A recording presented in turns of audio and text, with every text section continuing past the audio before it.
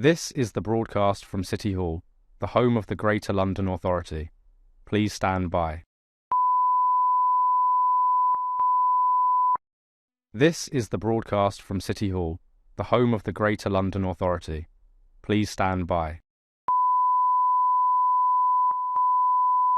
This is the broadcast from City Hall, the home of the Greater London Authority. Please stand by. This is the broadcast from City Hall, the home of the Greater London Authority. Please stand by. This is the broadcast from City Hall, the home of the Greater London Authority. Please stand by. This is the broadcast from City Hall, the home of the Greater London Authority. Please stand by. This is the broadcast from City Hall, the home of the Greater London Authority. Please stand by. This is the broadcast from City Hall, the home of the Greater London Authority. Please stand by. This is the broadcast from City Hall, the home of the Greater London Authority. Please stand by. This is the broadcast from City Hall, the home of the Greater London Authority. Please stand by. This is the broadcast from City Hall, the home of the Greater London Authority. Please stand by. This is the broadcast from City Hall, the home of the Greater London Authority. Please stand by. This is the broadcast from City Hall, the home of the Greater London Authority. Please stand by. This is the broadcast from City Hall, the home of the Greater London Authority. Please stand by. This is the broadcast from City Hall, the home of the Greater London Authority. Please stand by. This is the broadcast from City Hall, the home of the Greater London Authority. Please stand by. This is the broadcast from City Hall, the home of the Greater London Authority. Please stand by. This is the broadcast from City Hall, the home of the Greater London Authority. Please stand by. This is the broadcast from City Hall, the home of the Greater London Authority. Please stand by. This is the broadcast from City Hall, the home of the Greater London Authority. Please stand by. This is the broadcast from City Hall, the home of the Greater London Authority. Please stand by. This is the broadcast from City Hall, the home of the Greater London Authority. Please stand by. This is the broadcast from City Hall, the home of the Greater London Authority. Please stand by. This is the broadcast from City Hall, the home of the Greater London Authority. Please stand by. This is the broadcast from City Hall, the home of the Greater London Authority. Please stand by. This is the broadcast from City Hall, the home of the Greater London Authority. Please stand by. This is the broadcast from City Hall, the home of the Greater London Authority. Please stand by. This is the broadcast from City Hall, the home of the Greater London Authority. Please stand by. This is the broadcast from City Hall, the home of the Greater London Authority. Please stand by. This is the broadcast from City Hall, the home of the Greater London Authority. Please stand by. This is the broadcast from City Hall, the home of the Greater London Authority. Please stand by. This is the broadcast from City Hall, the home of the Greater London Authority. Please stand by. This is the broadcast from City Hall, the home of the Greater London Authority. Please stand by. This is the broadcast from City Hall, the home of the Greater London Authority. Please stand by. This is the broadcast from City Hall, the home of the Greater London Authority. Please stand by. This is the broadcast from City Hall, the home of the Greater London Authority. Please stand by. This is the broadcast from City Hall, the home of the Greater London Authority. Please stand by. This is the broadcast from City Hall, the home of the Greater London Authority. Please stand by. This is the broadcast from City Hall, the home of the Greater London Authority. Please stand by. This is the broadcast from City Hall, the home of the Greater London Authority. Please stand by. This is the broadcast from City Hall, the home of the Greater London Authority. Please stand by. This is the broadcast from City Hall, the home of the Greater London Authority. Please stand by.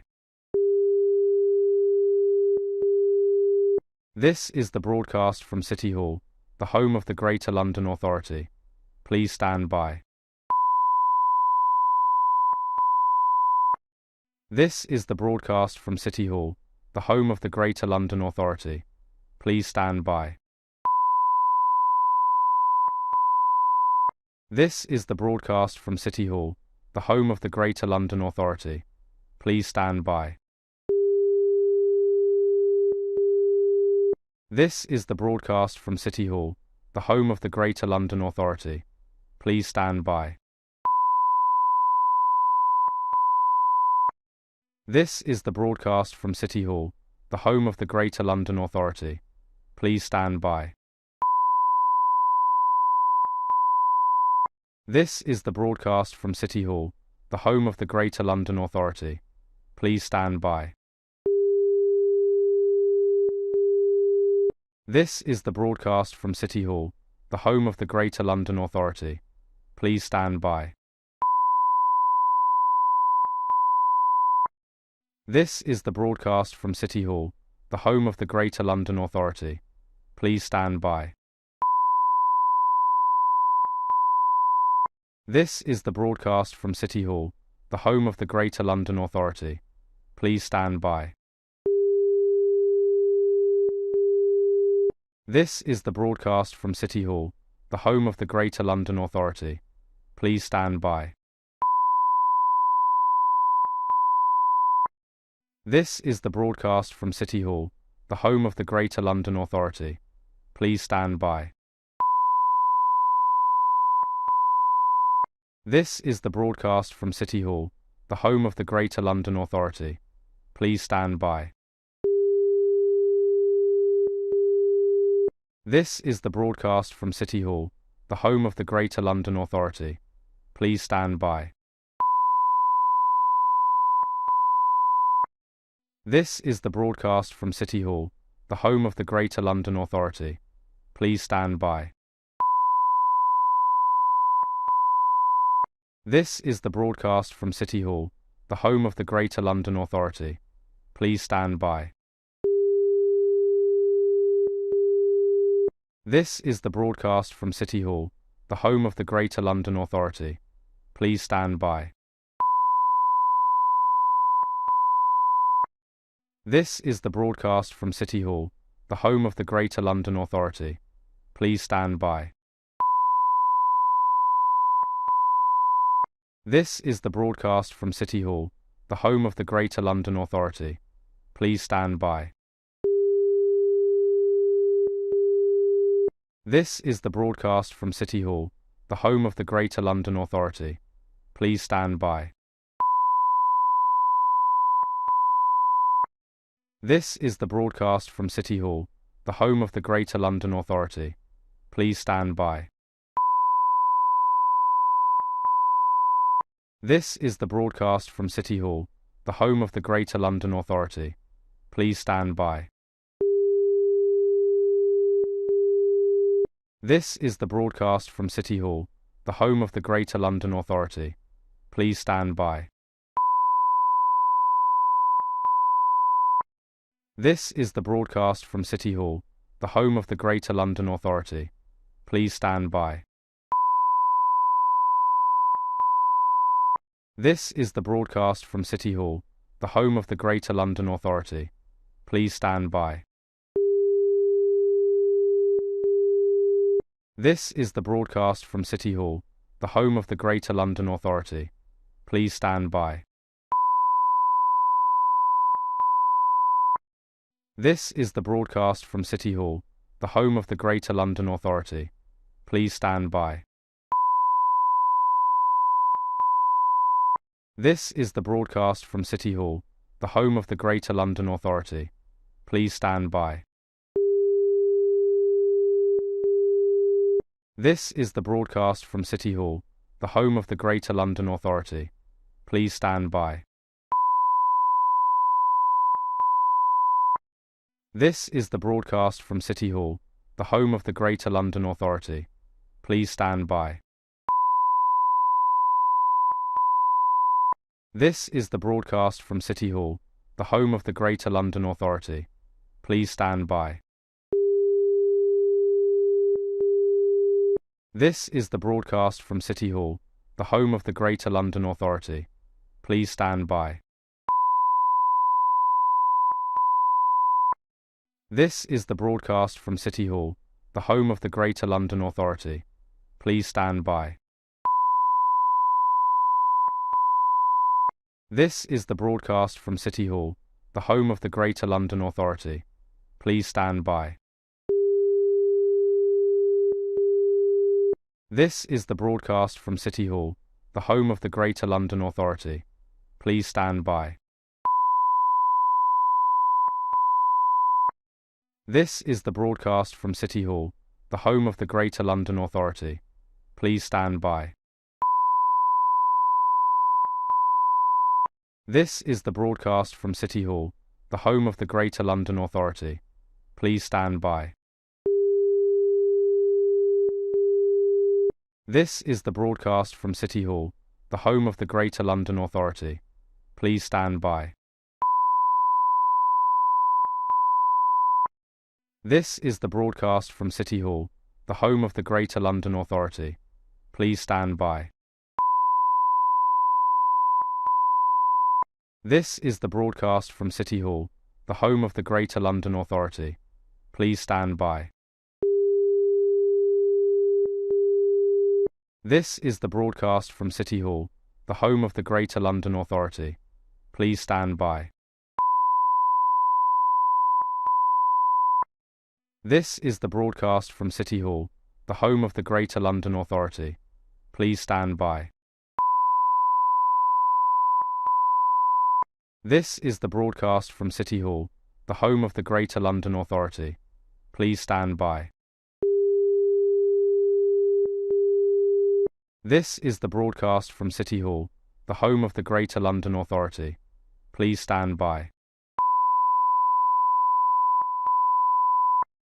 This is the broadcast from City Hall, the home of the Greater London Authority. Please stand by. This is the broadcast from City Hall, the home of the Greater London Authority. Please stand by. This is the broadcast from City Hall, the home of the Greater London Authority. Please stand by. This is the broadcast from City Hall, the home of the Greater London Authority. Please stand by. This is the broadcast from City Hall, the home of the Greater London Authority. Please stand by. This is the broadcast from City Hall, the home of the Greater London Authority. Please stand by. This is the broadcast from City Hall, the home of the Greater London Authority. Please stand by. This is the broadcast from City Hall, the home of the Greater London Authority. Please stand by. This is the broadcast from City Hall, the home of the Greater London Authority. Please stand by. This is the broadcast from City Hall, the home of the Greater London Authority. Please stand by. This is the broadcast from City Hall, the home of the Greater London Authority. Please stand by. This is the broadcast from City Hall, the home of the Greater London Authority. Please stand by. This is the broadcast from City Hall, the home of the Greater London Authority. Please stand by. This is the broadcast from City Hall, the home of the Greater London Authority. Please stand by. This is the broadcast from City Hall, the home of the Greater London Authority. Please stand by. This is the broadcast from City Hall, the home of the Greater London Authority. Please stand by. This is the broadcast from City Hall, the home of the Greater London Authority. Please stand by. This is the broadcast from City Hall, the home of the Greater London Authority. Please stand by. This is the broadcast from City Hall, the home of the Greater London Authority. Please stand by. This is the broadcast from City Hall, the home of the Greater London Authority. Please stand by. This is the broadcast from City Hall, the home of the Greater London Authority. Please stand by. This is the broadcast from City Hall, the home of the Greater London Authority. Please stand by. This is the broadcast from City Hall, the home of the Greater London Authority. Please stand by. This is the broadcast from City Hall, the home of the Greater London Authority. Please stand by. This is the broadcast from City Hall, the home of the Greater London Authority. Please stand by. This is the broadcast from City Hall, the home of the Greater London Authority. Please stand by. This is the broadcast from City Hall, the home of the Greater London Authority. Please stand by. This is the broadcast from City Hall, the home of the Greater London Authority. Please stand by. This is the broadcast from City Hall, the home of the Greater London Authority. Please stand by. This is the broadcast from City Hall, the home of the Greater London Authority. Please stand by. This is the broadcast from City Hall, the home of the Greater London Authority. Please stand by. This is the broadcast from City Hall, the home of the Greater London Authority. Please stand by. This is the broadcast from City Hall, the home of the Greater London Authority. Please stand by. This is the broadcast from City Hall, the home of the Greater London Authority. Please stand by. This is the broadcast from City Hall, the home of the Greater London Authority. Please stand by. This is the broadcast from City Hall, the home of the Greater London Authority. Please stand by. This is the broadcast from City Hall, the home of the Greater London Authority. Please stand by. This is the broadcast from City Hall, the home of the Greater London Authority. Please stand by. This is the broadcast from City Hall, the home of the Greater London Authority. Please stand by.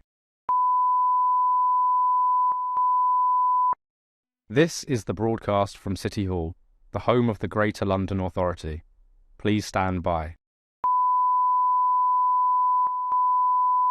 This is the broadcast from City Hall, the home of the Greater London Authority. Please stand by. This is the broadcast from City Hall, the home of the Greater London Authority. Please stand by.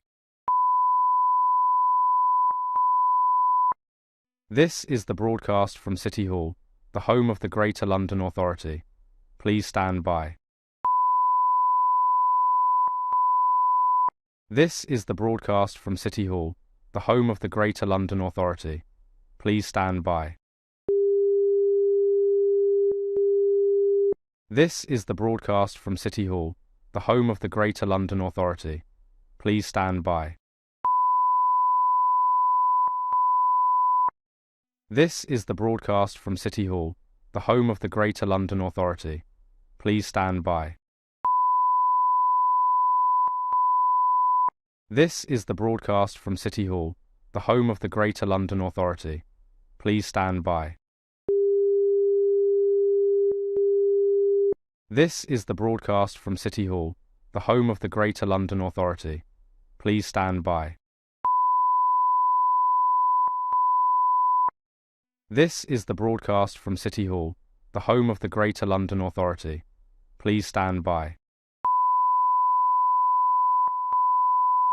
This is the broadcast from City Hall, the home of the Greater London Authority.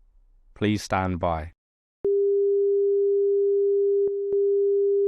This is the broadcast from City Hall, the home of the Greater London Authority. Please stand by. This is the broadcast from City Hall, the home of the Greater London Authority. Please stand by. This is the broadcast from City Hall, the home of the Greater London Authority. Please stand by. This is the broadcast from City Hall, the home of the Greater London Authority. Please stand by. This is the broadcast from City Hall, the home of the Greater London Authority. Please stand by. This is the broadcast from City Hall, the home of the Greater London Authority. Please stand by. This is the broadcast from City Hall, the home of the Greater London Authority. Please stand by. This is the broadcast from City Hall, the home of the Greater London Authority. Please stand by. This is the broadcast from City Hall, the home of the Greater London Authority. Please stand by. This is the broadcast from City Hall, the home of the Greater London Authority. Please stand by. This is the broadcast from City Hall, the home of the Greater London Authority. Please stand by. This is the broadcast from City Hall, the home of the Greater London Authority. Please stand by. This is the broadcast from City Hall, the home of the Greater London Authority. Please stand by. This is the broadcast from City Hall, the home of the Greater London Authority. Please stand by. This is the broadcast from City Hall, the home of the Greater London Authority. Please stand by. This is the broadcast from City Hall, the home of the Greater London Authority. Please stand by. This is the broadcast from City Hall, the home of the Greater London Authority. Please stand by. This is the broadcast from City Hall, the home of the Greater London Authority. Please stand by. This is the broadcast from City Hall, the home of the Greater London Authority.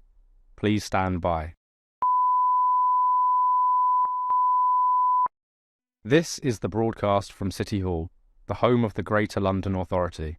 Please stand by. This is the broadcast from City Hall, the home of the Greater London Authority. Please stand by. This is the broadcast from City Hall, the home of the Greater London Authority. Please stand by. This is the broadcast from City Hall, the home of the Greater London Authority. Please stand by. This is the broadcast from City Hall, the home of the Greater London Authority. Please stand by. This is the broadcast from City Hall, the home of the Greater London Authority. Please stand by.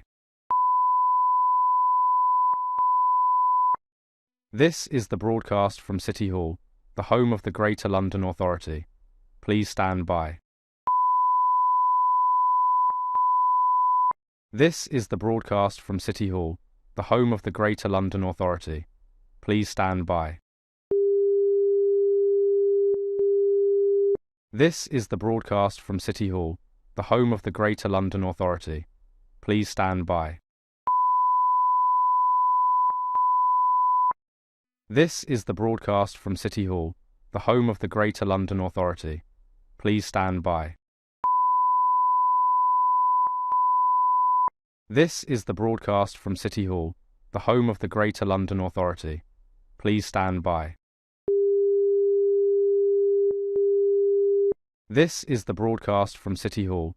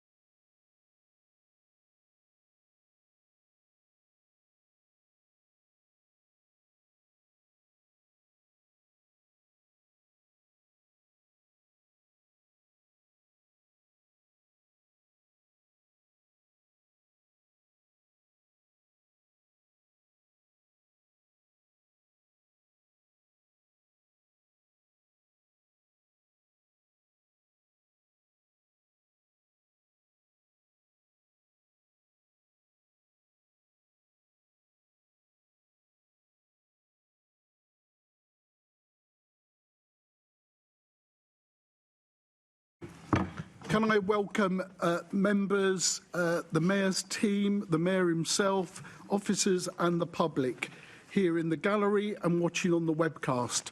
Today's London Assembly meeting is going to discuss the draft budget.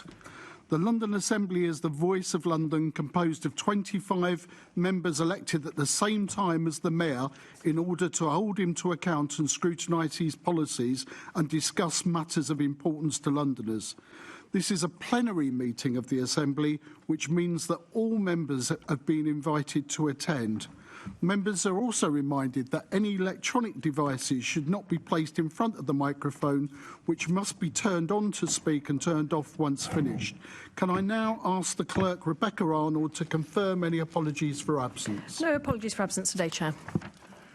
Can I now provide an update on some recent Assembly activity? Since we met 2 weeks ago at Mayor's Question Time, the Budget and Performance Committee wrote to the Mayor about his housing budget of 2026/27 and questioned the Mayor on the draft consolidated budget for 2026/7. The Housing Committee met to begin its investigation into implementing and monitoring the Renters' Rights Act. The Transport Committee put to TfL evidence it had heard throughout its investigation into road space, driving and congestion. The committee also asked questions about bus journey times. The GLA Oversight Committee looked into the plenary meetings, gathering external views on how plenaries might be done differently. The Health Committee questioned guests on the NHS in London and launched the first ever breast screening campaign to help increase detection of cancer at an earlier stage. The Planning and Regeneration Committee held its first meeting investigating plans for a new town for London. The committee went to Thamesmead on a site visit as part of the investigations into new towns. And the Police and Crime Committee held a question and answer session with the Deputy Mayor of Policing and Crime. And finally, members of the London Assembly, along with the Mayor, attended and participated in a Holocaust Memorial Day ceremony which took place here at City Hall. Can I now move on to item 2 on our agenda, declarations of interest? Can I ask the Assembly to note the recommendations set out in item 2? And can I ask Assembly members to declare any other disclosable pecuniary interest or other relevant interest where they relate to items on the agenda for today's meeting? OK, let's look at the minutes. Can I ask the Assembly to confirm the minutes of the London Assembly Mayor's Question Time meeting held on the 18th of December 2025 to be signed by me as a correct record? And let's move on to the item 4 on the agenda, the draft consolidated budget for 2026/27. This meeting will be used principally to consider the Mayor of London's draft consolidated budget of 2026/27's proposals. We welcome the Mayor of London, Sir Sadiq Khan, to the Chamber. He will be presenting his 10th budget, which I think, for those who are romantic nature on the Assembly, is either tin or aluminium. I can't remember. I'm not going to say it the American way.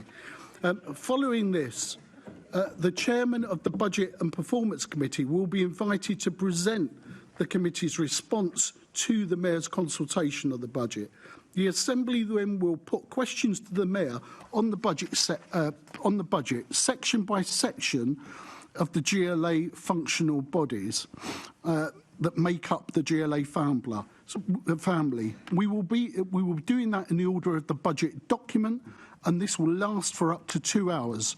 Joining the Mayor today for the question and answer session is David Bellamy, the Mayor's Chief of Staff, and Faye Hammond, the Greater London Authority's Chief Finance Officer. After the question and answer session, we will have a short adjournment, and then we will return to debate and vote on the budget later in the afternoon.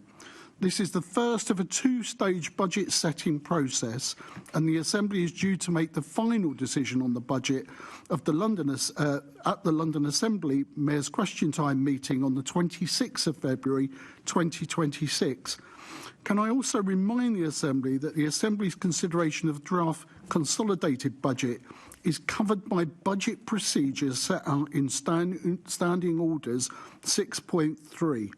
Can I now ask the Mayor to present his draft budget proposals?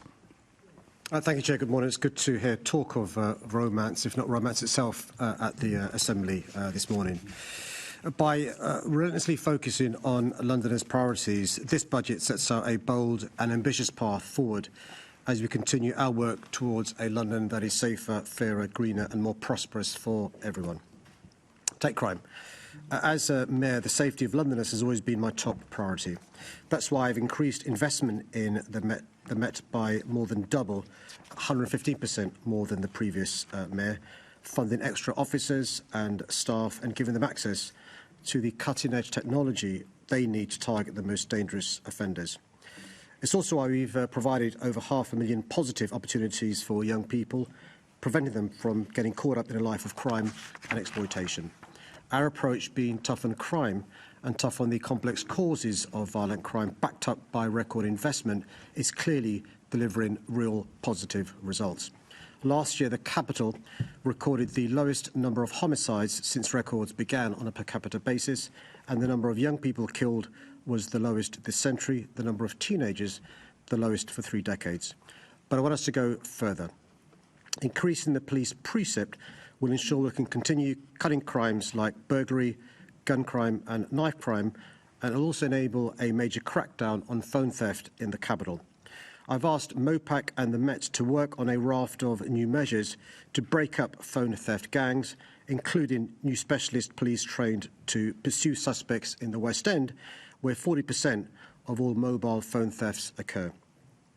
In the last 10 years, we've improved our truly world-class transport system in the capital, helping to make our city greener and more prosperous. From the Elizabeth Line and the Northern Line extension to the Night Tube and the Superloop to the Hopper Fare and fare freezes, our decisions have made getting around London easier and more affordable. The DLR extension to Thamesmead will build on that success story, unlocking the construction of up to 30,000 homes. But I see no reason to stop there. Today I can confirm that we'll contribute £400,000 towards developing the West London Orbital. This is an extraordinary opportunity.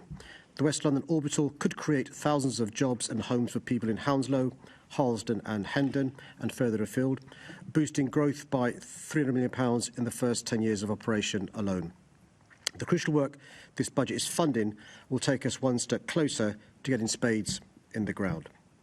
Chair, every child in the capital deserves the best start in life, yet poverty still robs many of the chances they deserve. Confronted with the shameful sight of hunger in our classrooms, I introduced universal free school meals in our state primary schools to ensure that the youngest Londoners have the energy and focus they need to succeed. So far, we've delivered over 100 million free school meals. This has saved families thousands of pounds and ensured that no child suffers the shame of running up dinner money debt or standing in a separate line, token in hand. This programme has had a genuinely life-changing impact for many young Londoners. In this budget, we've set aside £100 million to support the scheme, providing thousands of London's children with a helping hand when they need it the most.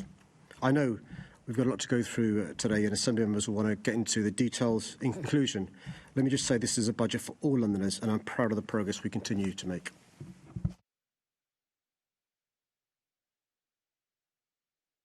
Thank you, Mr. Mayor. Can I now invite the Chairman of the Budget and Performance Committee, Assembly Member Garrett, to present the Budget and Performance Committee's responses to the Mayor's consultation budget? I'll be very pleased to. Thank you, Chair. And thank you, Mr. Mayor, for your opening remarks. So here's my cross-party report on another busy year at the Budget and Performance Committee. Last year, I explained how new money appearing late in the budget process undermines planning and scrutiny, and those concerns remain, made worse by the high level of uncertainty around the coming year's government funding. For example, of £139 million extra announced by the government in December, this budget only recognises about £30 million.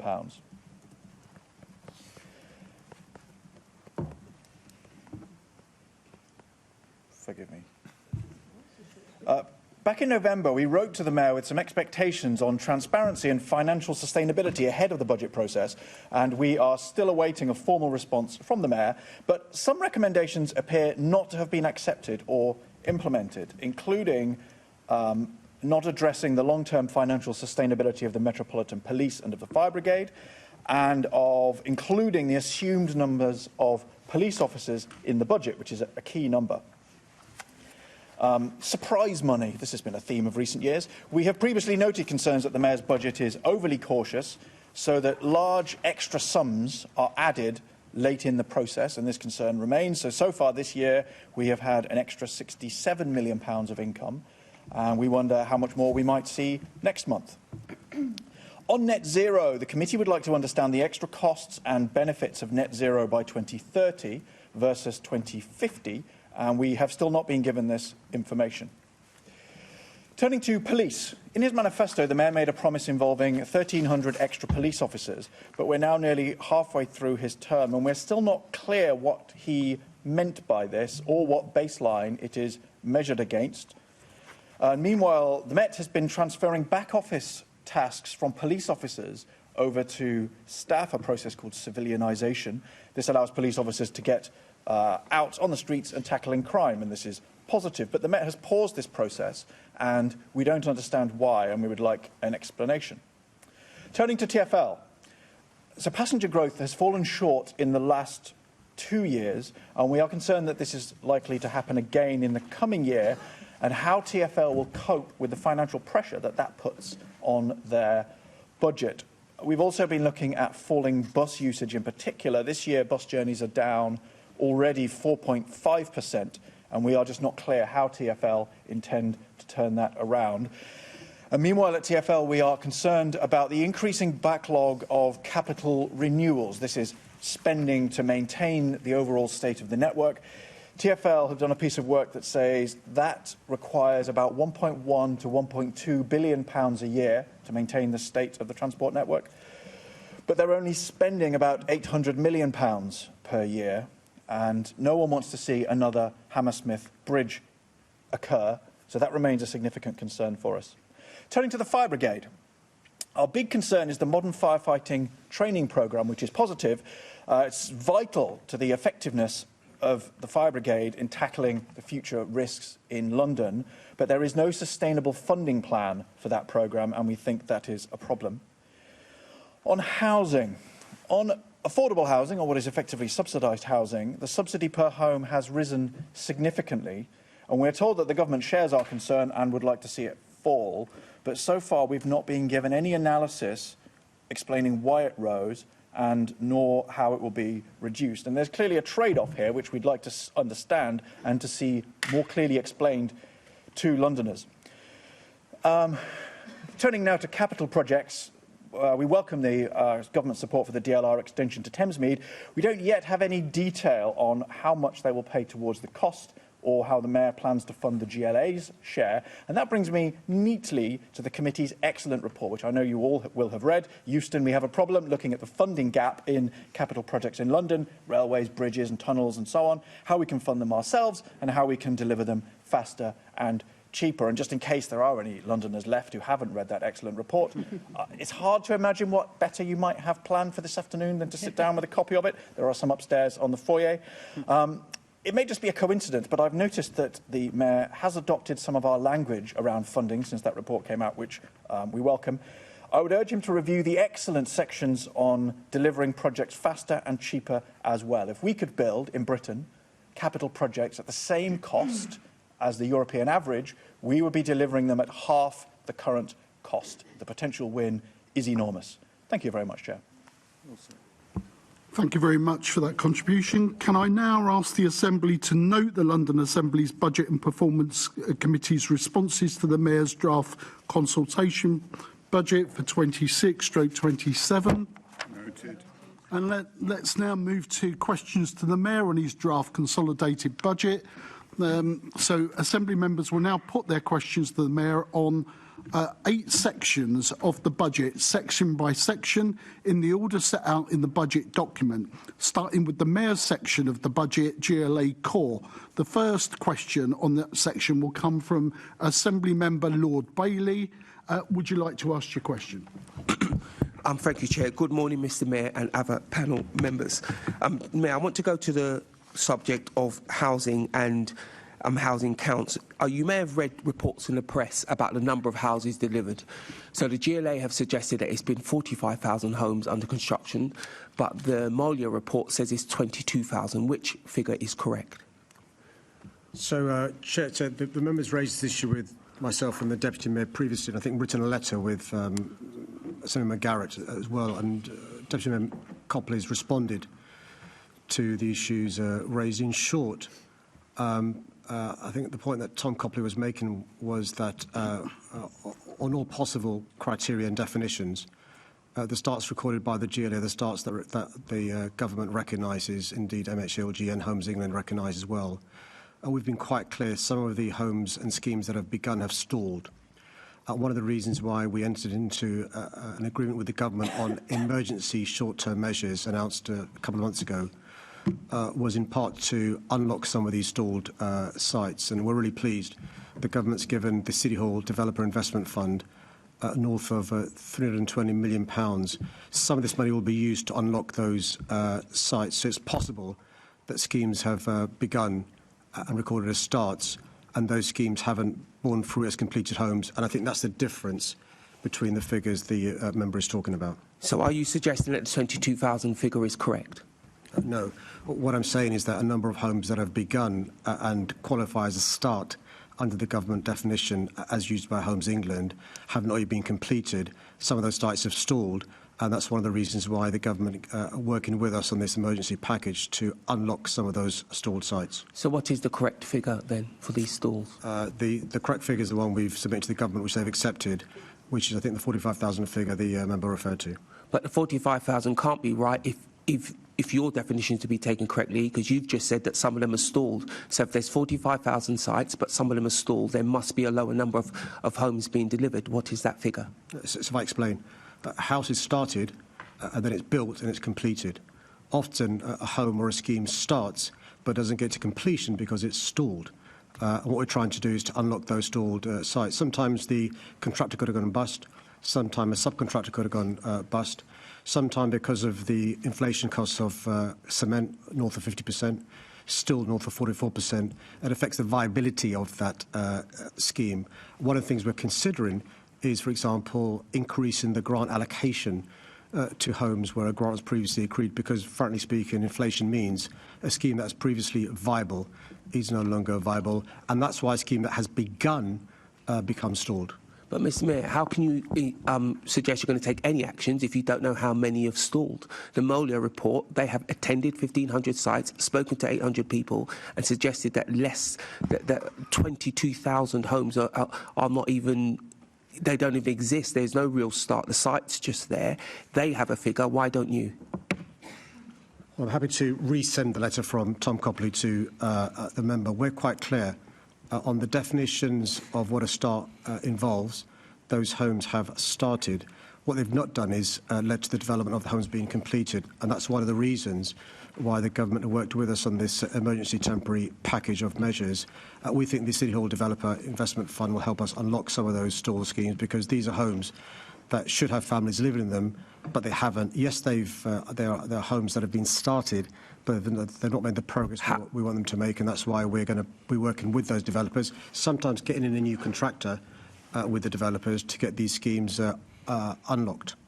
But it's very disappointing that you're talking about spending new money when you don't know how much money you're going to spend. You spent a lot of time telling us how very well your house building programs are. Londoners are sat at home believing these figures that you're giving. These figures are incorrect, and you still don't want to say how many of these homes are not going to be built. Is that because you don't know? I've got the figures here in terms of net additional dwellings, which I'm happy to go through, Chair, with your permission.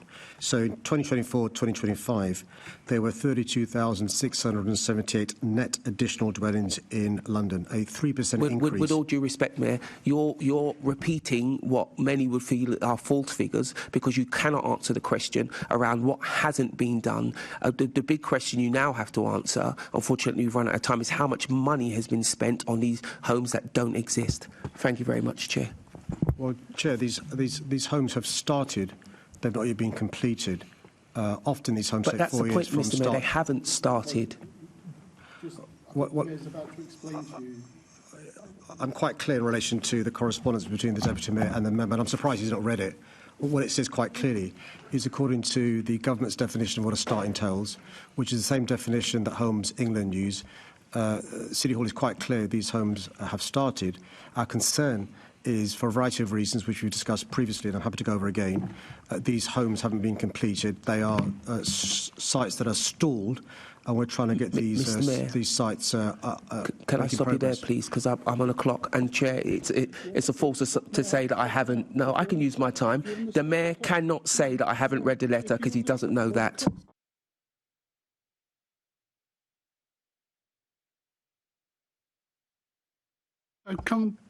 Let's get on with it.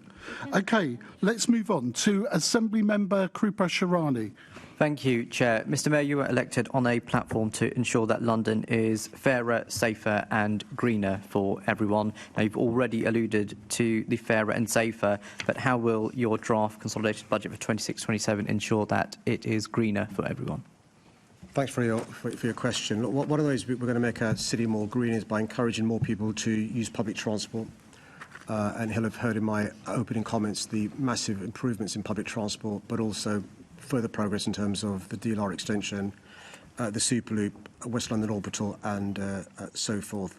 We're also going to make more progress in relation to issues around rewilding, really important.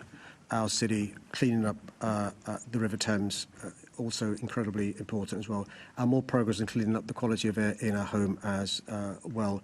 It's really important to recognise, look, our city's, because of its success, going to have more people moving here. We've got to plan for that growth, at the same time make sure that we continue to make progress in terms of making our city as green as we can.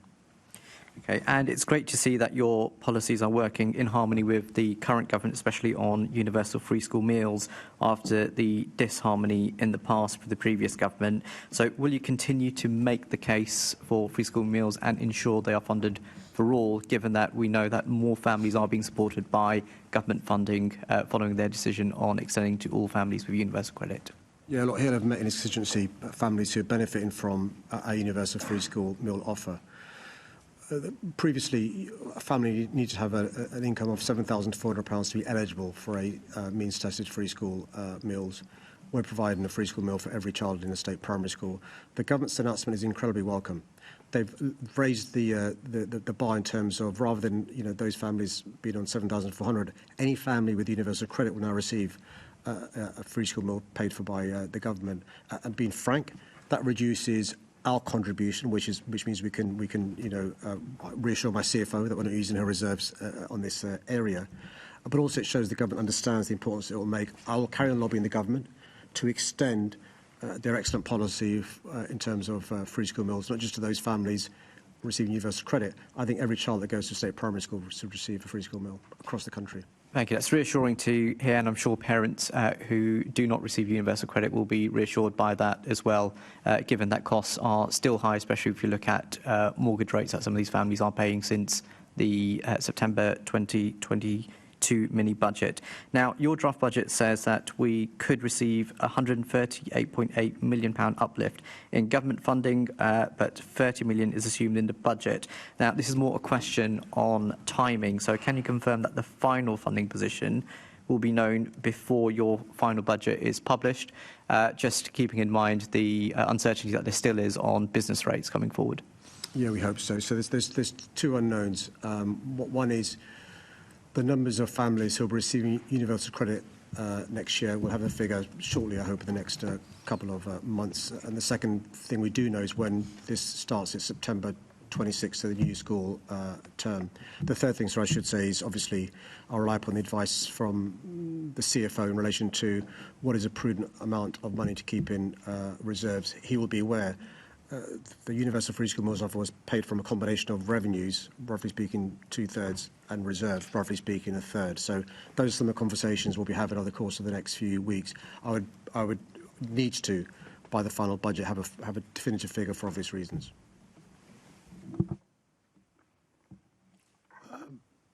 Sorry, Assembly Member Giorgio. Good morning, everyone. Good morning, Mr. Mayor. Mr. Mayor, with this year's increase, you would have increased council tax by 85% since you became Mayor of London. Crime is up, housing is down, transport is failing, and you're now destroying the green belt. What value for money do you think Londoners are getting for that 85%? Well, Chair, I think one of the things I've said at every budget setting process is I think council tax is regressive. I think there's got to be other ways to fund public services rather than council tax.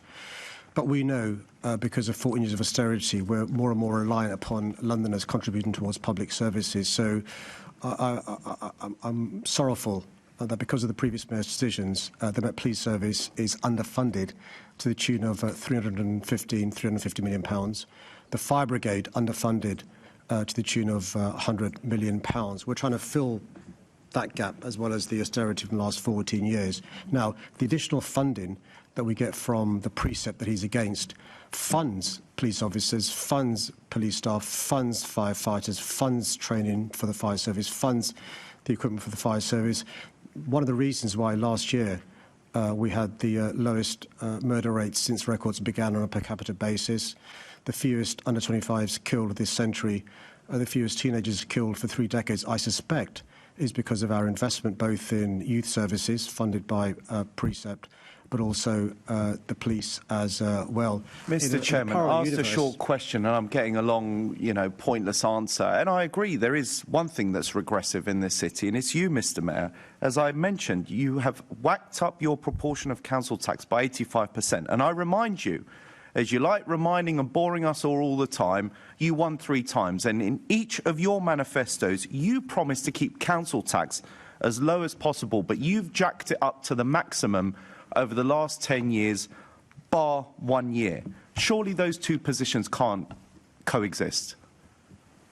Well, I remember the first year I was Mayor, the Conservative Home Secretary, Amber Rudd, penalised us financially because she said the previous year the Mayor hadn't raised council tax to the maximum allowed.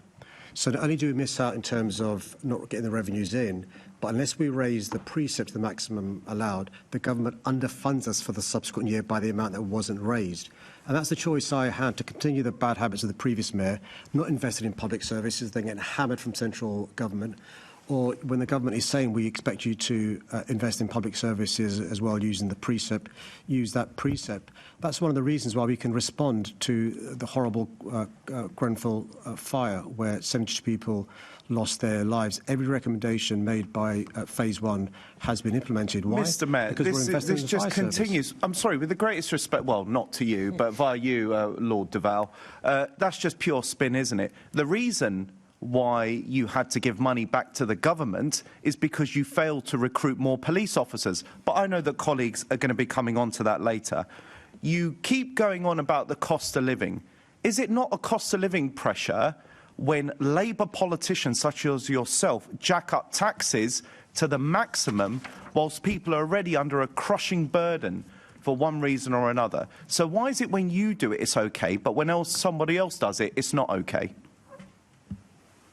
So one of the reasons why we've got to support Londoners is the consequences of the mini-budget, which was referred to by Member Harani. So we've frozen bus fares for 7 years to support Londoners with the cost of living crisis and tram fares. We've frozen tube and train fares for 5 years to support them with the cost of living crisis. We've made sure we invest in universal free school meals to support them with the cost of living crisis. One of the reasons why we're building council homes and genuinely affordable homes is to support Londoners with the cost of living But once crisis. again, that is not true. You yourself have said, and your budgets say, free school meals come from business rates. They don't come from your council tax precepts.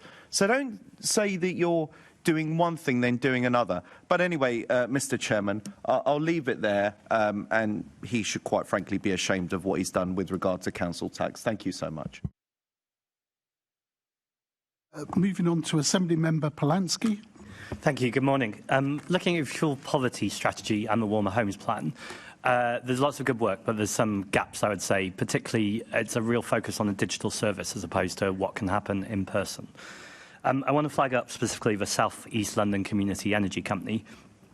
Previously, they've had GLA support, but that funding's now stopped. For some, they need small. It's just £50,000. Why are small community projects losing out and having to wind down as we're moving to a mandate approach, or you're moving to a mandate approach?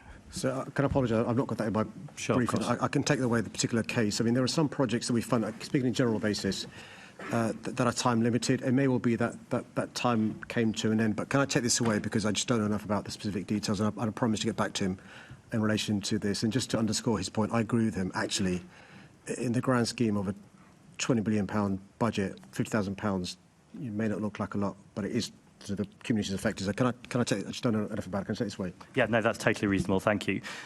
We've talked a lot about the 2030 net target. There's lots of unfunded commitments around tackling the climate crisis, and that's not a criticism. It's good to see that level of ambition. If there is extra budget, though, will we see funded climate commitments? So my focus is, as I think Senator Harani referred to, having a city that's safer, greener, fairer and more prosperous. I think one of the things that I use to justify your argument to spend more in this area is the costs of, I think, inaction actually outweigh the cost of action. I'll give you a simple example.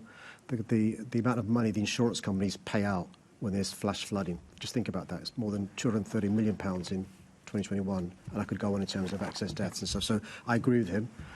My priority is clearly safety, but also recognising actually we can, kill two birds in terms of when it comes to renewing a fleet of cars. The sensible thing to do is to renew them with, zero-emission cars and so forth. So we're trying to do both at the same time. But my priorities are, safer, greener, fairer, a more prosperous city. But I get his point. Good to hear, and please don't kill any birds. Thank you. Assembly Member Mohima. Good morning, Mayor Khan. Good morning, other guests. My question is a very short one. With the level of funding that City Hall is set to receive around the new Affordable Homes Programme, what will your 26-27 housing budget deliver for Londoners? Great question. So you'll be aware, because of your support in lobbying the government, we've got a record-breaking £11.7 billion over a 10-year period. That means we can plan for the future. One of the things we've got to do, Momo, is kickstart house building in London. It affects all sorts of housing and stuff, and it's an issue I referred to earlier on. So we've got to unlock those stall sites, but get new schemes off the ground as well. The really good news is the additional flexibility the government's announced. For example, she'll be aware, she's been frustrated, as I have, councils can't mix right-to-buy receipts with grant funding. Well, they've unlocked that, so councils can now do that, which is a game changer. Rent convergence, really big issue. 10-year certainty around rents going forward. So all this will help us kickstart house building, including in the social and affordable sector as well. Thank you. Really good to hear that we've kind of thought about how we can kickstart things. I just wonder the extent to which the budget takes into account the sluggish growth in the construction industry and broader costs. You've mentioned Grenfell, but other costs in building homes, how that's going to impact the number of homes, new homes delivered this year. I mean, the evidence behind why I say we've got a perfect storm is quite stark, and I think she referred to this in her question. So concrete inflation between 2020 and 2024 is north of 50%. Steel, north of 44%. That means that a home that you're building in 2020 versus one building now, the cost just got up hugely, and I can come on to other issues. The cost of decontaminating a brownfield site. The fact that in London most of our homes are flats, a second staircase adds additional money. The delay because of the building safety regulator adds costs. So what the government's done, and we're incredibly grateful, is give us, in terms of grant money, £322 million for a City Hall Development Investment Fund. We're going to use that to stimulate the housing market, and that will include, let me be frank, bigger grants for affordable homes, because developers can't make it viable to build these affordable homes. So we're using whatever levers we've got, and that includes money to try and help developers. The other big change is going to be our ability to take over a scheme. Big frustrations about schemes taking too long. I'm not criticising councils. I understand the reason why that happens. We'll take over a scheme and work with developers to really get these schemes going with permission granted sooner rather than later. And my final question. We're really pleased to receive £11.7 million from the government to tackle homelessness, rough sleeping and domestic abuse. What do you anticipate the outcomes of that will be? Just to say that this is really good news because this is additional money we weren't expecting. And in two areas we really care about, rough sleeping and supporting those who are domestic abuse survivors and victims. So some of this is, and by this is ring-fenced for those two areas. So some of this will be for the rough sleeping. We're going to work with councils. They're the experts in terms of working at sub-regional level. The Housing Accelerate scheme is really important. I'm passionate about prevention in terms of can we identify before somebody's a rough sleeper, they're about to become a rough sleeper. The verification process is not good enough. You've got to be bedded down for a night before you get support. Can we work with the councils to address that? In terms of domestic abuse survivors and victims, the key ask is accommodation. Well, firstly, I think we should get the abuser out of the house rather than the victim and survivor, where we can't, for understandable reasons, make sure there's accommodation available for those victims of abuse, and that includes their children as well. And this will help us try and get more accommodation, really important. Okay, thank you. Thank you, Chair. Assembly Member Cooper. Thank you, Chair. Good morning, Mr Mayor. I just wondered if you could set out for us how your budget is going to reduce both energy costs in the long term and also create jobs as part of your climate resilience measures. Yeah, thanks, Isabel, for your interest in this really important area. So we're still focusing on three core areas: reducing air pollution, tackling the climate crisis, but also cleaning up our rivers. Firstly, just to make this obvious point, not all of this is under our control. So can we use our levers to try and support others to address those areas? So the three big things we're going to continue focusing on is the Green Finance Fund, and she's been a big supporter in relation to decarbonisation projects, but leveraging in more financial support. The Zero Carbon Accelerator Scheme, which supports boroughs who are really important players, bearing in mind they're registered social landlords, and they've got projects which are ready for investment, but they've not got the investment. We'll support them there. And the third big area, and I'm sure will be a key player in this area going forward, is what we can do with the new London Plan.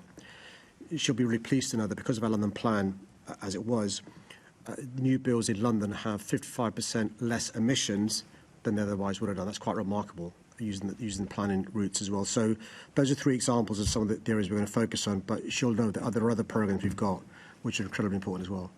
Yeah, I was very proud to spend a lot of time in the examination in public last time around with the late and much lamented Nicky Gavron looking at all of these issues, and it's great to hear that the impact that it's having.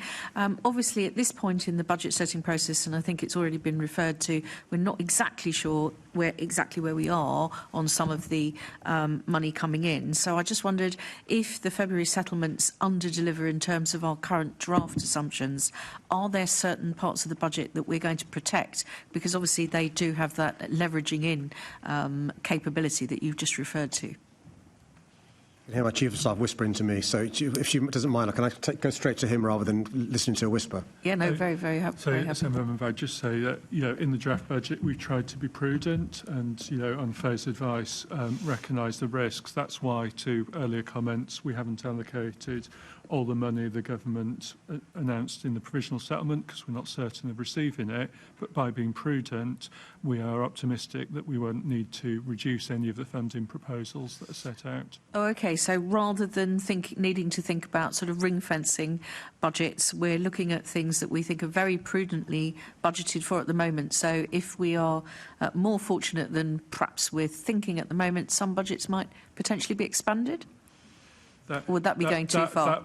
that would be the idea. It's clearly much more straightforward to try and say, oh, we have some extra money and what should we do with it, rather than say, oh, we have less money than we budgeted and right, how do we get cuts? And obviously our approach is consistent with the professional duties of our finance team to be prudent in our approach to setting out estimates.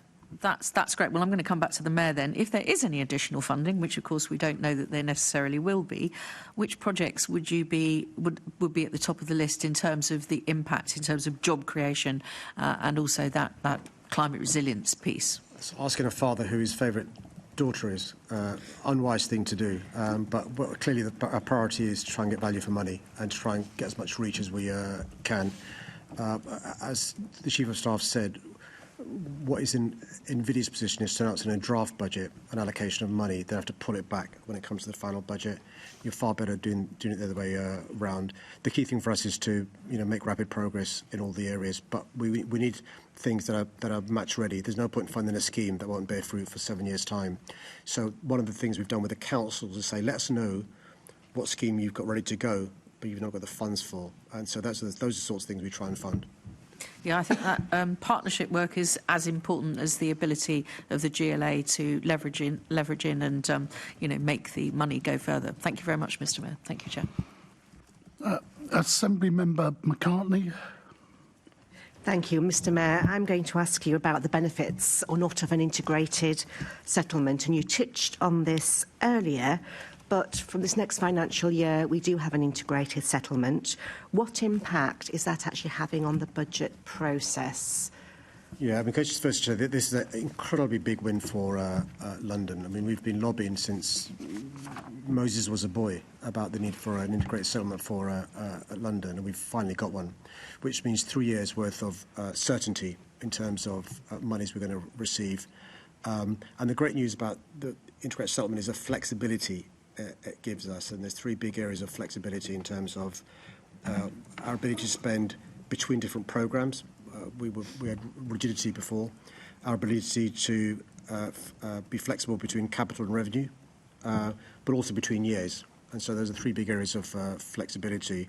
It means that we can get value for money in terms of procurement, in terms of streamlining delivery and so forth. It also removes the bureaucratic hurdles that exist in terms of us going to the government with a begging bowl with conditions attached. So this year, I think it's a bit too early for this budget for us to see the benefits of this, but I suspect over the course of this year, as we plan for next year, you'll start seeing some of the benefits. And this time next year, I'll be able to give you examples of the difference the integrated settlement has made, I'm sure.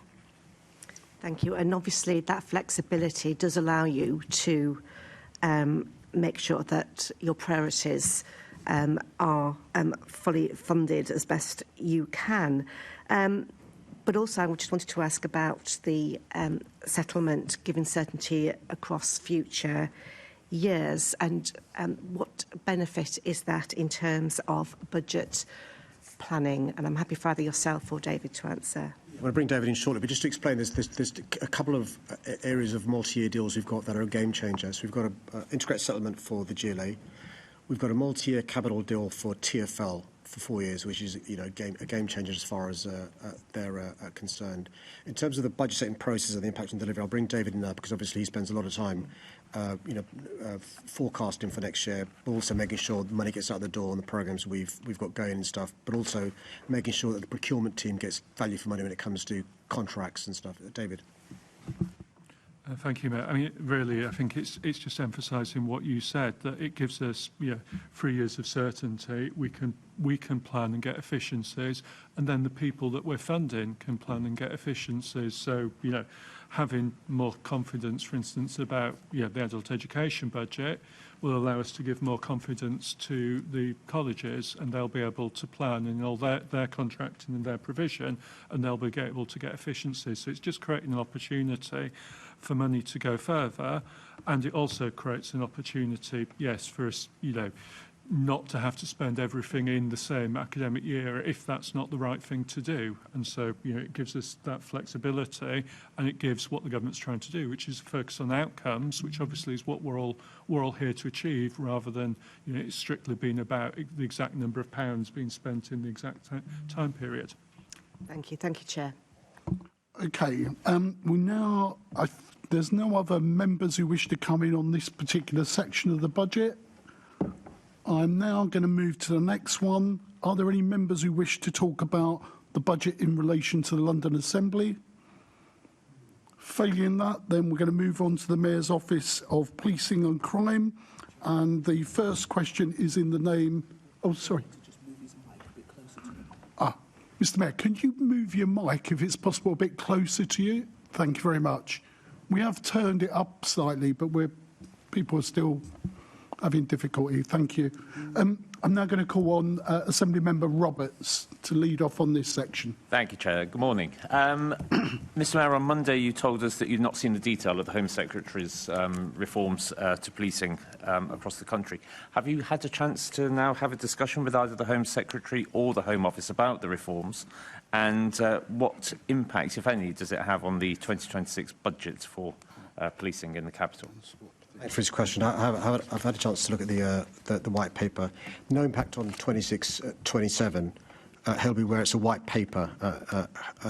So obviously there's a white paper consultation that will be followed by a bill going forward. The good news is that the Commissioner has been cited of the plans in this, and he's in conversations with the Home Office as well. There clearly will be, in the long term, impacts on MOPAC and on the Met Police Service. And over the course of the response to the white paper, we'll be making sure we work out what the consequences are going to be, and we feed that back into the Home Office as well. The advantage of a white paper is we can try and influence this before it becomes a bill. Thank you. Given that it does look as though there's going to be significant roles taken away from the Metropolitan Police, not least the counter-terrorism angle, would it not be prudent to start baking in some of the costs that the responsibilities will go, and therefore one assumes so will the money?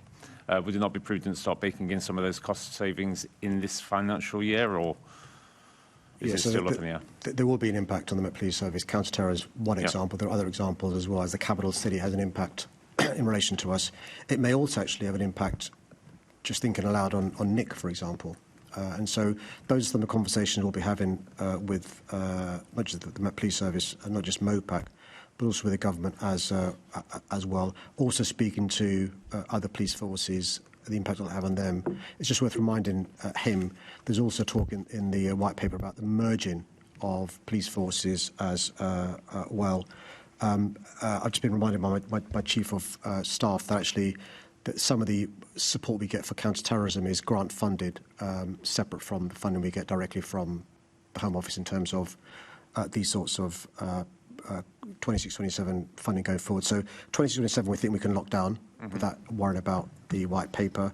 But during the course of this year, there will need to be some real thought being given in relation to budgets going forward. Thank you. One of the particular concerns, it's not just the revenue aspect, it's the capital aspect of any changes. So what impact do you expect the reforms to have on the estate strategy? Nobody's asking for it to be rewritten. He raises a very good point. I mean, I raised it on Monday. He was present at the Budget and Performance Committee meeting, the example of Empress Building, which a lot of capital money from us. There are some buildings we share. There are some intelligence we share. There are some screens we share, and I could give other examples. So it will have an impact, and unpacking that will need to happen. But also, the concern I think police officers have is often when does a counter-terror operation begin in terms of intelligence, and so there are other things to be worked out in terms of a capital city's policing functions different to a rural police service without being disparaging towards them and stuff. So all these things need to be worked out in terms of not just the impact on bricks and mortar, but kit. Often kit is shared. Think of armed response units and so forth. So all that will have to be worked through and stuff going forward, and clearly have impact in terms of resources, assets, personnel and so forth. Thank you. Just staying with estate strategy, we heard yesterday from the Deputy Mayor that there is the intention to dispose of residential properties, and we know that there is a problem in terms of recruitment for the Metropolitan Police, and one of the biggest drivers is, of course, the affordability issue of living in London and policing London. Do you think that this is a great use of the estate strategy and the assets going forward to dispose of housing? So historically, he'll be aware, I want to say in the olden days, but the olden days, the police would provide accommodation for police officers. A lot of the police officers came from around the country, he'll be aware, and they'll subsidise housing. For some time, that's not been the case, been very limited. I mean, I speak to officers who, were housed in Pansy Green Police Station or not far from me in Amon Corner Police Station, no longer the case. That is surplus estate, no longer used for residential purposes. That's the sort of thing I think the Deputy Mayor was speaking about, rather than accommodation currently used by police officers. And frankly speaking, any revenues raised from estate being sold off can be reinvested back into the police service, which is incredibly important. Thank you. And on the issue of police retention and recruitment, the Home Office figures released just within the last week suggest that there's been a 1,461 headcount reduction of full-time employees to the year September 2025. What steps within this budget are taken to try to address that? So as far as attrition in the Met Police Service is concerned, it's better than at the national average. So there's no issue in terms of there being a bigger problem in the Met Police Service, officers leaving more than there are across the country. What we've sought to do is a phrase used, I think, by the chair, is civilianise the police service more. So when it comes to replacing officers who have less, that's been at a slower pace because of the reasons the Commissioner set out last year, tough choices. And over the course of 26-27, we want to stabilise that number, not see a further dip in terms of that. Yeah. And the focus is to get police officers out into neighbourhoods rather than, as we've talked about on Monday, being behind desks and so forth. So we think over the course of 26-27, with this budget, we can stabilise that both police officer numbers and, as importantly, staff numbers as well. Yeah. I mean, I would note that of the numbers of full-time employees lost, there was 1,775 nationwide, 1,461 were in the London area. One final question, if I may. The Fairfield report is due to be published this summer. Do you currently have any sufficient flexibility within the MOPAC budget to respond rapidly to any recommendations she may make? I can see my Chief of Staff scrambling towards his papers. We'd have to make sure we find the money if we don't, because it's really important. We don't underestimate the importance of any cultural change, because that underbeds the ability of the police to deliver. And so they're linked in terms of policing. The 6 words the Commissioner uses is more trust, less crime, high standards, and I agree with him. Thank you. Thank you, Chair. Thank you, Mr. Mayor. OK, Assembly Member Hall. Thank you. Good morning, everybody. Mr. Mayor, this is for you. When you sat in this chamber in May 2024 and said, and I'm going to quote you because I've been told that you like listening to yourself, so your actual words were, "We have a golden opportunity to turn the page by ushering in an era of change and national renewal with Labour. A Labour government working hand in hand with a Labour mayor would be a game changer for this city." Now, did you think that a game changer would mean less money for the police than MOPAC actually expected, and having to quietly bin your 38,000 officer pledge because of Labour colleagues in government clearly won't fund them? Well, I always love, Chair, talking about the progress we've made, so let me respond to the assertion made by the member. No, can you answer the question? Just answer the question. I know you're very bad at that, but we're all on the clock. Just answer the question. It's been a game changer that in the first year of the Labour government. I don't know what game he's playing, I'm sure. It's been a game changer that in the first year of the Labour government, in the years 25-26, we received an additional £231 million in 1 year alone. To give you an idea of what a difference it's made, in the 14 years preceding, if you add up all the money we received from the government, additional 14 years was £44 million. So we received more in 1 year than the previous 14 years put together and some. In this year, just the draft figure we've received from the government show what a game changer the government's been. 14 years before the Labour government, £44 million. This year alone, so 26-27, an additional £111.7 million. So it's a massive game changer for police in our city, the difference, say, Labour government has made compared to the austerity. £1.2 billion cut from that police service, a third of core funding. That's the difference Labour's making. Thank you. Now, this morning we've heard the word prudent, even from David Bellamy, who, as you know, I greatly respect. All of your officers talk about being prudent all the time. So can you actually give me a reason why it transpires that MOPAC overestimated the amount of police funding that the government was prepared to give you by £23 million. That wasn't very prudent, was it? I think it's right for us to be ambitious. You can be prudent and ambitious. Prudent and ambitious, depending on which way it's going, is it? Good God, man. For goodness sake, £23 million. Oh, you're sulking now. Are you sulking? Chair, You hate it when you sulk. I'm unsure when the peroration ends, and so I just was waiting for the peroration. Look, I think I encourage all my staff to be ambitious. I make this gentle point to the member, which is the draft budget stage. I'm spending most of the period between the provisional allocation and the final allocation lobbying the government for even more support for London. Record settlements for the last 2 years. Question, can I get even more money than the £111 million we secured for 26-27? Let's wait and see. Right, OK. So you've completely ignored the fact that prudency, obviously that memo didn't get to MOPAC and they overestimated by 23 million. The one thing we can be sure of is that there will be extra money between now and February. And you've said earlier that you want to make sure you get value for money. So I'll say this to you, and I really mean this. When you get that extra money, I can't think of any better value for money than to spend it on looking into these grooming gangs. Because if nothing else, these children need to be looked after. And every single one of us in this room should be determined to look after children. And the children that suffer from these grooming gangs deserve so much better from all of us. So can you pledge that you will put some of that extra money from that money tree that appears between January and February every single year, that you will put money into looking into the grooming gangs and looking after London's children? I take the issue of child victims of crime incredibly seriously. That's why one of the first things I did when I became mayor was to ask, it was then Her Majesty's Inspectorate, to look into the service the police was providing or not providing in terms of children.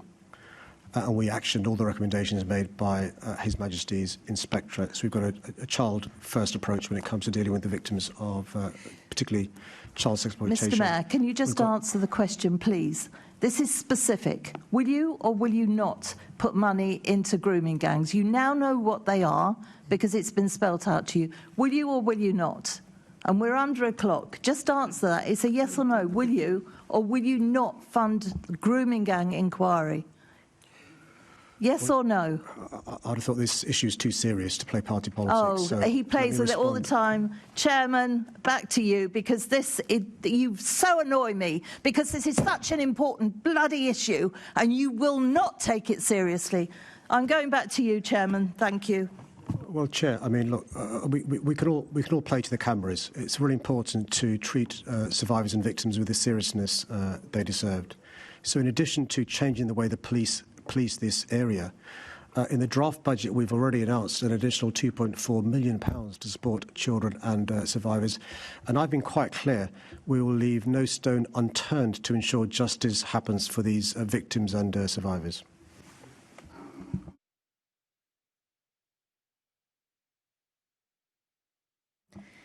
Thank you, Chair. Good morning, Mr Mayor. Good morning, David and Faye.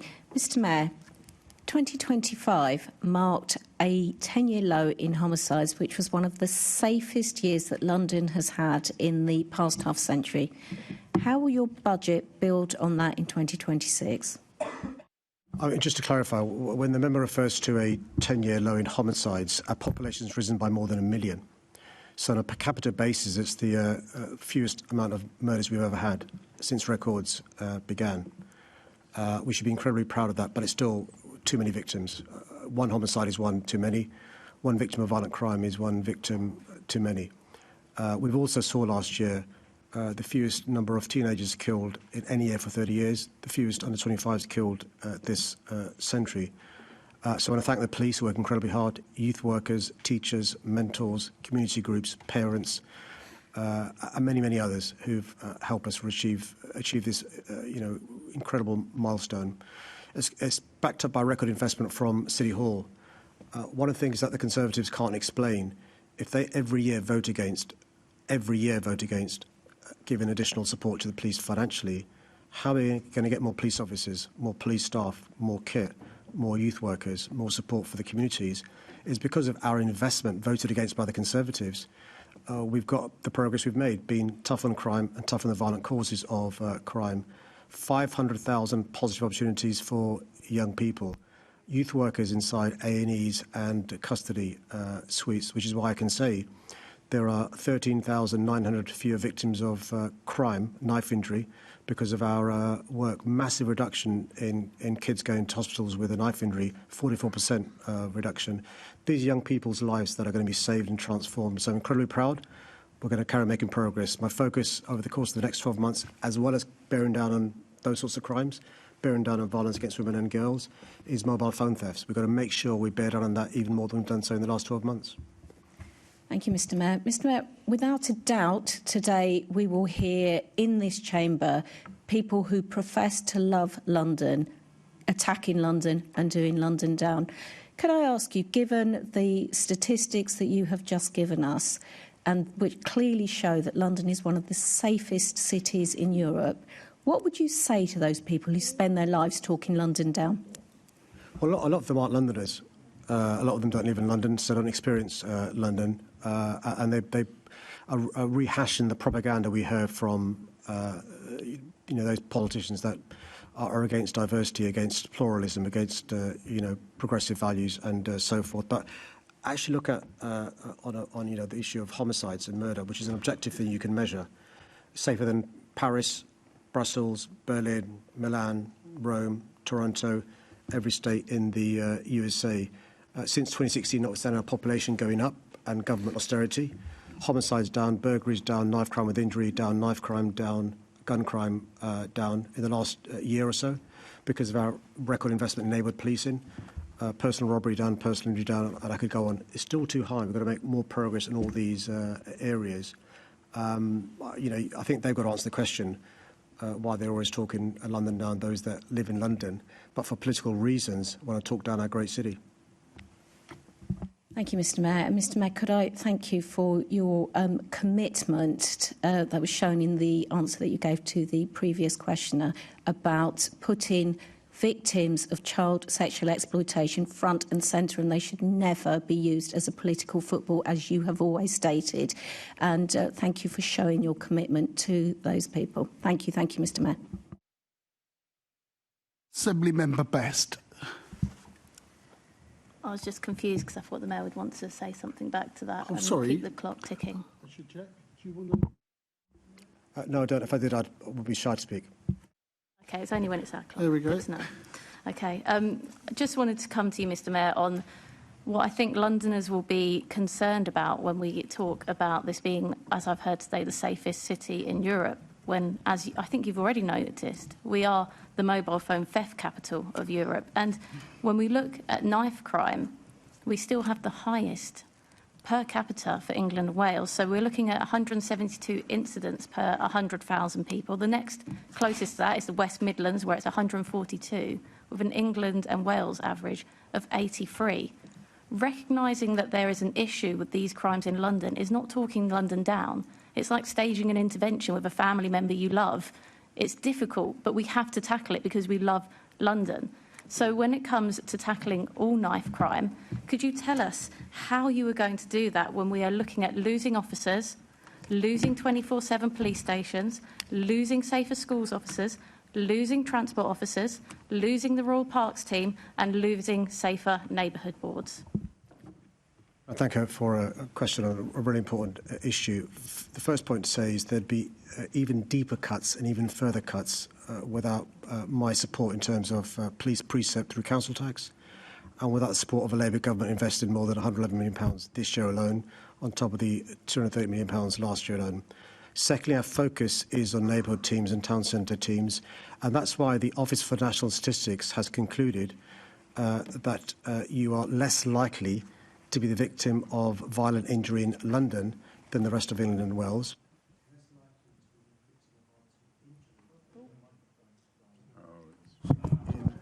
Crashed. Stop the time. Stop the time. Can we stop the time? You're less likely to be a victim of violent injury in London than the rest of England and Wales, but it's still too high. The member's right. There are victims of crime who are traumatised. Your mobile phone carries your photographs, phone numbers, contacts. It's traumatising when your mobile phone is stolen. And that's why, in addition to the progress made last year with our town centre teams, we're going to invest even more to address the issue of phone thefts in London, targeting those parts of London where we know this happens, using data, having high visibility, also targeting the organised criminal gangs that export these phones across the globe. But I agree with her. There are far too many victims of violent crime, knife injury, phone thefts in London. That's why we're going to bear down on those, as well as not giving up on making more progress on homicides and violence against women and girls. The question was about the officers we're losing, the police stations we're losing, the transport team we're losing, the schools team we're losing, the Royal Parks team we're losing, and safer neighbourhood boards that we are losing. Haven't addressed any of those issues and any of those cuts. And Mr Mayor, when you look at the funding, this is the first year that I've seen something like this, with the amount of tough choices, as you call them. They're cuts when it's not you. It's tough choices when it is. But the tough choices decision, we have never seen anything like this before this government. And obviously we see that from the MOPAC's own assessment, being 23 million higher than what the government gave them. There is a shortfall. You have to speak up for London, not protect the government. Well, let me deal with a really important point she made. She's a news member. Maybe the first time she's seen these cuts. I've got a memory of this. So when David Cameron was Prime Minister, the number of police officers was down to 31,049, police staff 8,759. When Theresa May was Prime Minister, it went down to 29,924 police officers. You still had more money each year of your mayoralty. You had more money each year. It's not answering the question I asked, though. I asked about the cuts that this year that we've seen. We have never seen cuts like this, and you promised that we wouldn't. I've asked you about some specific things, and you are yet to talk about any of those things. If you can't talk about it, let's just leave it. Well, the question referred to officer numbers. The first time in her memory these level of cuts. So I'm responding to previous occasions where there's been fewer officers, but also reminding her about officer numbers. And so when Theresa May was Prime Minister, 29,978 officers, 8,900 police staff. I'm talking over the period since 2021. If you can't understand that period, then don't talk to it. Chair, it's not the question I've asked, so just leave it. The Mayor is entitled to answer in the way that he wishes to answer. And if you didn't keep interrupting, we might get through the meeting quicker. Right? You're allowing the Mayor to use up your time by the constant interruptions. It's not just you, Assembly Member Best, it's others as well. I've noticed here you've lost some time on this. Now, Mr Mayor, can you quickly just wrap up this point and then we move on to the next question then?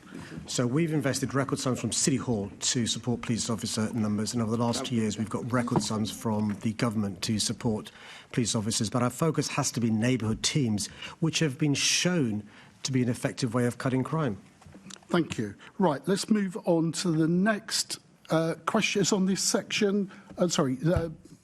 Assembly Member Garbett. Thank you. So I've got quite a specific question to ask about facial recognition technologies, and I use that term intentionally. So yesterday, Budget Committee got a letter from the Interim Chief Financial Officer for the Met telling us that the overall revenue budget in 25-26 for OIFR, operator-initiated facial recognition, is 763k. Yet on the Met's website, it says that this isn't a type of facial recognition that they use. So we're spending 763k on a type of facial recognition that isn't used. So my question is that a form of facial recognition that's been used? So to be clear, there's three types. One's live facial recognition, the one we commonly talk about. There's retrospective. Then there's operation-initiated, which is in real time, the officer takes a photograph of a subject via a device and submits it immediately to search against a reference image database. So apparently we're not using it, but we're spending 763k on it. So I want to ask if that's correct, if that's being used, and what the actual cost of LFR is, the live facial recognition. Well, Chair, I recognise the issue she raises. I've not got the information with me. Can I take that away and come back to in relation to the point she raises? I'll endeavour to write to her sooner rather than later. So are you aware, do you talk to the Met about this operated-initiated facial recognition? Do you know anything about that? So we often talk about live facial recognition. What we don't talk about is the allocation of monies within the Met Police budget on each individual type of facial recognition. So obviously, yeah, because live facial recognition works with a watch list that's meant to be deleted after the operation happens, and we've got lots of concerns about how that, is formed. What I'm concerned about is, one, we're spending 763k on something that apparently we're not using, but also that this means that there is a reference image database that exists. So obviously I've got many questions about who's on that database. So yeah, if I can get some information about how we're spending this money, it'd be really good to clarify that. I'm more than happy to take that away.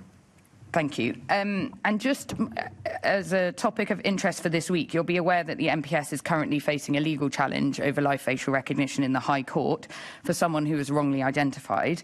How much money has the Met set aside for this, and any potential future costs or compensation associated with live facial recognition legal challenges?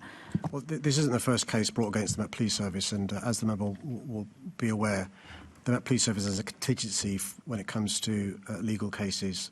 This is also not the first legal challenge when it comes to live facial recognition.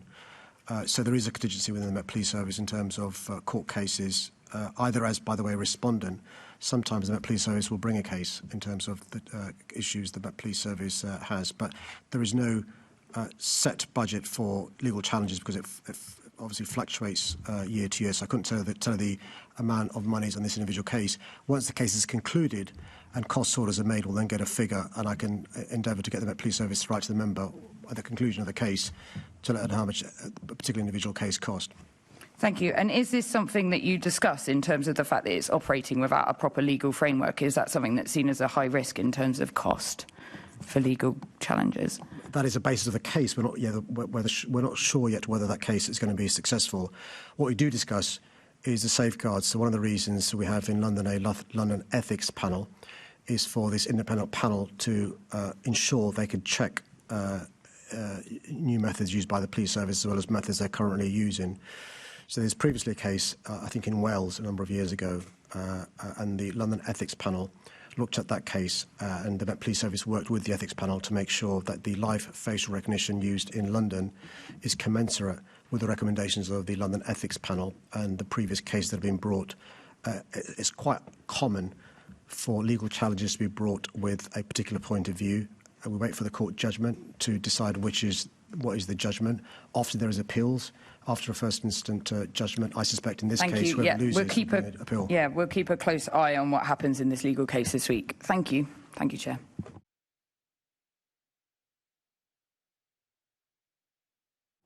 Let's move on to Assembly Member Prince to deal with the transport section. Thank you, Chair. Can I just first of all thank David for his assistance, I think it was last week, with the police briefing and getting that moved. Thank you. Do you agree, Mr Mayor, that the timely delivery of Beam Park Station is critical to unlocking the thousands of new homes and supporting the economic activity in Havering and Barking, Dagenham? And that you would like to deliver on your promise that we would get a station at Beam Park? Can you tell me, is there provision, because you mentioned it, I think it was last week, that the original budget may not be sufficient. Have you made additional provision in your new budget for those predicted extra costs to deliver this program? Can I use this opportunity to thank him for his lobbying on this issue for a number of years in relation to the importance of this scheme. Just to remind colleagues and those watching, so there's permission for homes to be built, and they can build a first tranche of homes. There's a condition they can't build an extra few thousand homes until the station opens, for good reason, because they'll have pressure on public transport. I, some years ago, underwrote the cost of the additional cost of the station, because I think it's really important to have good public transport to support this new housing. The previous government, which at the time he supported, pulled the plug in relation to the new station. We were very disappointed. We carried on working on plans for the new station with DfT officials. The great news is last July the government voted for a changing government. We're working with the new government to try and make progress. We're doing some work in relation to feasibility projections with the DfT Network Rail and others. He's right, though, that the original money we set aside may not be enough because of inflation and other reasons. We're having those conversations with the government. Clearly, will have to come to an arrangement with the government and with the developer. Those conversations are in progress. I can't give a running commentary. What I will do, Chair, is make sure that he's properly briefed as and when there is progress made on this, because he's had an interest for some time, and he clearly wants to see this station open as I do and these homes built as I do. I was just wondering whether you could get yourself chucked out of Rachel's office again, standing up for Bean Park. Moving swiftly on to another old chestnut, which is the Gallows Corner. As you will know, we were promised that the works would be finished in September last year. I accept that it's not fully TfL's fault, that it's a problem with Essex and Suffolk Water, but I'm sure you appreciate, Mr Mayor, that there's been a lot of financial hardship to small businesses around the area and to individuals. Have you made any provision in your budget to help any of those smaller businesses? So I'm careful not to speak publicly about commercially sensitive information, but in shorthand, speaking generally, not about this particular case, if a third party, because of causes a problem to businesses, the precedent that TfL would underwrite the consequence of a third party's mistake is not a sensible one, and so he'll be aware of the impact on the delay caused by the water company. I just think TfL can't be underwriting consequences of what a water company does. We are working with the businesses to keep them updated of developments. He's aware this is through no fault of TfL. I'm as frustrated as he is by the extra delay caused by this really important piece of infrastructure improvement. I just make this point. It's working in partnership with him and the local MPs and council. We've got the investment from the government for the Gallows Corner work to be undertaken. I'm impatient for it to be finished as he is. I'm afraid I can't give him the news that he's after in terms of TfL underwriting compensation caused to those businesses. Just quickly on this one then, Mr Mayor, could TfL at least approach Essex and Suffolk Water and say, come on guys, you're disrupting not only what we're trying to do, but also, the businesses? Could they not? I'm more than happy, Chair, as ever, to pass on to TfL, to pass on to the third party. The representations are made by the member, and the real hardship it's caused those businesses in that community as well. I understand. Well, thank you for that, Mr Mayor. If we deliver on half of that, we've had a result. Finally, very quickly, Broadmead Bridge, which is in Redbridge, it's not actually. Broadmead Bridge has not been functioning for some time now.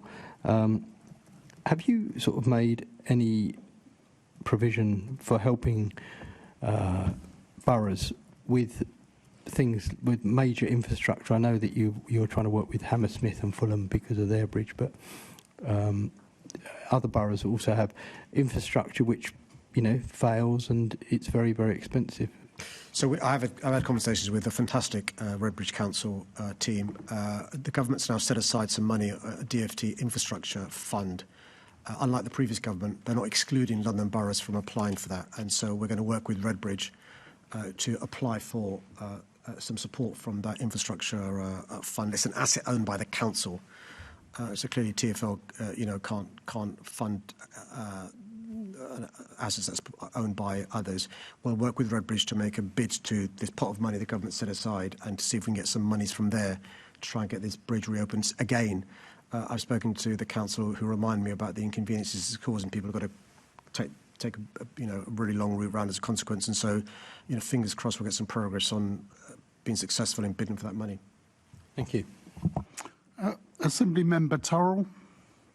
Thank you. Thank you, Chair. Good morning, Mr Mayor. Mr Mayor, despite a £750 million multi-year cleaning contract, too many Londoners are having to travel to work on tube trains covered in graffiti, which both harms the reputation of our great city and makes people feel unsafe. Do you feel Londoners are getting value for money from this contract? Firstly, the responsibility for the graffiti lies with the criminals doing it, not the cleaners not cleaning it up. And I think it's really important to condemn unequivocally the actions of those causing criminal damage. The two particular lines that have been targeted for a reason we've rehearsed in the past, the Bakerloo line and the Central line. We have an additional enforcement to try and catch these criminals, before or while they're doing this, or even afterwards if we can get their tags. and we can identify them. Secondly, obviously removing the graffiti as and when it occurs. Just to remind them, the reasons why commuters are seeing this graffiti is because the Bakerloo Line trains are so old and there are so few of them, we can't take them out of service when they're being cleaned, so you see it. And with the Central Line, we're having to refurbish those trains rather than get new trains for a variety of reasons, which we can go into if he wants to. But it is not nice seeing trains with graffiti on. It gives an impression that you're not safe. It gives an impression that it's happening everywhere. So it's deeply frustrating. So we're making progress with the cleaning company, but more importantly with enforcement as well, to catch these criminals, to ensure justice happens, because it's not acceptable. Thank you. Thank you for that answer, Mr. Mayor. Now, last year, my report, Stolen Millions, exposed that £190 million was being stolen from TfL by fare dodgers, obviously then having to be paid for by fare-paying passengers. How much money do you expect to lose to fare dodgers this year, and what does this budget do to address this? So we've managed to, thank you for the question, it's a really important issue you raised again. But by the way, the issue of fare evasion also goes to the issue of unfairness. You know, we pay our fares, we're following the rules, and there's these people not paying their fares, not following the rules, and that leads to an impression of it being unfair. So firstly, some good news, which is we've managed to reduce the amount of fare evasion. It's obviously calculated from 3.8% to 3.5%. We've got a target to get it down to 1%. No consolation to me to know this is far better than other cities across the country and across the globe. So what we're doing is we've got more enforcement officers. We're working with BTP and TfL. We're also investing in CCTV and other pieces of kit to bear down on this. Infrastructure improvements to do with the gates, really important. So we hope to make more progress in relation to that 3.5% going further down. I would just say to those Londoners who are not paying their fares, you will be caught. And when you're caught, the TfL will make sure they go for the harshest possible sanctions, and so it's not worth it. Thank you very much. Assembly Member Baker. Thanks, Chair. Morning, Mr. Mayor. We've heard from you, and we really welcome the improvements and upgrades in public transport contained in this budget. But of course, we must also keep our existing services running safely and reliably for every Londoner, especially given the historic underfunding from the previous government. So how will this budget continue to address the backlog in renewals of our public transport assets? Yeah, Chair, can I thank the member for the questions she raised on Monday as well. I went away after the Monday session because I was a bit troubled by some of your consequences of what you were saying about how it affects backlogs, and she's right, and I've done some research. So the bad news is that we're not going to be able to sort the backlog out in the short term. That's what she was alluding to, and I didn't quite understand on Monday the point she was making. I get it now. So I was talking about the good news, which is we're increasing the amount we're spending on renewals. So to give her an idea of the increase, in 2021 it's about £367 million. Now it's north of £860 million. That's what I was celebrating. But she was gently reminding me, hold on a sec, does that make up for the backlog? The answer is no, not in the short to medium term. So what the TfL are doing is prioritising, inspecting, making sure the stuff we've got, we can keep going longer. That may be longer life expectancy if you're maintaining it better. They're also making sure there's no safety issues about the backlog stuff. But even with a multi-year deal and massive investment, I'm advised that she's right. It will take some time to make up the backlog, because for a number of years now we've simply not been spending enough in maintenance. And just to remind her, there's three priorities: maintenance, renewals and growth, and they're all important. So the good news, though, is that with better maintenance, which we can now do, it will hopefully lead to in the future not having a backlog, but I can't pretend we can sort all the backlog out now. Absolutely, absolutely understand. It's not something that we can solve overnight, but it's something that obviously is work in progress, I guess. Raising one specific issue in terms of renewals, as you know, TfL use a state of good repair measure to monitor assets. And last October, the state of good repair of lifts and escalators had dropped from 85% to 69%. So this is obviously something that's somehow slipped, because obviously that's not ideal. Now, Londoners are seeing the impact of that, for example, with escalators in Pimlico, Angel, Bristol, Walthamstow, other places out of action, sometimes for long periods of time. And obviously that affects some Londoners' ability to use the tube at all. So how can we turn this around in this budget? So thanks for her question. So she's right, and it's particularly a problem if you're visually impaired or disabled and so forth. So it's really important, or mum or dad with a buggy. It's really important that we have a better grip on how good or bad the assets are. So so there's a number of things the TfL are doing to improve this in terms of the contractors they work with, but also rather than relying upon something being reported, why can't we have automated inspections? Why can't we have a system whereby you can remotely monitor the condition of an asset? A lot of this is going to be data-driven, and we've already started work in relation to improving the information there is about how good or bad an asset is, then making sure that repairs can be undertaken. The big advantage of the multi-year deal is the contracts we award can be long-term contracts for renewal, so they've got skin in the game to make sure these assets are kept up to speed. We're also making sure that the staff, where we can't automate, understand the importance of letting the centre know when there are issues in relation to assets. There is now, because obviously money flows how well you can maintain an asset, there is now a whole life cost savings device TfL are using to try and make sure they keep the assets going for longer term. And one of the ways you can do that is by repairing them and maintaining them whilst you've got them. And so I'm more than happy for us to organise for a briefing for the committee in relation to some of the work TfL are doing to try and minimise disruption on ageing assets, but also make sure we know when an asset is deteriorating, lift broken, escalator not working, which causes huge frustration. Yeah, thanks. That would be really welcome. And just briefly, I'm actually running out of time, so I might have to ask you to respond to this in writing. It's just following up on the discussion again we had on Monday about the overall renewals backlog, but also the proportion of it that is in highway structures. I just did this. This is not backed up by any. I think it's about a seventh of the overall backlog is highway structures, and some of that will be eligible, as we discussed on Monday, for the DFT Structures Fund. So I wondered whether you have a sense of how much of that might be eligible for additional funding from separate. As I said, I've sort of run out of time, so if you might want to respond in I'll write to them. Yeah, that's fine. Thanks very much. Back to you, Chair. Okay, Assembly Member Garrett. Morning. So I raised with you previously the desperate plight of various minicab drivers who've been treated extremely badly by TfL with their renewals, and you agreed that it was terrible and that it was TfL's fault and that there would be some kind of compensation. That has now come through, and it's £500, which is pretty derisory. Are you going to put something in the coming budget to bump that up to a proper level of compensation for the hardship that those people have suffered? Well, there's nothing in the draft budget in relation to additional funds. The compensation that TfL are given to those PHV drivers who've been incredibly inconvenienced was unprecedented because of the circumstances of that. He'll be aware how the challenges TfL has. I'm happy to take this away in terms of TfL's budget planning going forward, but in the draft budget, there's no additional sums. Okay, well, please do have a look at that, because I think it is very serious, and I think £500 is a sort of Mickey take, is the response I'm getting when I've passed that back to constituents who've raised it with me. Moving on, actually, picking up this point of capital renewals at TfL, I'm a bit concerned about the conversation I've just heard. So there is a backlog, that's correct.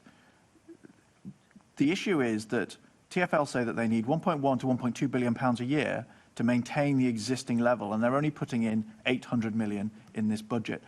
Why is it not a priority for you to make sure that they at least stop the backlog growing and avoid, yet more Hammersmith Bridge and Broadmead Bridge situations cropping up across the city? So the TfL maintenance activities involved inspection and repair of the assets. The TfL don't have a significant backlog. There's no. Hang on, you were just telling Senator Baker there is a big backlog, and now you're minimising the backlog. The point in any case is that there is a backlog, and it's getting worse because they're only putting in 800 million, not 1.1 to 1.2. And why is that not a priority for you to get that up to at least a steady state level? So in relation to inspection and maintenance of safety critical infrastructure, for example, track conditions and patrol and measurements, we think with the record-breaking investment we're putting in this year, that's sufficient. But clearly, long-term, there's been a backlog in terms of maintenance of assets, and we're going to make sure that on the major investment programmes, they stay on time and on budget. Okay. The backlog is growing. The backlog is growing because it needs 1.1 to 1.2 billion pounds each year to maintain it.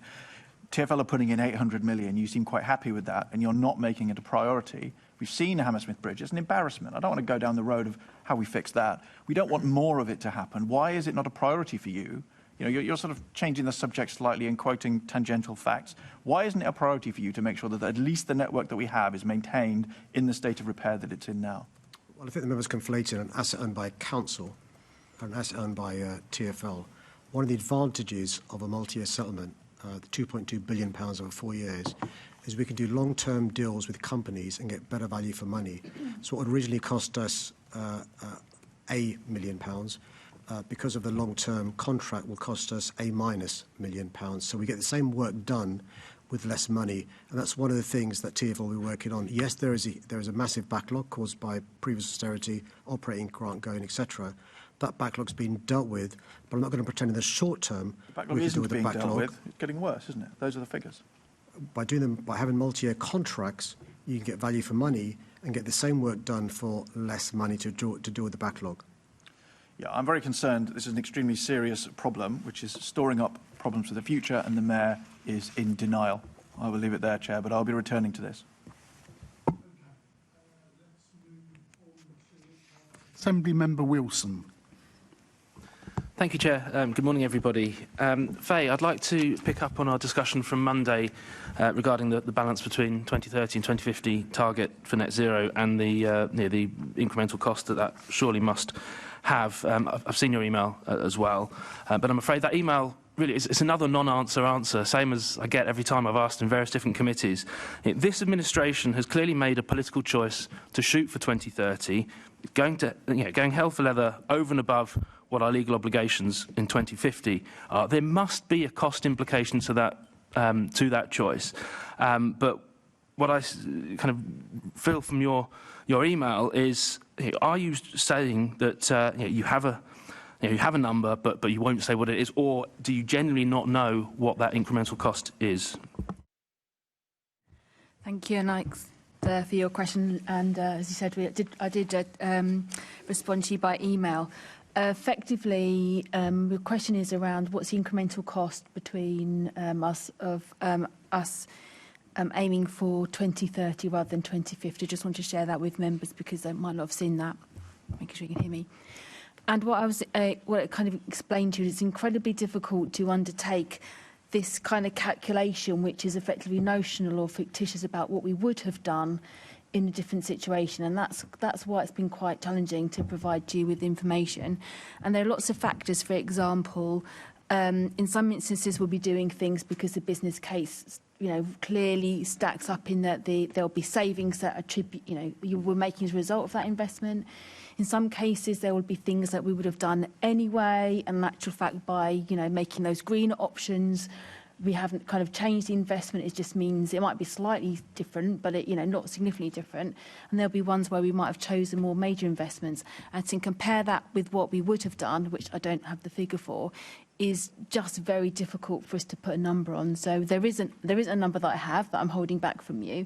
It's just kind of like an impossible kind of question to answer. So I'm really sorry, but there's just lots of aspects to it. I do find it quite staggering, though, that we're spending a fortune on an ideological pipe dream. We're borrowing an awful lot to pay for this, which clearly has revenue implications as well, the cost of repaying that borrowing. We're going to miss the targets anyway. Every meeting of budget and performance, all the constituent bodies have all admitted they're not going to hit the targets. We're spending all this money, borrowing all this money to chase a target we're not going to meet. I just don't see how you and the Mayor can look Londoners in the eye and explain to them that you're not in clear breach of your value for money obligations. So in all the decisions that we make, I have a role to ensure that they're affordable within the overall GLA's budget and ensure that they're prudent decisions, but also affordable. And all those decisions that we see that have been made to do that are affordable. We can see that the functioning bodies and ourselves are in a resilient financial position. And so for each of those individual decisions at that point in time, we ensure that they're affordable, and that's part of my role to ensure that's true. But if we don't know what the additional cost is, I just can't see how I can claim that that's value for money. But I'm almost out of time. Assembly Member Russell.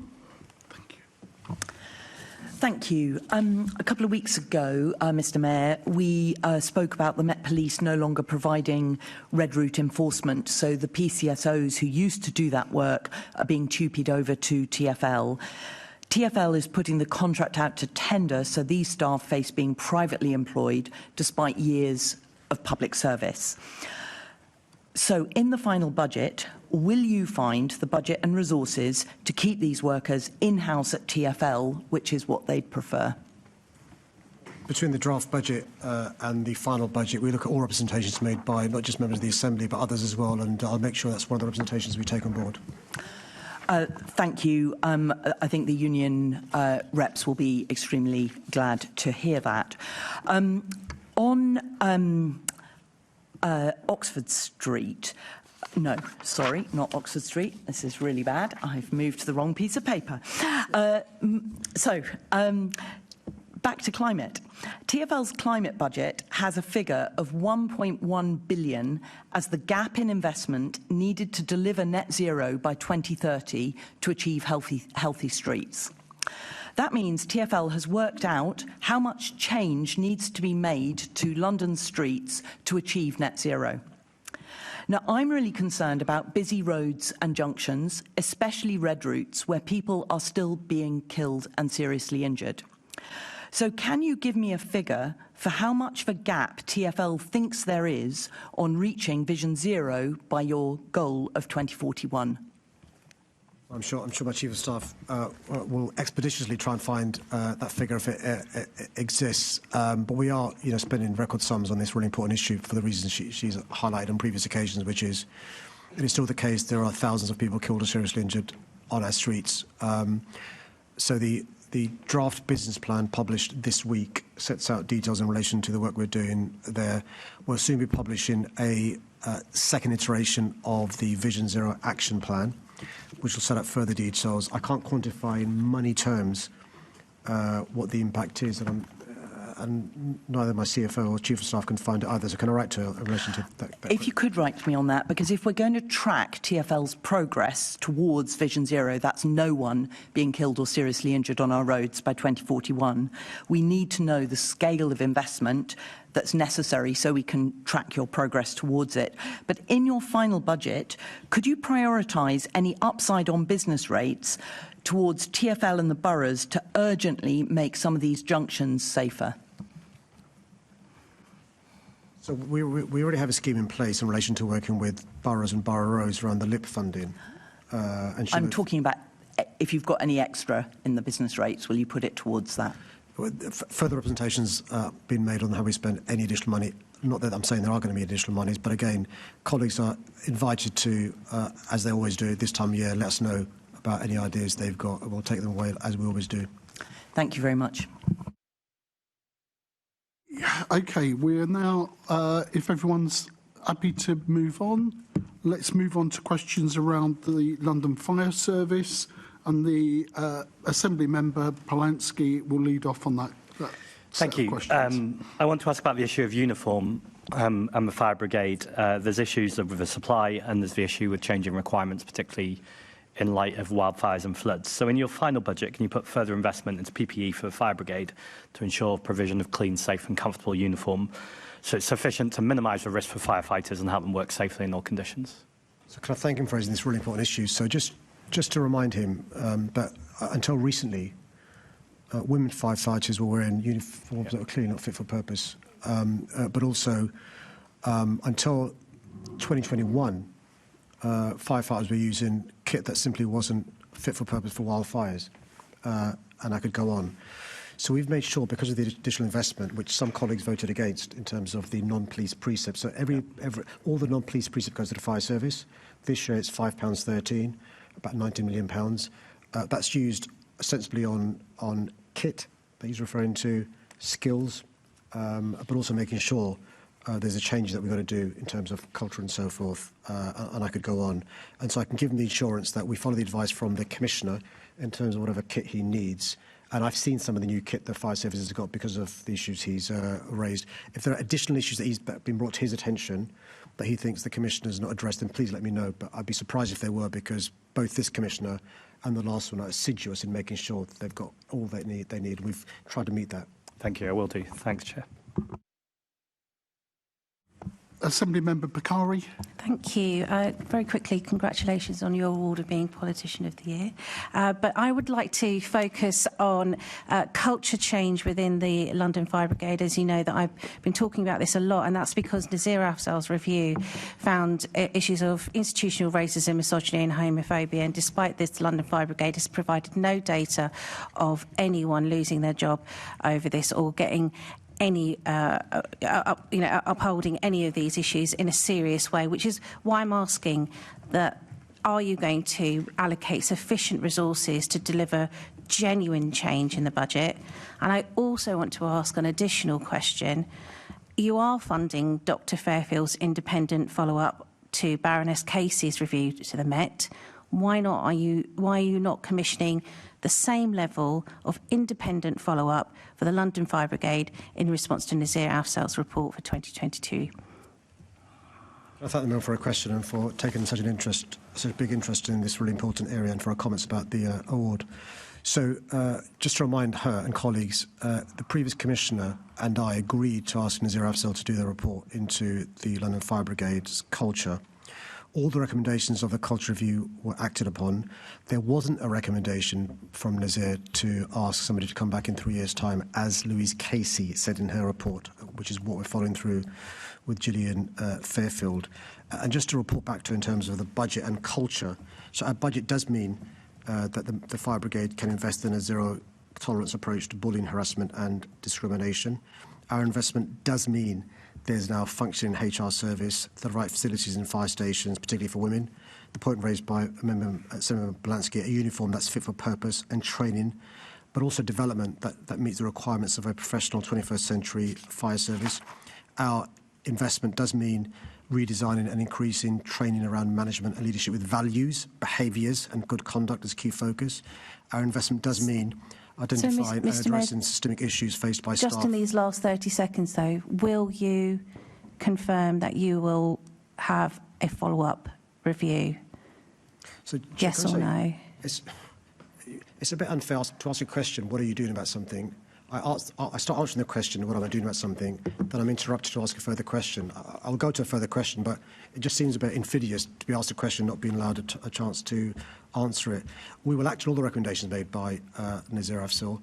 The HMI found... I've got 10 seconds left for just a quick answer. I really appreciate it. Well, will you do a follow-up review? It's a simple request. The HMI found that the fire service had changed its culture, which is why the HMI That's just so disappointing, Mr Mayor. It was a really simple question, and it would have really been lovely to have a simple answer.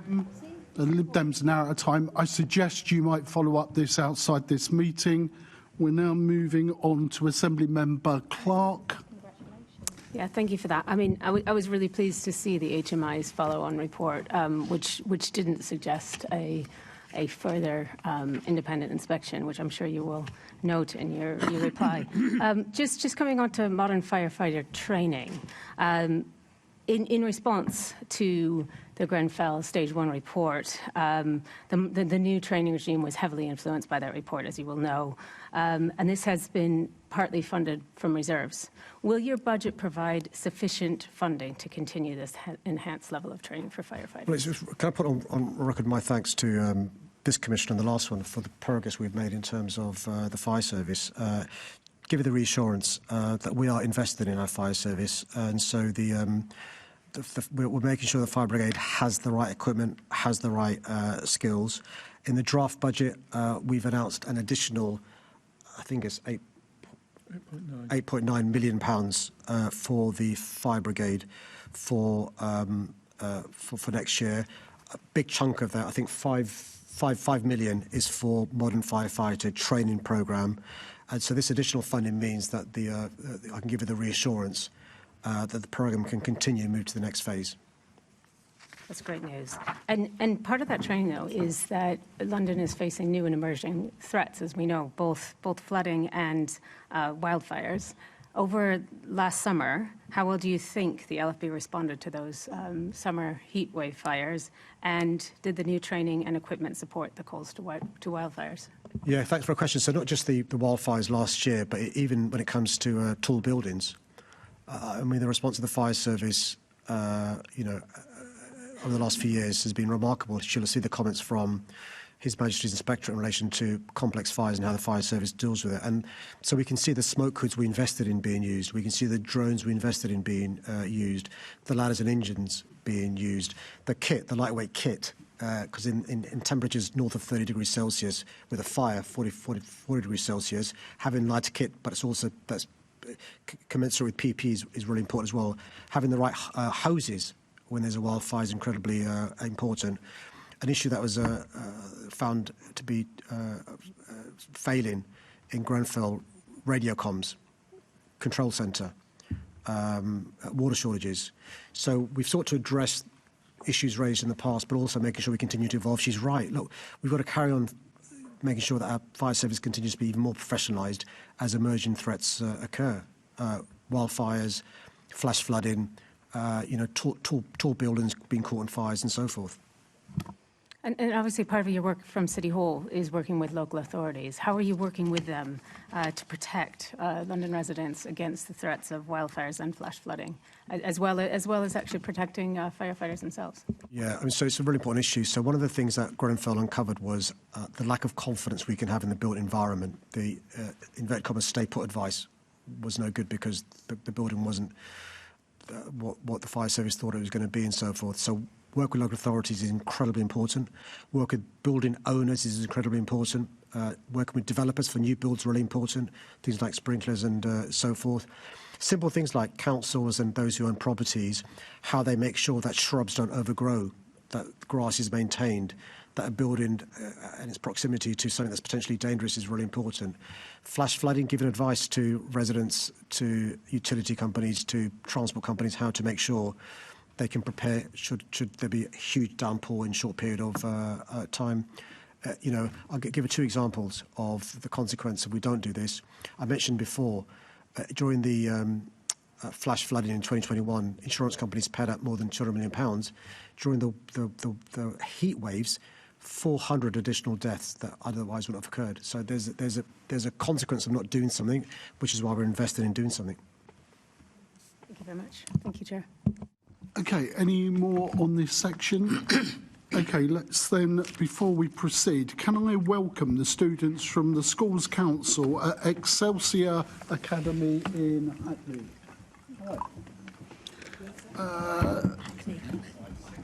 Let's then move on to the London Legacy Development Corporation.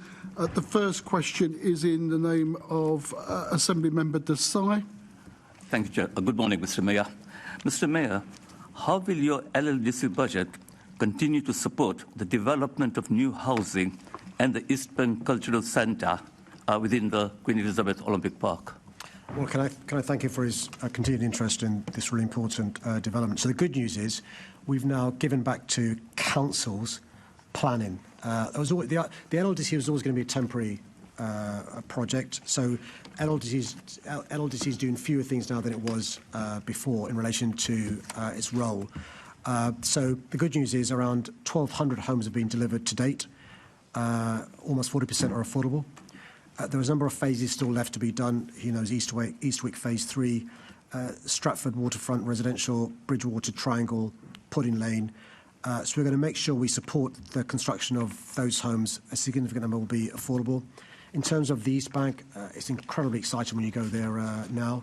In addition to what we've already opened, great pieces of news coming, which is the BBC Music Building will open in the not-too-distant future, and the V&A East is opening as well in the not-too-distant future. So a good example of cultural, educational, residential regeneration in that part of London with our support. Thank you. I think it's the title of the book by Dave Hill is actually No Ordinary Park, and I think that sums it up. Mr. Mayor, there have been many developments in the park, which has meant an increased number of visitors both to the park, but also the surrounding environments, Westfield in particular. Stratford Station, last time I sort of read an article, I think it was about a year ago, was the 6th or 7th busiest interchange station in the country. There has been talk on redeveloping the station. Where are we with progress on this front? I think it may be the 5th busiest station in the country, but I'll let my Chief of Staff, who's close to this, respond to the issue of the redevelopment. Yeah. You're absolutely right, Assembly Member, with the huge growth in housing, the growth activity in and around the park, but also wider housing growth in East London. If we don't act, then in a decade we might find ourselves in a difficult position with Stratford Station. So that's why LLDC is working closely with Network Rail, with Newham Council and the DfT to take forward the early stages of a business case to start looking at the different options about what can be done. Clearly, it's not going to be cheap and there will be some challenges. What I would suggest is a good piece of news is that the former chair of LLDC is the Rail Minister, and Lord Hendy is absolutely seized of the importance of this scheme. And so, you know, as that technical work proceeds, we'll be working closely with DfT to look at, you know, what the best way forward is to modernise that station and recognise, you know, as you and the Mayor both said, the huge volume of passengers that it now has and how that will continue to grow. Yeah. I should just add that Baroness Peacham continues to press the case for the redevelopment of Stratford Station from a not-so-new position in the House of Lords. Good.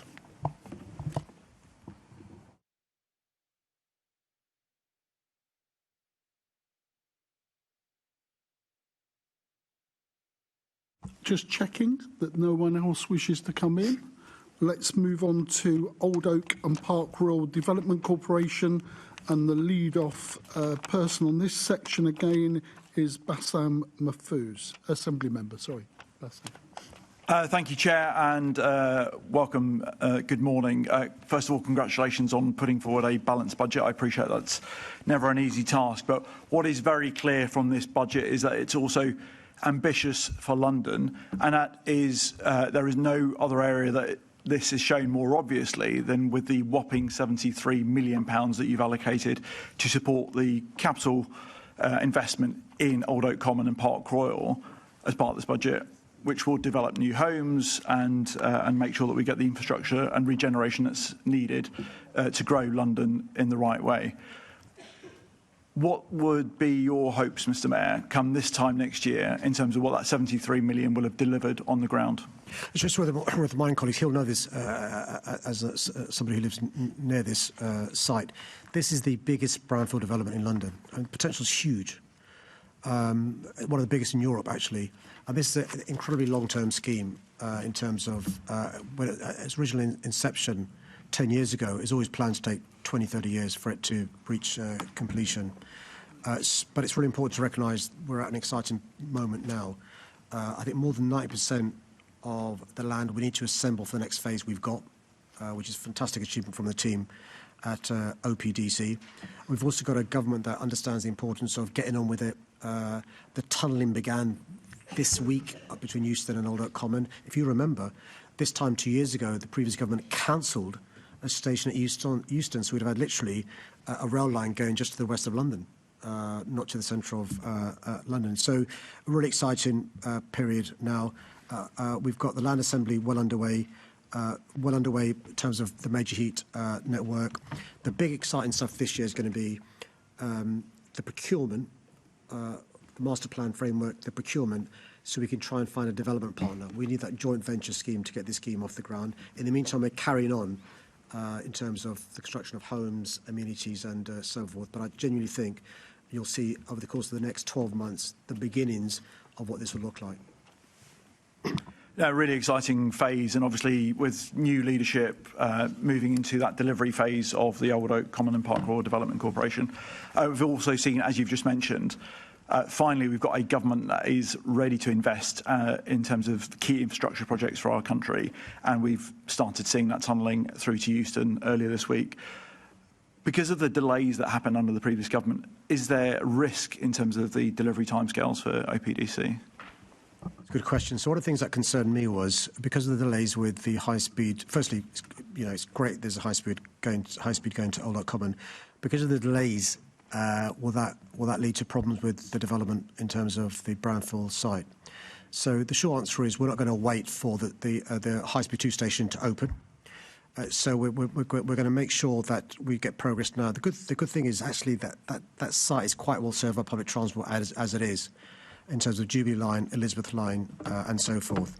So we're having a phased approach because we can't wait for Old Oak Common High Speed 2 to begin, or even the Elizabeth Line. So there is early development of sites within the footprint. Those sites within our control, the homes and the offices. We're also seeing what benefit we can give to Park Royal. He knows the Park Royal incredibly well. And so I'm not worried about any delays in High Speed 2 causing delays on the brownfield site because of the land assembly and the partnership working already underway. And he'll have met residents already living there. He'll have met businesses that are already there.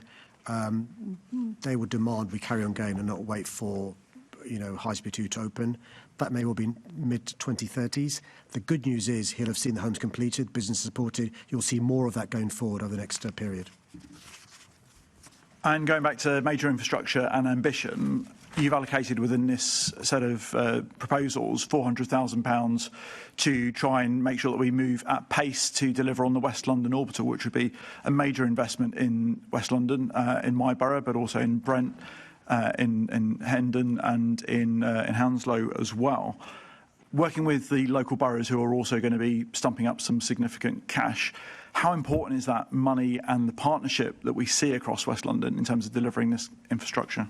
It's just worth saying that the local councils in that part of London have already contributed in sums of money, significant sums of money to, frankly speaking, put their money where their mouth is. It's really encouraging, the great work those councils are doing with us. So this is a joint endeavour between City Hall TfL, those councils and the government. So with this additional funding, we can build up a business case, which is incredibly important. The good news about West London Orbital is a lot of the infrastructure is built already. So actually it doesn't cost that much money for the additional value we get in terms of it. I want him to think about it as a London Overground type endeavour. And so with this investment from us through the OPDC, the business case will be developed working with the councils and the communities there. That'll help us in terms of the innovative financing the government talked about in the budget red book, which is more fiscal devolution for us to be able to invest in infrastructure. And in the past, we've had support from the government in terms of Elizabeth Line, Northern Line extension. We've got green light for Dockland Lights railway extension to Thamesmead. With the innovative financing devolution in the budget, we think both this, West London Orbital, and the Baker Line extension we can get working on. Yeah, I mean, it's really exciting to have a Labour government in place that actually is on board with having the conversations and showing the recommendations that have come out of both Oversight and the Budget Committee around potentially how we can fund these infrastructure projects going forward being delivered. One of the other really exciting things that is happening there is the move to delivering on heat networks. I'm going to be visiting on Monday actually to see how it's going. We secured £36 million from the government in order to deliver that.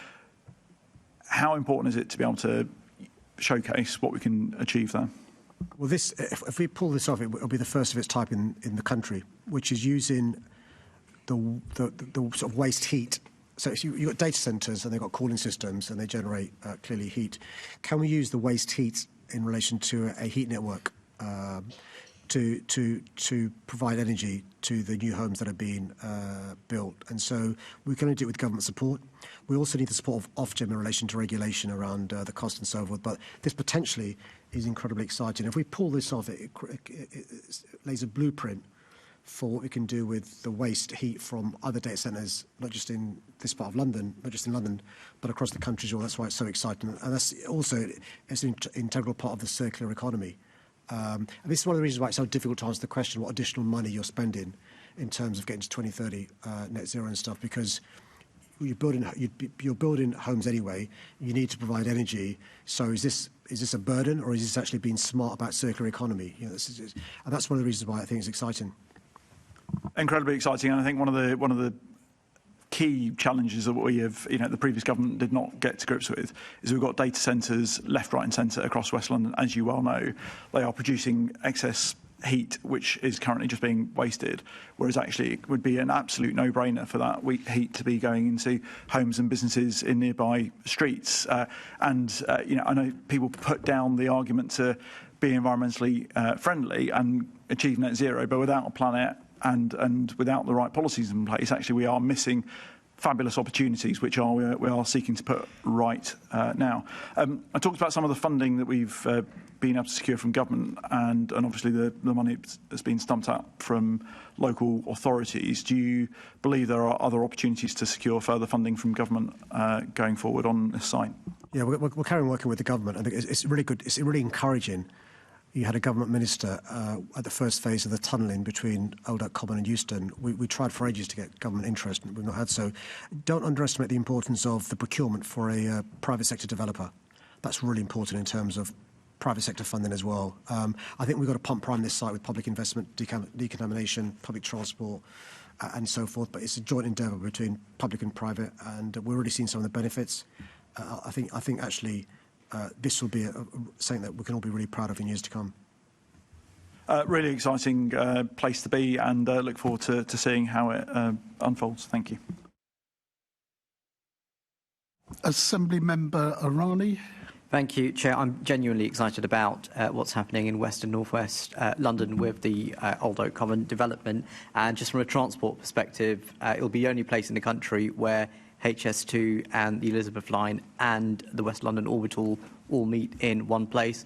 And the investment on progressing West London Orbital further in your budget will, of course, hopefully in future connect the good residents of Neasden and Harlesden and other areas to Old Oak Common as well. Now, there's existing infrastructure, transport infrastructure, that surrounds the OPDC area, but is still integral to it, such as Wilson Junction Station. So can you ensure that the existing infrastructure is also looked at in terms of the development itself, but also the pathway so that local people from those areas can access the opportunities in the Old Oak Common area? You raised a really important point. It's linked with the point that Senator Desai raised with Stratford. Look, Wilson Junction, North Acton and Acton are three stations that currently exist, but we've got to make sure they're not overburdened in the short to medium term before we get West London Orbital and Elizabeth Line Station and High Speed 2 going as well. Can I reassure him that the new chief executive of OPDC, but also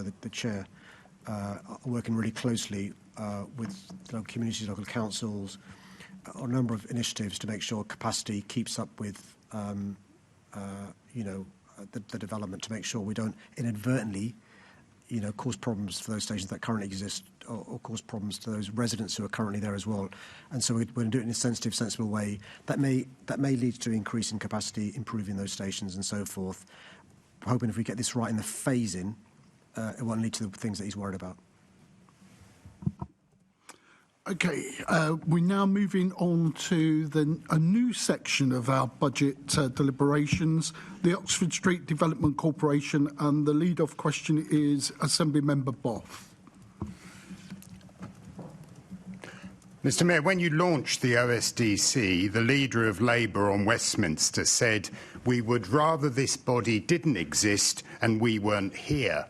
Of course, he won't be there after May, largely thanks to you, Mr Mayor. The reason I have to speak up for Westminster residents is all Labour councillors have abnegated responsibility for standing up for their residents' interests. When will we be told the geographic distribution of those who disagreed with your plans for the setting up of the Oxford Street Mayoral Development Corporation? I'm not sure I understand the question about geographical distribution. Of those who disagreed with your plans for Oxford Street. Yeah. I think the Assembly member is referring to the previous consultation that was held, which showed around two-thirds support both for the principle of pedestrianisation and the establishment of the MDC. I know TfL provided information about respondents to that in the way they normally do. I don't have any more detail in front of me. I'm no doubt we've written about this before, but obviously happy to do so again. So why are you hiding that information? You have it.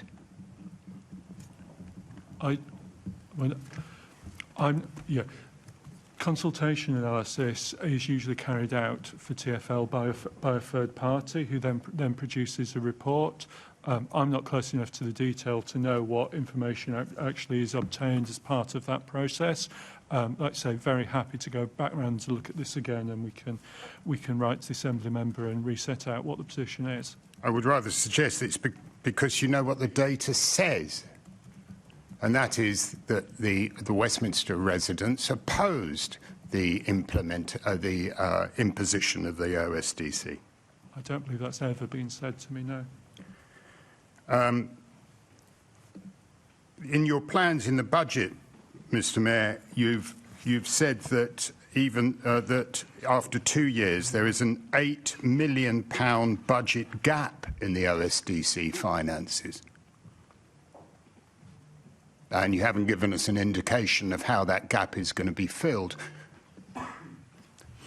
So what the budget sets out in 16-17, which is what we're discussing, is £15 million revenue at £2.8 million, but £144 million over the next 4 years. Does he refer to the capital? There's an £8 million budget gap in the OSDC finances going in after 2 years. I don't recognise the number, but regardless, what I would say is that clearly OSDC is an organisation that's existed for 4 weeks. One of the things it's been tasked with doing as early priorities is both its business plan, but also its commercial and funding strategy, which is designed to look at the ways that we are going to deliver income and reduce the amount of money that is currently being provided through the Mayor's budget for OSDC.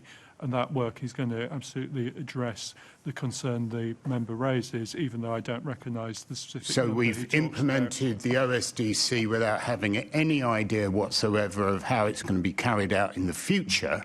That, to me, looks like sloppy planning. Not at all. We've been very clear about the range of revenue sources that there will be available from events, from advertising, from partnerships with businesses, from philanthropic channels, and so on. And what now has to be done is the work to actually turn it into a detailed plan and obtain those funding. Necessarily, that couldn't be done until the Development Corporation was established to do it. And now thank you, Mr. Bellamy. You're quite famous for using 12 words where only one will do. How much have you allocated for compensating Westminster Council for the changes that they will need to make to their road network in order to accommodate your plans? So, where Westminster are making changes in terms of side roads and things like that, my understanding is that the Development Corporation will fund that. Thank you. Okay. Moving on to James Small-Edwards, Assembly Member James Small-Edwards. Thank you, Chair. The draft budget confirms the establishment of the Oxford Street Development Corporation. How will OSDC's budget and powers be used to ensure this iconic part of London remains a thriving destination for retail, culture and jobs? Can I thank the member for his question? So, look, we can continue to put our head in the sands and pretend that Oxford Street is perfect, or we can take action to restore Oxford Street to its former glory. And so one of the things that we want to do is to recognise the challenges the retailers face in Oxford Street in terms of online shopping, in terms of shopping malls, in terms of the consequences of the pandemic. And also consumer habits are changing. So the investment for the first year is to support the Development Corporation as it gets going. The Development Corporation will work on a business plan on a commercial plan, on a fundraising strategy, and the monies are going towards the initial setup of the Development Corporation, the early delivery phasing that the Development Corporation will work on, but also to do the work that they've got to do in relation to the revenue streams that my Chief of Staff has talked about going forward as well. I think it is incredibly exciting for Oxford Street. Just to share with him that some work undertaken by Savills showed that there's been record interest in potential new retailers coming to Oxford Street, which is a real boon because for a number of years that street's been in decline. Thank you, Mr. Mayor. And as part of the plans to pedestrianise Oxford Street, do you also, as part of your vision, seek to diversify it beyond retail, for example, into things like food and beverage, alfresco dining, nighttime economy? Yeah, I think it's really important that the Development Corporation, the board, and those they work with the residents, the businesses that are currently there, the councils, and others to think about the future of retail going forward in the 21st century. Look, the three things people did very well at home during the pandemic was work, was shop, and was leisure. To attract people back to the office when it comes to work, to attract people back to the theatre or live music when it comes to leisure, to attract people back to the shops when it comes to retail, we've got to improve the experience. And that will include things that he's talking about in terms of food and beverage, in terms of hospitality, in terms of what the nighttime offer is in that part of London. Because we want to attract not just shoppers back to Oxford Street, and not just visitors from this country to that part of London, but also tourists as well. Improving the public realm is really important. Making sure it's a safe environment is very important. And so all that sort of work is stuff that I'm sure the designers and the Development Corporation are doing. And all this, of course, is subject to consultation. It's really important that we listen to the views of those who respond to the consultation and take on board the fact that there are residents who live in and around there, but also there are businesses that aren't flourishing as much as they could with the right support. Thank you, Mr. Mayor. And you touched on public realm there. So is that a confirmation that any public realm designs that come forward, I know a design team has now been appointed, that they will then be subject to consultation once their plans have been put together? It's really important to consult and engage at all times, from simple things like public seating, less simple changes to bus routes, where the new taxi stands go. All these things we've got to work with residents, businesses, business improvement districts, the councils, and so forth. I mean, just to give you an idea of the potential here. So currently, notwithstanding the challenges, the businesses in that part of London contribute about £25 billion to London's and the national economy. We think we could do even better with the right sort of support. Thank you very much, Mr. Mayor. Thank you, Chair. OK, I'm moving on to Assembly Member Russell. Thank you, Chair. So when I responded to the recent consultation on Oxford Street, the highway changes, I checked in with campaigners from deaf and disabled people's organisations, in particular Inclusion London. They highlighted a lack of contact from TfL to ensure that the needs of and mitigations for disabled and neurodiverse people are built in from the start, so that the pedestrianisation of Oxford Street really does take on board the needs of disabled Londoners. So are you budgeting for in-depth and detailed co-production and co-design with deaf and disabled people's organisations so that you get their early and full participation in the design process as plans for the pedestrianisation of Oxford Street develop? Look, can I thank the member for raising this very important point? There's a consultation, and I can't be seen to prejudge, for obvious reasons, the response to the consultation.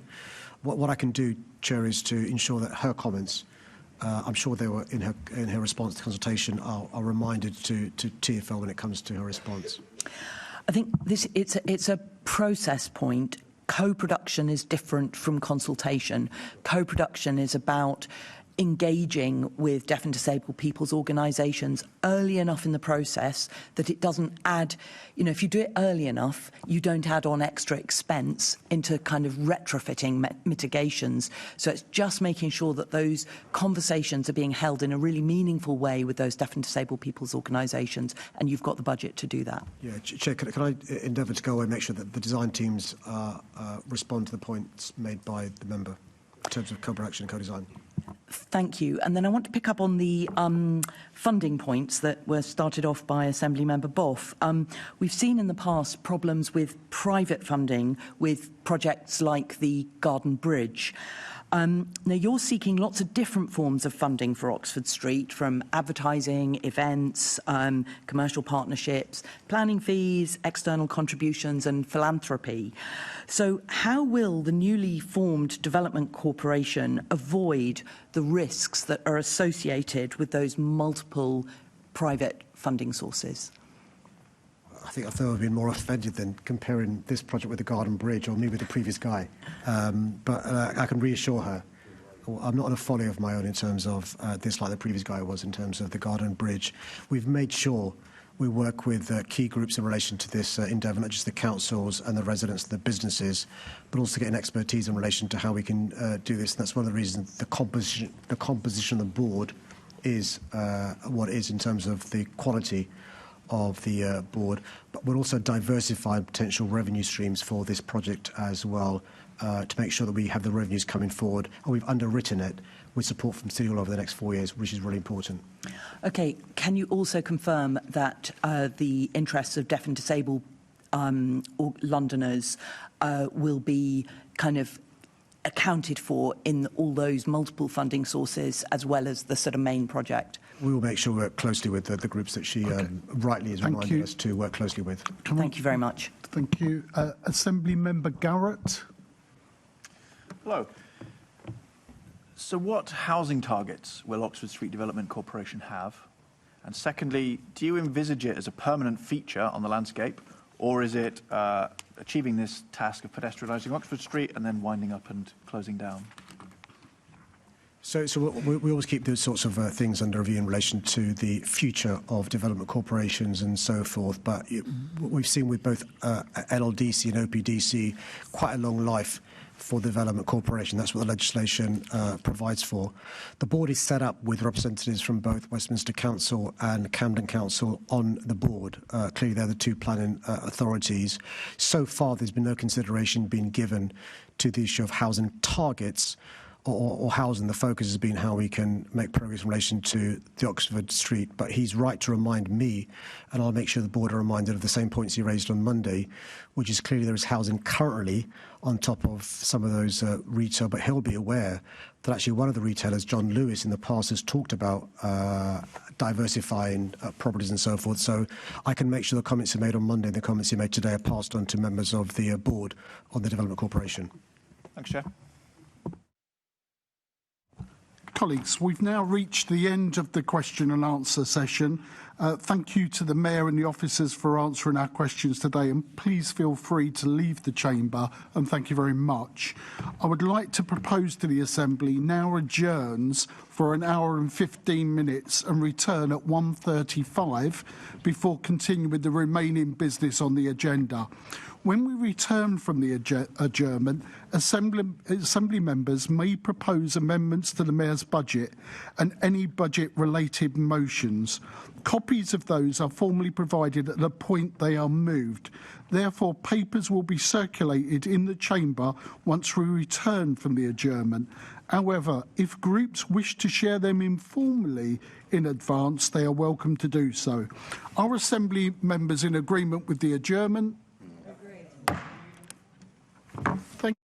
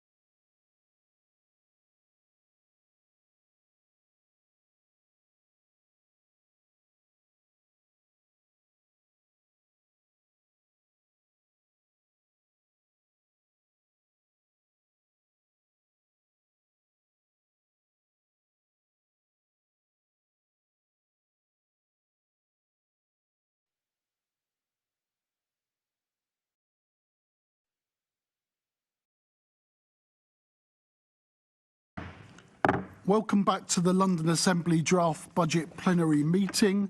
The Assembly will now move to debate and consider draft consolidated budget and any formal budget amendments. I will now hand over to the clerk, who will confirm which documents have been tabled and explain the procedural rules which apply to this section of the meeting. Thank you, Chair. The substantive motion on the agenda today is to approve the draft consolidated budget for 2026-27, together with the draft component budgets comprised within it, with or without amendment. In accordance with Standing Order 6.12b, this shall be considered without being proposed or seconded by a member. In accordance with Standing Order 6.12f, there will be one debate covering the substantive motion set out on the agenda, amendments to that motion and any budget-related motions tabled at this point. Members will see that 2 budget amendments have been tabled and 2 budget-related motions at this stage. Budget amendments at this stage can be passed by a simple majority of votes cast. Any budget amendments must amend the statutory figures that make up the consolidated budget requirement in the GLA Act, otherwise the statement is a budget-related motion. Budget-related motions also require a simple majority to pass and are not binding upon the Mayor. The Mayor is under a duty to respond to any budget amendments passed when he presents his final budget at the 26th of February 2026 Mayor's Question Time meeting. Just before the Chair invites members to move budget amendments and budget-related motions, just to pass on 2 bits of advice from the Chief Finance Officer. Firstly, standing orders stipulate an order in which budget amendments should be moved. However, where budget amendments are of equal aggregate effect, standing orders provide for lots to be drawn. The Chair drew lots just before the start of the meeting, and I can confirm that the first budget amendment to be moved will be in the name of Gareth Roberts. And the second budget amendment to be moved will be in the name of Assemblymember Caroline Russell. The third thing to then be moved will be the budget-related motion in the name of Hina Bakari AM. And then the fourth thing to be moved will be the budget-related motion in the name of Krupesh Hirani AM. Just to add, finally, the Chief Finance Officer has confirmed that both of the budget amendments before you are capable of being stacked. In other words, if members decide today to vote in favour of both budget amendments, they are capable of both being passed and both taking, both going to the Mayor for response. Thank you, Chair. OK, so I'm now to invite members to move and second the budget amendments which have been tabled. As you've heard before, they're all in order and agreed by following the advice of the Chief Financial Officer. Can I then invite on the first budget amendment Assembly Member Roberts? Thank you, Chair. Colleagues, the Assembly is being asked to stand by and allow the Metropolitan Police to shut its front door on the general public. In some cases, opening hours will be curtailed, and in some cases, such as at Twickenham, police stations will be closed to the public completely. This is a complete betrayal of the Mayor's manifesto commitment of a police station open 24/7 in every London borough. We've gone from 32 stations open 24/7 to just 2. And we're being asked to accept that broken promise, to accept such a serious decision without any evidence to back it up, and without any answers to the questions Assembly members have been asking repeatedly. I've lost count, for example, of the number of times Assemblymember Best has asked to see the most basic data about who is using Chingford Station and why. And it's become abundantly clear, whether it's Chingford or any other station, the Met simply doesn't have that data. They don't know how many people are walking through their doors, who they are, or why they are there. And what's even worse, and we've heard this directly from the Commissioner himself, they have no intention of even finding out what that data is. Again and again, they tell us we don't need front counters anymore because only 5% of crimes are now reported at police stations in person. But we know from 2017 data that only a small minority of people who visit a police front desk do so to report a crime, fewer than 1 in 5 visits. So over 80% of what actually happens at a front counter has not even been considered in this decision. That is not evidence-based policy making. It's a gamble with public safety. Similarly, I've lost count of the number of times Assemblymember Garbett has asked to see the Equalities Impact Assessment. And the Lib Dems have been doing exactly the same thing. We've written letters, we've submitted FOIs, and we've still not got our hands on it. And this isn't a technicality. It's a legal requirement, and it's incredibly important for us to be able to see that and scrutinise it to assess the impact on vulnerable Londoners. We're talking about disabled Londoners who might not be able to phone or navigate digital systems. We're talking about people in coercive relationships whose internet or phone use is monitored or prohibited. We're talking about victim survivors of domestic abuse, modern slavery and sexual violence. And for these Londoners, in-person reporting is not a preference. It may be the only option that they have. And what is the Met's proposed mitigation? We've heard them mention the possibility of video reportings via screens on the street. I wonder if anybody can imagine those people that have escaped a violent partner or been the victim of rape. Conceive of them having to stand out on the street in public view and report what has happened to them via a touchscreen. Frankly, it's unconscionable. And throughout this process, we've had nothing to reassure us that this decision won't have an appalling impact on women and girls who are the victims of violence. On the contrary, we have every reason for alarm, given that the decision will limit access after dark to just 2 police stations in London, one of which is Charing Cross.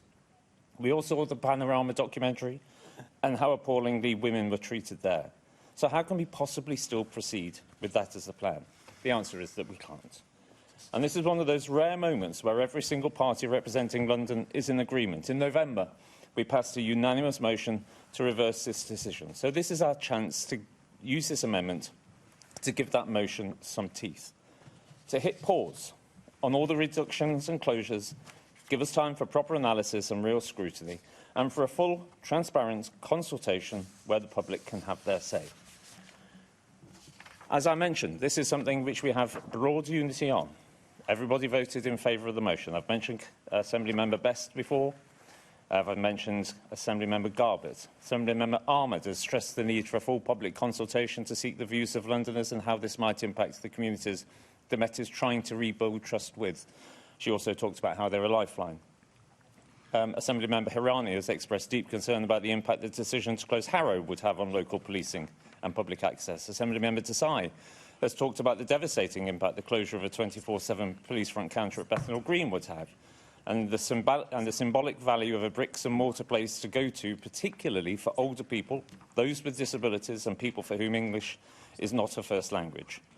He says we cannot put a price on community confidence. Assemblymember Baker talked about it feeling like a fait accompli decision ahead of any results of an equalities impact assessment. Assemblymember Mahfouz talked about how the reversal of the decision to reverse the closure of Hayes Police Station is vital for maintaining community trust, accessibility and safety. And Assemblymember Torrell has spoken about how the decision may affect London's nighttime economy. This is something we all agree on, and this is something that we can do today to show that we are in support of Londoners and how we can assist the Mayor in keeping his manifesto commitments. This would be just 2 years' worth of expenditure and would enable us to say to Londoners, we recognise the need for police front counters in your local area and we will stand up for them in the face of the closures. Thank you. Thank you very much. Can I ask the seconder to move? Reserve the right. Thank you very much. Moving on to the second budget amendment, Assemblymember Russell to move. Thank you, Chair, and thank you, colleagues, for listening to the Green Group proposals, which are set out in the documents in front of you and that I'm going to outline now. Now, in this time where we are celebrating 25 years of the London Mayoralty, the GLA and the London Assembly, we all also recognise that there is still so much more work to do in our city. London, by many metrics, is the best city in the world, but we're still grappling with the unique challenges that London and Londoners face. Some of these challenges long predate us. Reference any work of Dickens to read about deprivation in London, but it is our job and our privilege today to work on behalf of Londoners for a better city for everyone. More recently, we've all faced very difficult years. Austerity policies have never been truly repealed. We've seen the devastation following Brexit, the COVID crisis, and now international tariff fluctuations. And these are all impacting on small businesses, and this impact is ongoing, and we have not yet emerged from the cost of living crisis. So while more resources may be available to London's government to meet these challenges soon, much is still uncertain. Here at the Assembly and in my group, we have long supported a visitor levy, and the government is now finally consulting on this. A London visitor levy could raise as much as £350 million a year, much as I hate to bring to mind the Brexit bus. And this new revenue stream could make a huge difference to our city. We've always suggested spending this money on young people, increasing services and training and giving our young Londoners the best opportunity to shine. However, we're not spending as yet unsecured money in our amendment, and the Mayor's draft budget is clear that while the funding position for the GLA remains uncertain, we must be cautious with the available funds that there are. Therefore, this amendment seeks to identify practical measures that can be taken within the current funding envelope, with a maximum spend of £1.35 million coming from reserves and unapplied revenue grants, and reprioritising £10 million from the increase in council tax given to the MOPAC budget. My colleague Assembly Member Garbett will speak to our amendment's proposed changes to MOPAC funding priorities and the plans to use unapplied revenue grants to support renters in her seconding speech. Now, I'm going to address parts 3 and 4 of our amendment. So part 3 of our proposal is something we have previously discussed in this chamber. Last January, my colleague Zach Polansky AM asked the Mayor if there was money available in his budget if a legal challenge needed to be mounted against Heathrow expansion. The Mayor said he would not commit funds to speculation. Then, a few weeks later, in February, Assembly Member Gareth Roberts and Assembly Member Polansky brought a budget-related motion to the Assembly, asking the Mayor to make clear in his final draft budget for 25-26 that funding would be available for legal action against the government if expansion plans are pursued. And you unanimously supported this call. And I hope people remain convinced of the validity of that call, especially now we are long past speculation. As you all know, in November, the government announced they support Heathrow's scheme for a third runway and will be reviewing the airport's National Policy Statement, AMPS, in this context. This flies in the face of the current London plan, pun intended. Londoners don't want this expansion. We are overflown, overpolluted and underserved by creaking infrastructure that deserves upgrading and expansion before frequent flyers get even more opportunity for luxury trips. In 2018, the Mayor signed a mayoral decision, MD 2348, if you want the number, legally challenging a third runway at Heathrow. An agreement that TfL would be instructed to support the Mayor's legal challenge to expansion. Now, our amendment would ring-fence £500,000 from the Climate Change Reserve, initially for expert staffing resource to compile the evidence needed to support such a legal challenge and to run through public engagement on this issue. Now, I hope this chamber feels as strongly on this point as you did last year, as there is still no money set aside for this important challenge in the current budget. So on to part 4 of the Green Group amendment. As long-standing colleagues and staff will know, reducing road danger and improving public transport, both in terms of safety and desirability, was what brought me into politics and has remained at the heart of my work ever since. And so Part 4 looks at a small but very significant change to the way TfL evaluates areas of transport investment and provides £500,000 to improve TfL modelling by accommodating this change. For the non-transport geeks, I will do my best to use plain English. At the moment, a key tool of transport planning in London is the Public Transport Accessibility Level Indicator, or PTAL, which shows where access to public transport is best and worst, i.e. who's closest, who's closest to it. This tool is used in the process that decides where local transport investment is most needed, and while it's a solid basic tool, it could use some refinement. Which leads me to Transport for All, who I'm sure you're all well aware of, a disabled-led group who want to transform our transport system to make it more accessible for the betterment of everyone. And they have come up with ideas based on real-world experience and expertise to improve the PTAL measurement.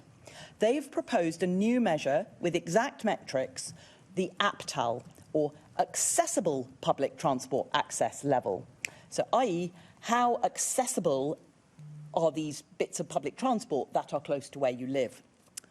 New criteria would mean TfL could no longer say an area has good transport accessibility if the transport options aren't actually accessible because they have no step-free access, or have reduced accessibility because they're always overcrowded or they don't have toilets. It seems obvious, doesn't it? But transport accessibility that means you live close to a station but that takes 2 flights of stairs to enter isn't really what we should understand by accessibility. That is accessible for everyone, every Londoner. And that's how TfL should be viewing public transport to better inform planning decisions, investment decisions, and when it comes to the London Plan. Accessibility could be embedded from the start in all transport proposals and funding. Using fresh eyes and fresh thinking could open up strategic evaluation of other barriers to active transport, as well as areas with low-scoring APTALs in outer boroughs. It would also help with the Mayor's target for 80% of all journeys to be walked, cycled or taken by public transport by 2041, as well as his target to reduce car kilometres driven by 27% by 2030 to help achieve net zero. We therefore think it is a wise investment to use £500,000 from the Climate Change Reserve to fund TfL to review London's PTAL modelling, to improve real-life accessibility and to enable more public transport journeys. Thank you for your time, colleagues. I hope you will give this amendment some serious consideration. And I now hand over to my colleague, Assembly Member Garbett, to outline our other 2 proposals. Please, Assembly Member Garbett. Thank you, Chair, and thank you, Assembly Member Russell, for setting out our and introducing our budget amendment. I'm pleased to second our proposal. The part of the amendment I'm proposing focuses on the repurposing of the investment in MOPAC. So this is parts 1 and 2.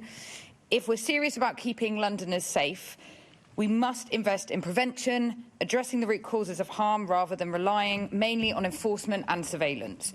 For too long, policing has focused heavily on low-level drug offences, especially cannabis, without making our communities any safer. The evidence is clear. Enforcement alone hasn't reduced harm or built the trust in communities most affected. The Mayor's own London Drugs Commission has recognised this reality and called for a shift away from criminalising cannabis use. Last year, nearly 58% of all stop-and-search activity was for drugs and predominantly cannabis. This represents a huge commitment of police time that could be redirected towards tackling serious violence, exploitation and supporting victims and their families. And that's exactly the kind of work that the Violence Reduction Unit leads on, working with young people at risk, supporting victims and addressing the root causes of violence in our communities. Deprioritising cannabis policing is about being smart and evidence-led. It means focusing resources on proven prevention and intervention efforts that keep Londoners truly safe.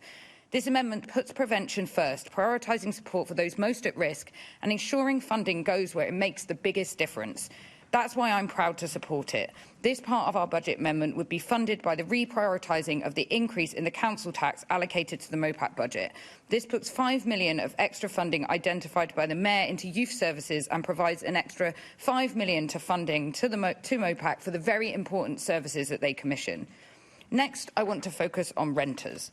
London's renters are being deeply let down. The Renters' Rights Bill does nothing meaningful to address affordability for London's almost 3 million renters.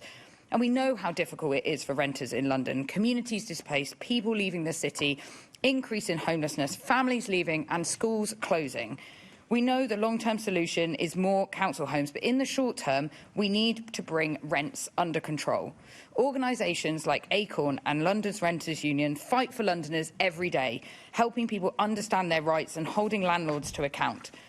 The Mayor promised in his 2024 manifesto that he'd back renters' unions, that he'd give Londoners advice, guidance and real support, yet no funding has been provided, and this budget still leaves that promise unfulfilled. Without these unions, renters struggle alone. Funding of £250,000 set out in our amendment would let that work expand, hiring staff, taking on more cases and running awareness campaigns so renters actually know the protections the Renters' Rights Act gives them. London still doesn't have a rent commission the Mayor promised nearly 7 years ago. The Mayor said in 2019 he would set up an independent commission to work out what a rent control would look like for London, but not until the government gifted him these powers. A proper commission would bring together renters, unions, experts, community groups to explore the real solutions to the city's affordability crisis. I hosted a rent commission in my first year, which showed the need for a rent commission and the appetite from so many groups that were willing to participate, like Shelter, Acorn, Generation Rent, Inclusion London and the Runnymede Trust. We need the Mayor to finally take leadership on this and to form a commission that would tell the government what renters really need, devise a formula to inform affordability and show the economic model of a rent control that would work for all Londoners. It would be led by people with lived experience of renting, ensuring the voices of Londoners are at the heart of decisions that affect them. This amendment is about keeping the promises that the Mayor has made and giving Londoners the tools they need to live in safe, secure and affordable homes. Thank you. Thank you for that. Now, let's move to budget-related motions. The mover is Ina Bakari. Assembly Member Ina Bakari, forgive me. Thank you, Chair. Free school meals are a lifeline. When I was teaching, I had this little girl who would come into class and I knew was having a really, really tough time at home. And she would often come into class late, upset and hungry. And if I didn't have a spare sandwich or some fruit, I knew that the day would be hard for her and everyone else in the class. But she was not the only one. When free school meals were introduced by the Lib Dems and Coalition, it did change lives. And that's why the Liberal Democrats have always championed free school meals. And that's why we pushed the Mayor to make sure that free school meals were universal in London and not just for 1 year. Last summer, the national government finally caught on and expanded free school meals to all children whose families were on universal credit, something the Lib Dems, again, have been championing for years. This will be a huge difference to so many families across the country who are struggling to put food on the table. And here in London, it also has a material impact on next year's budget. The expansion means that around £50 million, money that the Mayor was already planning to spend, will no longer need to be drawn from the reserves. So the question is, how can we continue to use that money to address child poverty in our city? Because the job is certainly not done. Far from it. London already has the highest child poverty rate in the country. More than a third of our children live in poverty, and in some boroughs, nearly half. The Children's Commissioner for England said children in England are living in Dickensian levels of poverty. So while I take comfort in universal free school meals being provided in London, it is also the case that free school meals end when school ends. Hunger does not. And I am worried that not enough is being done to address the persistent issue of holiday hunger. When I questioned the Mayor on this, he said it's covered, but with no clear answers on how. I am worried because up until now, many councils have relied on the Household Support Fund to fund holiday food vouchers for children eligible for free school meals. I am worried that from April 2026, that fund disappears, replaced by the government's new Crisis and Resilience Fund, which does not support blanket holiday provision for children eligible for free school meals.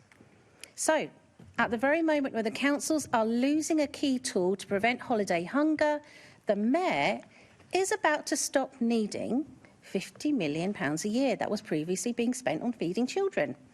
That is not a coincidence, and I think it's an opportunity and a responsibility. We have a chance to take that money that was already allocated to supporting children and to continue to use it for that purpose, to work with boroughs, ring-fence the funding and ensure that no child goes hungry simply because the school gates are closed.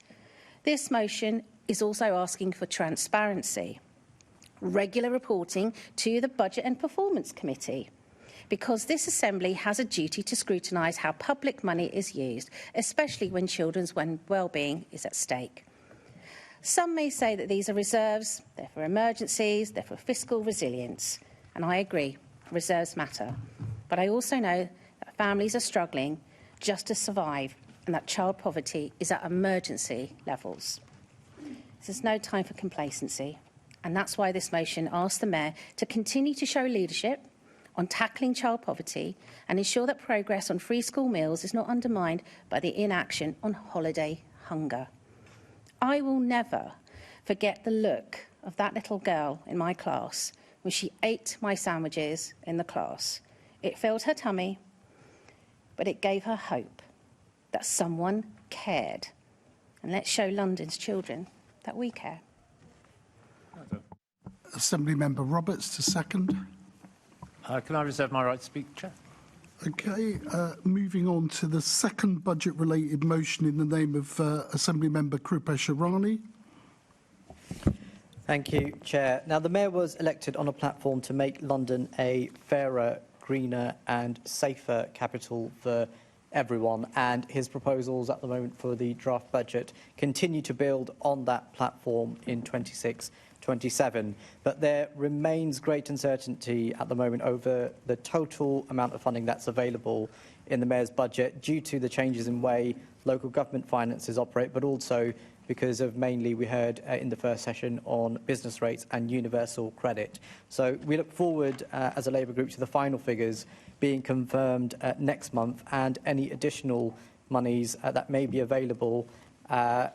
We've outlined in our motion what we'd like the Mayor to prioritise that spending on. Given the uncertainty that there is at this stage in the budget, as a Labour group, we will not be supporting any amendments that impact any figures or actual spending in the Mayor's budget, simply because I think, as I've already outlined, we don't have all the final figures in front of us at this stage, which I hope will be being confirmed. And on the issue of reserves, we already heard from the first session about this being reviewed by the Chief Finance Officer, so it would be good to look at the funding levels that are available in that totality. Now, the Mayor's budget continues to ensure investment on tackling crime and antisocial behaviour, building more affordable homes, reducing street homelessness, so record levels in this area, and improving our transport network, but also keep building London as a world leader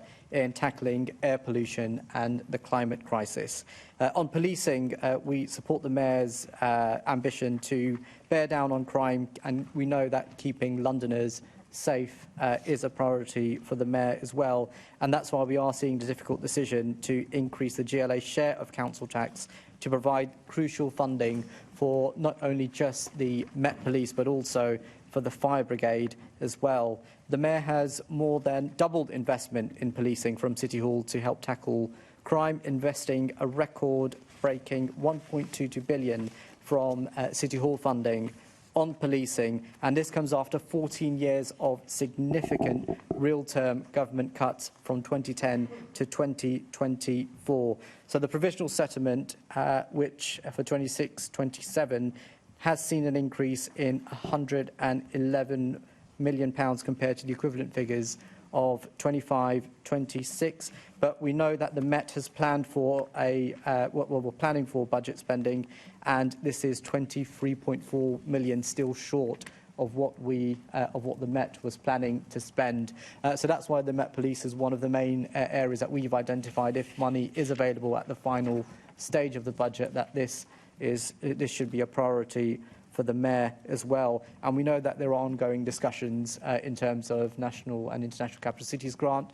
We saw last year a record increase coming to the Met Police for this, but we also know that there are special grants and one-off grants that the Met Police received, so we'll wait to see the impact on that as well. On housing, we saw a record settlement for London for house building and affordable house building, which we absolutely support the Mayor on, to make sure that we can build the homes that Londoners need. We all know we're in the midst of a housing crisis, and it's a huge issue for Londoners seeking to live in London and stay in our capital city, and that's why it is right that he continues to prioritise this, but also on tackling street homelessness, because since Sadiq became Mayor of London, he's increased City Hall's rough sleeping budget fivefold, and that's to meet up with the challenges and demands that there have been given the increased poverty levels that we've seen over the austerity levels,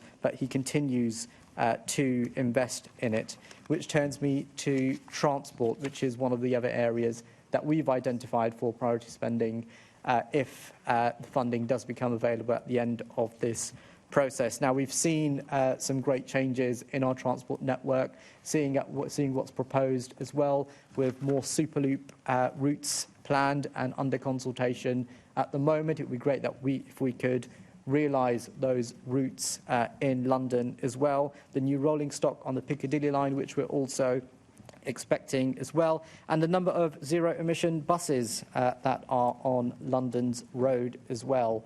We need to make sure that they are sustainable, and also that we are equipping and future-proofing our buses and our transport modes as well. But one of the areas that we have identified that we want the Mayor to invest funding on is on step-free access. Now, we have multiple feasibility studies ongoing all at the same time at the moment, and it would be great if we can realise some of those step-free stations for Londoners, mainly in outer London. We all know that in inner London and the centre of London, it has a disproportionate amount of step-free stations, so we can get more to outer London boroughs as well, which is where most of these feasibility studies are taking place at the moment. If we get some funding behind them to realise them, Londoners will benefit from disabled Londoners to also parents who have young children with buggies and people with access needs as well. The Mayor announced the TfL fares package for 2026. We know that there's a freeze up until the summer for bus and tram fares, and the Mayor continues to make sure that London's transport network the fares remain as low as possible, but also the level of excitement that I mentioned in West and North West London around funding for the West London orbital. What the Mayor's budget does this time around is also keep that momentum going so that the stations and the areas have plans in place, so we know how much investment is required to actually realise the West London orbital. And I'll go back to step 3 because of the level of, or the amount of feasibility studies that we have ongoing at the moment. So 35% of tube stations are currently step 3. So in order to realise the Mayor's target of half of all tube stations step 3 by 2030, we'll have to see a further 42 stations becoming step 3 to meet this target. So that's why it's important, and it has been spoken about at Budget Committee, Budget and Performance Committee as well, about making sure we have the funding available in the network to realise this as well. And on the cost of living, so the Mayor has his flagship Universal Free School Meals programme, and he proposes a further 100 million. He proposes 100 million pounds to make sure that children do continue to receive free school meals. I mentioned the uncertainty because this is the area where we don't have the final figures on universal credits and the government's impact. But it's great to see the government and the Mayor working hand in hand on this particular issue, in addition to the breakfast clubs that are being rolled out by national government to tackle food poverty as well. So I'll encourage all members around this table to support our motion on today that's tabled in front of us. And as I said, we won't be supporting the amendments which commit to spend that we don't have the final figures on in terms of the budget that we have today. And hopefully you can support us to continue that ambition to make London fairer, greener and safer for everyone. Thank you. Assembly Member Ahmed to second. Thank you, Chair. I want to thank Assembly Member Harani for tabling this motion. As he has explained, there is even more uncertainty than normal in this year's draft budget because of the business votes review. One thing that isn't uncertain, however, is the Labour groups and the Mayor's commitment to keeping Londoners safe. In this budget, the Mayor allocates a record £1.22 billion of funding from City Hall to the Met, This includes the £2.4 million allocated for the work on child exploitation, which the Mayor regards as a priority, whilst never exploiting the experience of victims or using their abuse as a political football. While I understand that raising council tax by £1.25 a month for a bandied property per month isn't universally popular, we support the Mayor's decision to prioritise giving the Met the resources it needs to keep Londoners safe. This funding will help the Met address the scourge of phone theft and ensure we can continue to bear down on homicides, knife crime and burglary. I also welcome the fact that yet again we've seen a significant uplift to the policing grant from central London. The contrast couldn't be clearer between this government and the previous one.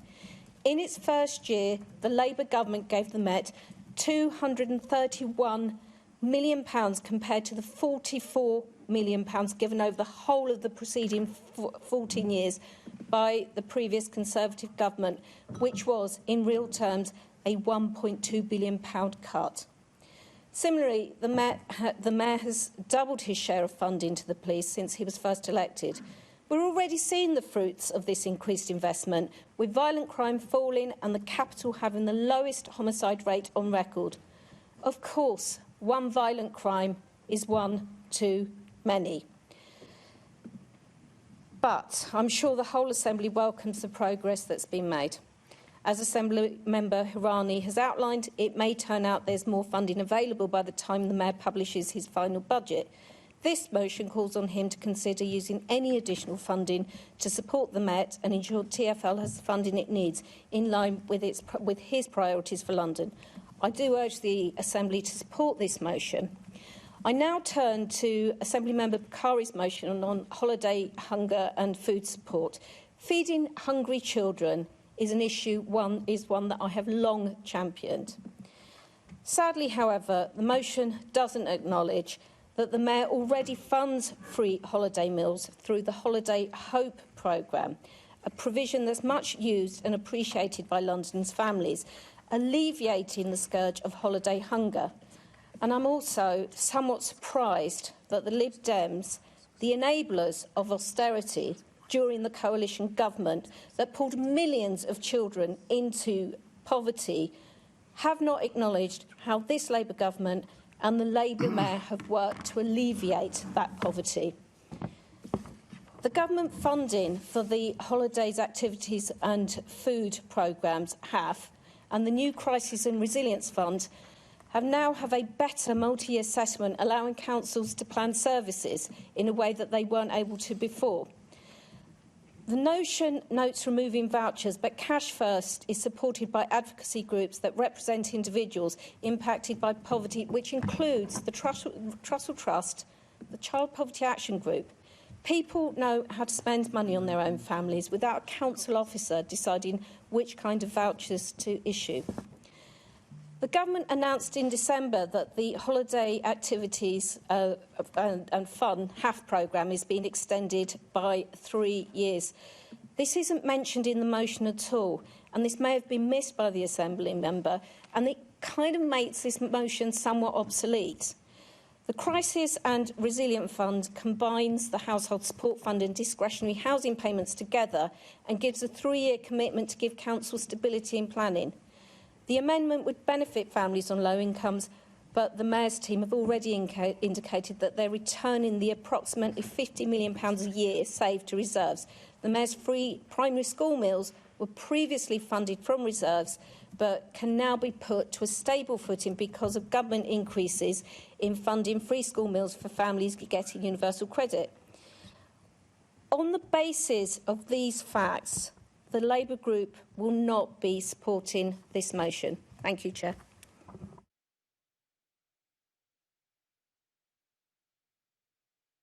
We're now open for debate. I'll bring in the seconders at the end of open debate if I can. Well, I will be able to. So it's up to members to put the... I'll take you as I see you. Those who wish to join the debate. Assembly Member Hall. Thank you. Have I got it right? Sorry. Thank you, Lord Deval. there is uncertainty, of course, in this Mayor's budget, but then there always is. Sadiq Khan's magic money tree is rattled between the end of January and then we finally see the end result in February. And because of this, for the last few years, we haven't commented on amendments. And that's appropriate because we just don't know what the final figures are. There's lots to applaud in the amendments, and there are things that we disagree with. However, we will be making our final comments at the final budget meeting, and then you will hear what we think of various different other amendments.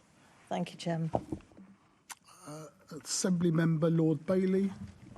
Just quickly, Chair, to speak to the Labour Party amendment. It is astonishing to sit here and hear the Labour Party continually talk about austerity. Yes, there was definitely austerity, but remember where it came from. It came from that utter and complete devastated place you left the public finances in. And before you deny that, remember the Labour Party itself at that general election had its own austerity plan. It had its own austerity plan. You had your own austerity plan. So please don't talk about these things as if it came from the ether. Anybody listening to this only needs to check. I'll get to that. Only needs to check what the Labour Party manifesto said at the time. And we talk about the Liz Truss budget. Love it or hate it, it never had anything like the effect that your current Chancellor in her 2 budgets have had. The Office for Budget Responsibility have talked about the nonsense that you've made of our economy. Our own bus fleet in London is beginning to shrink and close down because of the changes you made to NI. You've devastated us in NI. Just that one thing has made sure that there's now 300,000 more unemployed young people than there were when you came to power. In that short time, that one change has made that difference. That's before you point to the fact that the nighttime economy in London and nationally is collapsing because of the changes you have wrought economically on the country.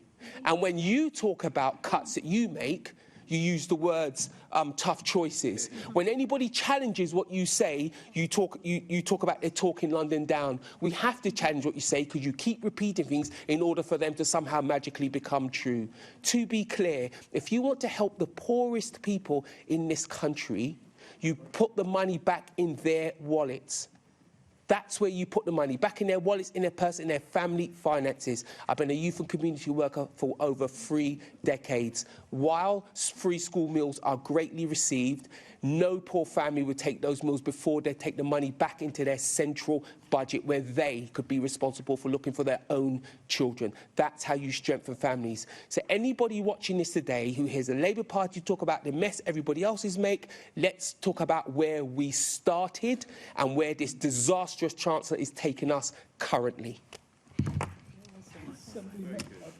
Assembly Member Baker. Thanks, Chair. So I'm speaking in support of Assembly Member Hirani's motion, unsurprisingly. I want to talk about the transport aspects of it. Our public transport network is vital for Londoners, and sometimes we can take it for granted, but it does require, as we've discussed at times today, constant and regular maintenance and renewals of stations, trains, signals, and all the other moving and non-moving parts. And years of underfunding from the previous Conservative government have left TfL with a backlog of renewals. And as for it being anyone else's fault, political decisions during COVID resulted in a load of underfunding, and those are political decisions to punish London for being London, nothing to do with any finances. So this is going to take long and complex work to manage and resolve this backlog, and this budget is putting over 860 million into that backlog, and also using the substantial and multi-year capital funding deal from the government last year that is enabling TfL to plan into Piccadilly line, new trains and infrastructure, replacing DLR rolling stock, signalling upgrades on the District Circle, Hammersmith City Metropolitan line, all of which is going to reduce the need for additional maintenance cost and improve access and reliability. So Assemblymember Harani has detailed the level of uncertainty in additional funding, so we're not going to be specific about how any additional money should be spent. But the right thing to do, we believe, is if there is money for transport, then it goes to protect and enhance our public transport network for all Londoners. And also, while I have you, I just want to turn to the Greens budget amendment and particularly the proposal around the accessible public transport access level. We're supportive of this well-researched and insightful tool and very supportive of measures that ensure that accessibility is better incorporated into our transport planning. But we don't believe that there is a case that a pot of funding, that I'm afraid does look a little bit arbitrary, is the right approach. The level of organisational and cultural change that is needed for TfL to properly incorporate accessibility in the way they work, now that's a bit more complicated than a particular pot of funding. So we'll continue to work on this issue with other groups, but not on this specific proposal. We won't back that. Thank you. Assemblymember Wilson. Thank you, Chair. Now, as we know, London faces some very serious challenges, and to acknowledge those is not to talk London down, as we often get accused of, but it's to recognise that our city is not perfect and it needs improvement. You might even say it needs reform. Policing is in retreat. Policing is in retreat, and across a whole range of volume crimes that affect thousands of Londoners on a daily basis, under this mayor, the figures are up. London is Europe's most congested city, and we have key road infrastructure assets crumbling before our very eyes. It's harder than ever to get on the property ladder for purchase or rent. And, of course, the devastating impact of Rachel Reeves's two disastrous budgets on the economy as a whole, hospitality in particular, with unemployment now up to the highest level since lockdown, and young people bearing the brunt of this. Now, this budget does nothing to address those crucial problems. It doesn't keep police station front desks open. It doesn't provide the 1,300 new officers we were promised. It doesn't save the Parks Police or Safer Schools officers. It doesn't make any provision for fixing Broadmead Bridge or the Hammersmith Bridge. And it doesn't provide any clarity on funding for the DLR extension. The affordable housing programme includes a vastly increased subsidy per unit, meaning that even if the programme is delivered, the actual number of units provided won't touch the surface. And it maintains the relentless war on drivers, whose only benefit to TfL and the Mayor seems to be as a recurring cash cow. This morning, the Mayor said he was relentlessly focusing on Londoners' priorities. That simply isn't true.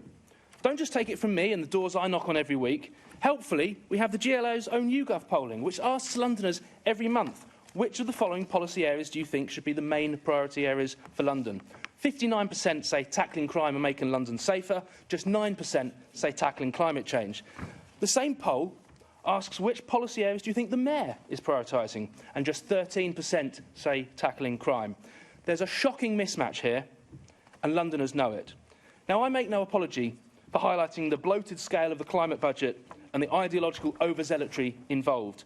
3.7 billion over 3 years, most of which is borrowed, so added to London's mortgage. It's twice the size of the fire budget. Yes, some of it is replacing things that need replacing anyway, but to claim, as the Mayor did to me at the last MQT, that it's all about LED lighting is actually gaslighting Londoners. It includes nearly £500 million over 3 years on safer and healthy streets, a poorly coded euphemism for the ongoing war on drivers. Includes over 71 million on electric buses, and of course my old personal favourite, 28 million on decarbonising the police estate while slamming the front door in Londoners' faces. It's like living in a house with a leaky roof and broken windows, remortgaging that house and buying a Rolls-Royce, needlessly ostentatious and totally unaffordable. Now, in a few weeks, we'll present our proposals to tackle some of those problems I outlined at the start. Watch this space, and hopefully some of you might ignore Sadiq's recommendation from last year to, as a general rule, I never encourage anyone to work with reform. Let's wait and see. But for now, let's consider the Green Amendment. Sorry, folks, we're not with you. I can't support taking away vital tools from the police that they need to do their job. I won't support even more waste on so-called active travel while those crucial bridges remain closed to vehicular traffic. And Heathrow is a vital infrastructure asset, not just for London, but for our whole country. And I'm proud to lead the only group on this Assembly that gives it our wholehearted and unambiguous support. Now, while I'm not a natural bedfellow to the Lib Dems, for all manner of reasons, I recognise that no party has a monopoly on good ideas. The closure of the police station front counters is the single issue on which I've had most correspondence since being elected to this Assembly, and it's the one that I'm most angry about personally too. So I welcome the Lib Dem amendment. I would prefer the funding could come from somewhere more financially sustainable than the seemingly soft option of reserves, but recognising it's time limited until a proper consultation and impact assessment and future arrangements can be put in place, very happy to give that my support. But just because you've come up with one good idea doesn't mean all your ideas are good ideas, so I won't be supporting your motion to nationalise parenthood and take away parental responsibility. Thank you. We've got a further amendment that's coming round to give you a chance to read it in the name of the Conservative group, in the names of Assembly Member Emma Best and seconded by Neil Garrett. I'm going to just interrupt this debate to allow those amendments to be moved. So, can I ask Assembly Member Best to move? Thank you, Chair. And this is the amendment to the Labour group's motion, which, to be honest, I'm not really sure what they were trying to achieve. It basically says, please, Mr Mayor, I think you might get some money. Hopefully you'll please look at the police and maybe you'll look at TfL. Please, thank you. But if you don't worry. We don't care. Just do whatever you want. I think that was what you were trying to get across there. So I've tried to give some direction to this motion, so hopefully it does a little bit more than what it initially did. And I think the first point is the motion happily welcomes the government's decision to increase funding available to the GLA, but we cannot do that as an Assembly without recognising that the local government settlement has created a nightmare for many London councils. And now it is an open secret how many of our councils are facing bankruptcy as a result of this settlement. We cannot ignore that. Our councils are struggling. To sit here and welcome that we've got extra money and laugh at all the councils outside, we can't do that. We aren't here to do that. The second bit was the original motion ignores crime. It tells London again that they're safe, there's nothing to worry about, all is good, don't worry, all good here, move along. Assembly Member Ahmed said, no one is uncertain of the Mayor's and Labour's members' commitment to keeping London safe, and I am afraid to tell you they absolutely are uncertain.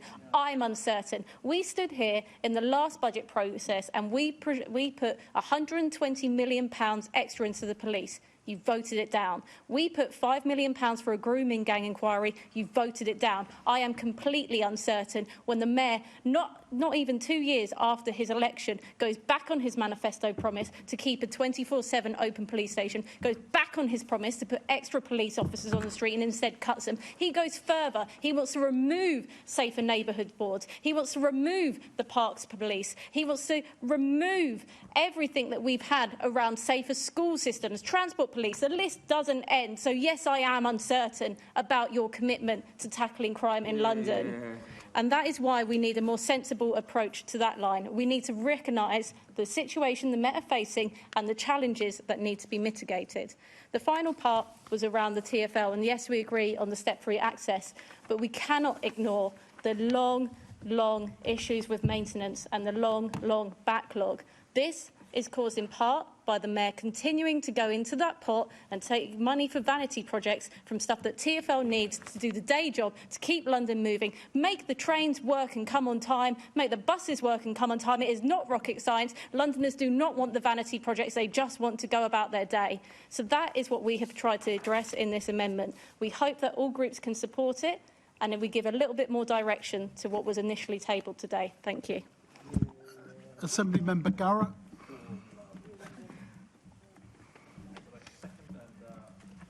I'll make my remarks now, if I may, Chair. So this motion from Labour it's operating in a parallel universe, you know, in which the Labour government is doing well and the Labour Mayor is doing well and all is fine in the world. And meanwhile, in my part of London, we're dealing with the fact that the bus contractor has just thrown in half a dozen, in fact 8 bus routes, which it says are no longer viable.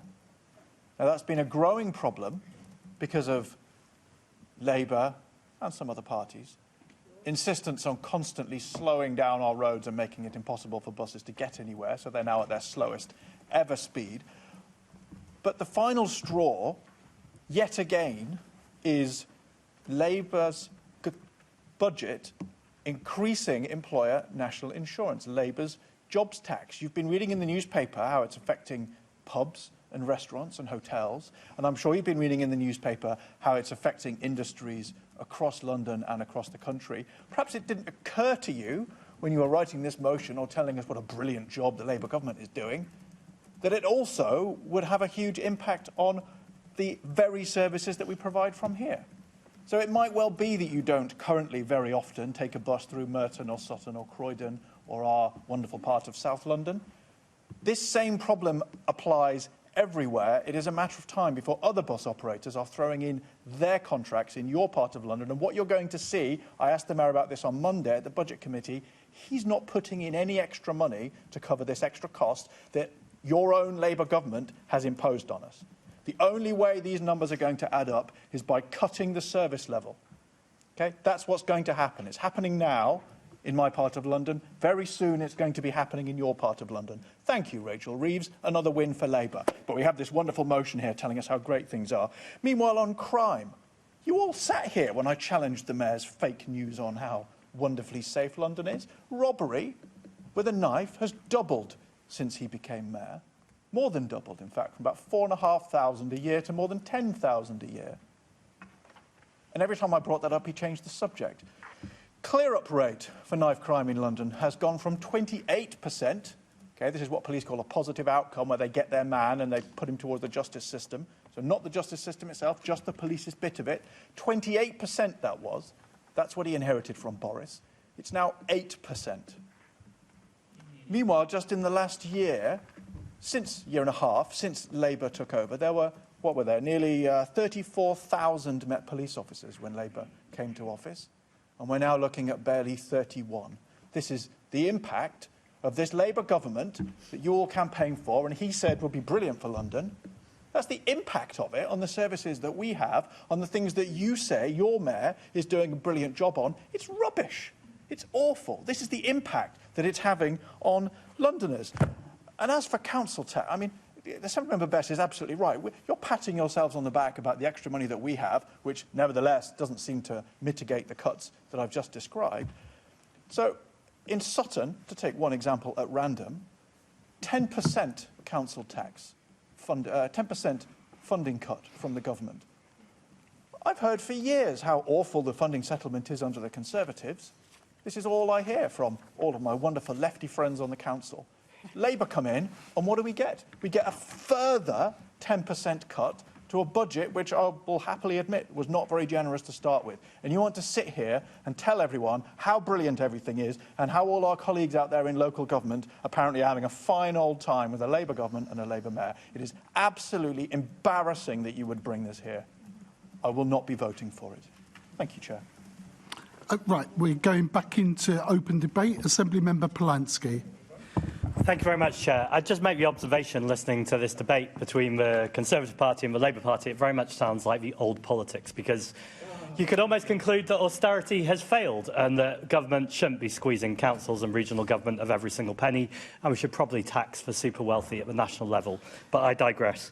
On the funding for London budget-related motion, we don't support this for lots of reasons that have been said, particularly the celebratory tone when councils are really struggling. There's also an issue around the Met Police, which comes to the Tory amendment to the budget-related motion, where we also do support the step-free access and the accessibility issues. It's important to note that. But this issue around police front counters, I'm going to come on to with the Lib Dem motion. They all kind of link together. So just as a point of information, we didn't vote for the motion last year. We actually abstained. We looked, and we think only 10 people in the chamber voted. And the reason we didn't is if you listen to the Met Police, they said in August. The point I would make is that some councillors have asked me, if we gather together some money, could we pay to keep the front counter open?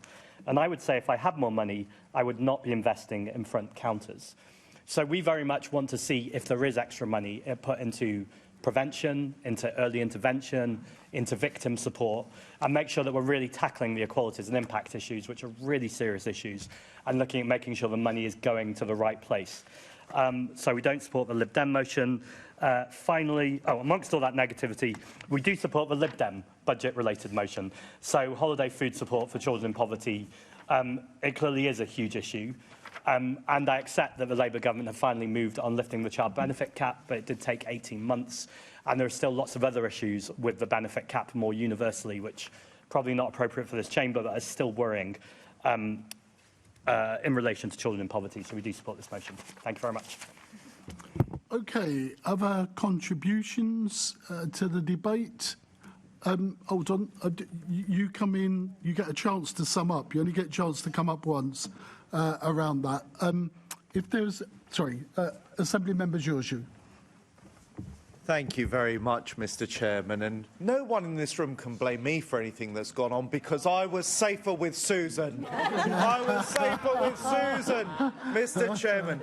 And I'm not going to rehash Assembly Member Best and Assembly Member Garrett's fantastic speeches on our budget amendment, but I just want to remind my left-wing colleagues on the other side about their Labour governments. No, they are lefties, but in a different way. But I just want to highlight the bits from Assembly Member Best's speech about this poor funding settlement for some London boroughs, and I wonder which ones they are.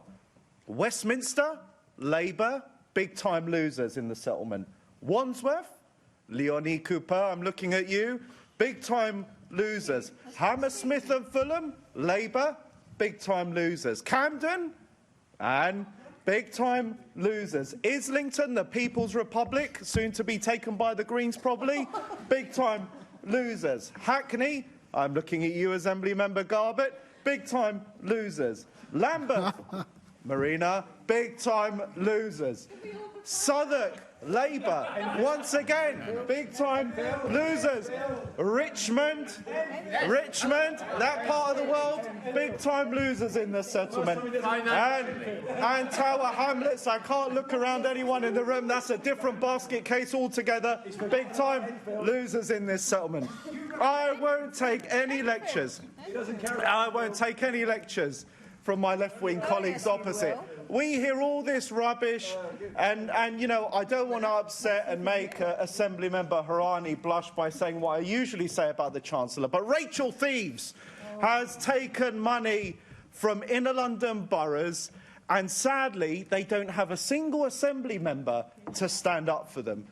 As I remind colleagues, Labour always messes up the finances. And if I may end with a final flourish from the greatest Prime Minister post-Churchill that we ever had, the noble Baroness Thatcher. They talk about money, but as she said, no one, I'll give you two quotes for the price of one, seeing as I've got time. No. She said, pennies don't fall from heaven, they have to be earned here on earth. And when you push forward these massive tax rises, they come from your constituencies, they come from every single London borough, but they never come back in increased settlements. And this is the point that Assembly Member Best and Assembly Member Garrett are raising, that in particular, if you take Westminster, Assembly Member Small Edwards, and I'm sorry, mate, I didn't highlight you in my speech, but there we go, you've got it now. In Westminster, is he standing up for them? No. Is he standing up for Hammersmith and Fulham? No. K&C were winners, but the rest of his two boroughs were not. So, Mr. Chairman, I think I've embarrassed your colleagues enough. I'll leave it there, but thank you so much for the time. Assembly Member Boff. I think I can't. I'm not. I just don't get about the Labour amendment, is it doesn't actually amend anything. It doesn't do a thing. It basically says if there's more money, the mayor. Well, motion. On the mayor's motion. It's basically saying if there's more money, then the mayor should spend it in whatever way he wants. No. There is no suggestion. I mean, I would ask the Labour group, quite sincerely, have an opinion. have an opinion about what you think extra funds should be spent on, rather than just saying, we'll let him decide. Will that one, you know, Assembly Member Mahfouz desperately wants a job from? You know, that guy. You can make the opinion. You know, you can take the opinion. But no, they haven't done that. What they rather do is throw the extra money down the same sink to take joy as it circles and disappears into the same plug hole as all the rest of the taxpayers' money goes. That is exactly the opinion of the Labour Party, and I would just ask them at least suggest something. At least the Greens have suggested things. I mean, ludicrous things. Ludicrous things about rent control, which would, like, kill the rental market. I appreciate what the Lib Dems have done, because they've followed on so well from what our group has said about the closure of front stations. I don't pay any attention to the other group, but for goodness sake, have an opinion. Do something original. Do something different. Make yourself interesting, because you're certainly not at the moment. Okay, have we any other contributions at this point? It's very hurtful, isn't it? Okay. Then I'm leading to summing up. Yes, so I'm going to begin by bringing in the seconders who haven't been taken. So can I bring in Assemblyperson Bakari? Thank you. All right. Sorry. I've gone woke. I'd like to start by thanking the Assembly Secretariat and the Finance Team Budget Committee. Thank you so much, because you have worked incredibly hard during this scrutiny process. And despite what Assembly Harani said about this section of the budget process being meaningless, we do have a job to do. We are the voice of London. We are elected to do this. We are elected, as Assemblymember Boff said, to say something, to do something, to make a difference to Londoners. And it is no surprise when I am walking the streets of London, knocking on doors, that people say to me how disappointed they are in Labour. Yeah. They are desperately disappointed. They had hope for change, and it didn't come. And it is no surprise that we hear this despondency from our colleagues here when we're hearing back about our amendments and our motions. I do also want to say thank you to the Green Party. I want to thank them for the work that they're doing on community housing project in Cable Street and the support for families and the survivors of the road traffic incidents. And we also will be supporting their amendments and their motions. We will, whether it's funding accessibility, inclusion improvements, TfL modelling, opposition to Heathrow, support for renters and youth services and the police. It's right that the Mayor is investing in all those key areas. You see, the Liberal Democrats aren't interested in playing politics. OK? We are not. We're actually interested in serving the people that we were elected to serve, to making a real difference to Londoners. And that is why we have put forward our motions and our amendments. It is ludicrous to think that we even would conceive of having just one police station open for 24/7 hours in London with its thriving nighttime economy. And that one station is Charing Cross, the very station that was the subject of the Panorama documentary exposing racism, misogyny and excessive use of force. And at a time when the Commissioner says that people lack faith in the police and see crime on a day-to-day basis in their community, it's madness that we're shutting the door to the public, and that we're even considering it. And that is not the right time. This is not the right time, and when we do need to have the evidence. Now, until we do get that evidence, until we have that deep dive and hard look at the decision, we shouldn't be proceeding. And that is why we will be not voting for the budget as a whole and probably in the end, but we want you to support this motion. Now, child poverty, We have been talking about this as an assembly. We've often talked in terms of agreement. And I was really hoping that there would be agreement today, because children do matter, don't they? We do need to work together on this issue. This is not a party political issue, and we have been talking about the Dickensian levels of London. We have more money that was going to be spent on addressing child poverty than anticipated. Let's use that money. We should be making sure that the children aren't going hungry during the holidays, because whatever the Mayor says, they are going hungry. And we have an opportunity to do something about that, and we should take that opportunity. Let's just put politics aside. Let's work together. Let's get this done. Let's make sure that London gets the benefit of our work. And together we can really make that difference. I really hope that you guys do change your mind on this, because this does matter. Assembly Member Roberts. Thank you, Chair. I'll speak on summing up and also in seconding the child poverty motion.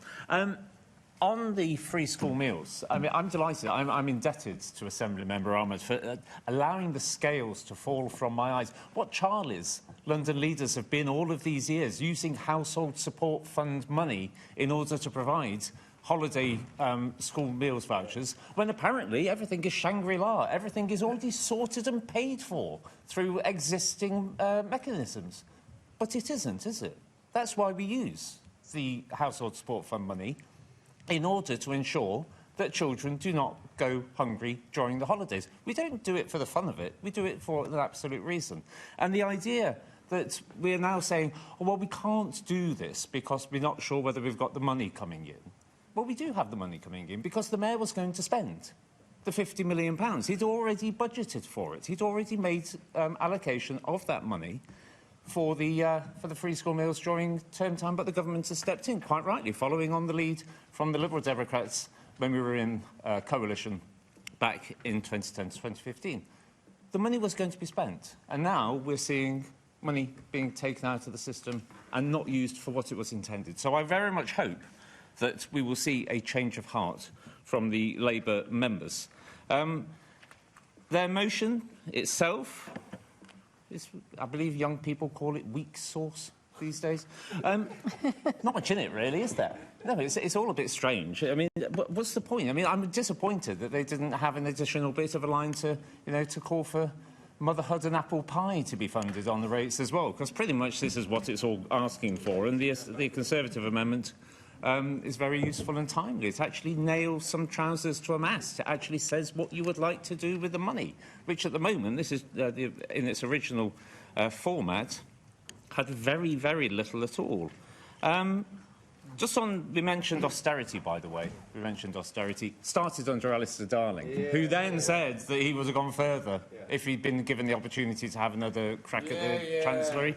And, of course, let's not forget that when Gordon Brown flogged off the gold reserves in 2000 for £3.5 billion. I've just looked it up. They're worth £70 billion today. There you go. Imagine what we could have done with that money. So don't come around hectoring us about coalition. I mean, the Mayor tried it at Budget Committee the other day and he got short shrift. In terms of... Yeah, he's true, you messed it up. You're right, he's true. Well, you know. No, he didn't. So, in terms of the police front counters, we've seen this movie before. We've absolutely seen this movie before. We sat down about this time last year, actually the year before, saying how marvellous it will be to have a disability champion. And everybody said, yes, how marvellous it will be to have a disability champion. And then when we brought the mechanism to budget in order to how it will be paid for, what happened? All the Labour group said, no, we can't possibly spend the money. It's all very well having opinions, but you sometimes need to back them up with actual cold, hard cash. And if you're not going to do it on police front counters, then what was the hell of you voting for the motion that was brought before the Assembly earlier last year? These are absolutely fundamental things that you need to start getting a grip with. You have power, you have influence, you can do something, and you are not using your power or your influence at all at the moment. You come here, the Mayor asks questions, you give him low balls and greasy questions, and, isn't it marvellous what you're doing for the capital, Mr Mayor? Isn't it charming how you'll be able to do this, that or the other? And, do you have a message for a grateful capital, Mr Mayor? Which is what we normally get from your questions. You're not here to do that. You're not here to blow smoke up his fundament. You're here to represent Londoners. So please, vote for our amendment. Sorry, I didn't mention the Greens amendment, by the way. Yes, happy with that. We've already said that. Yeah, very happy with that. Vote for the amendment. Actually have, as Assemblymember Boff says, actually have an opinion. And I recognise that I'm saying that as a Lib Dem. So please, have an opinion and make yourself heard. I'm saying that as a Lib Dem. Brilliant. That's a great bit, isn't it? Saying it as a Lib Dem. Sorry, I was losing myself then. Let's get back into order. Let's get back. It's now we're going in reverse order, so the amendment has been laid. So it's Assemblymember Best. To sum up. Yep. Thank you so much. And if you'll forgive me, Chair, we were all very excitable over here, and we forgot to speak to the motion. So I will quickly cover that up now. And also, please remember this when you come to vote. That I'm going to be very nice, and remember this later in what I say. That I've been nice at the beginning. So, the Green motions. We will be supporting both of the Green motions today. We think that they are. Our motions are not to speak on those in a bit. Oh, in a bit. The rounds are so confusing. Well, still remember that.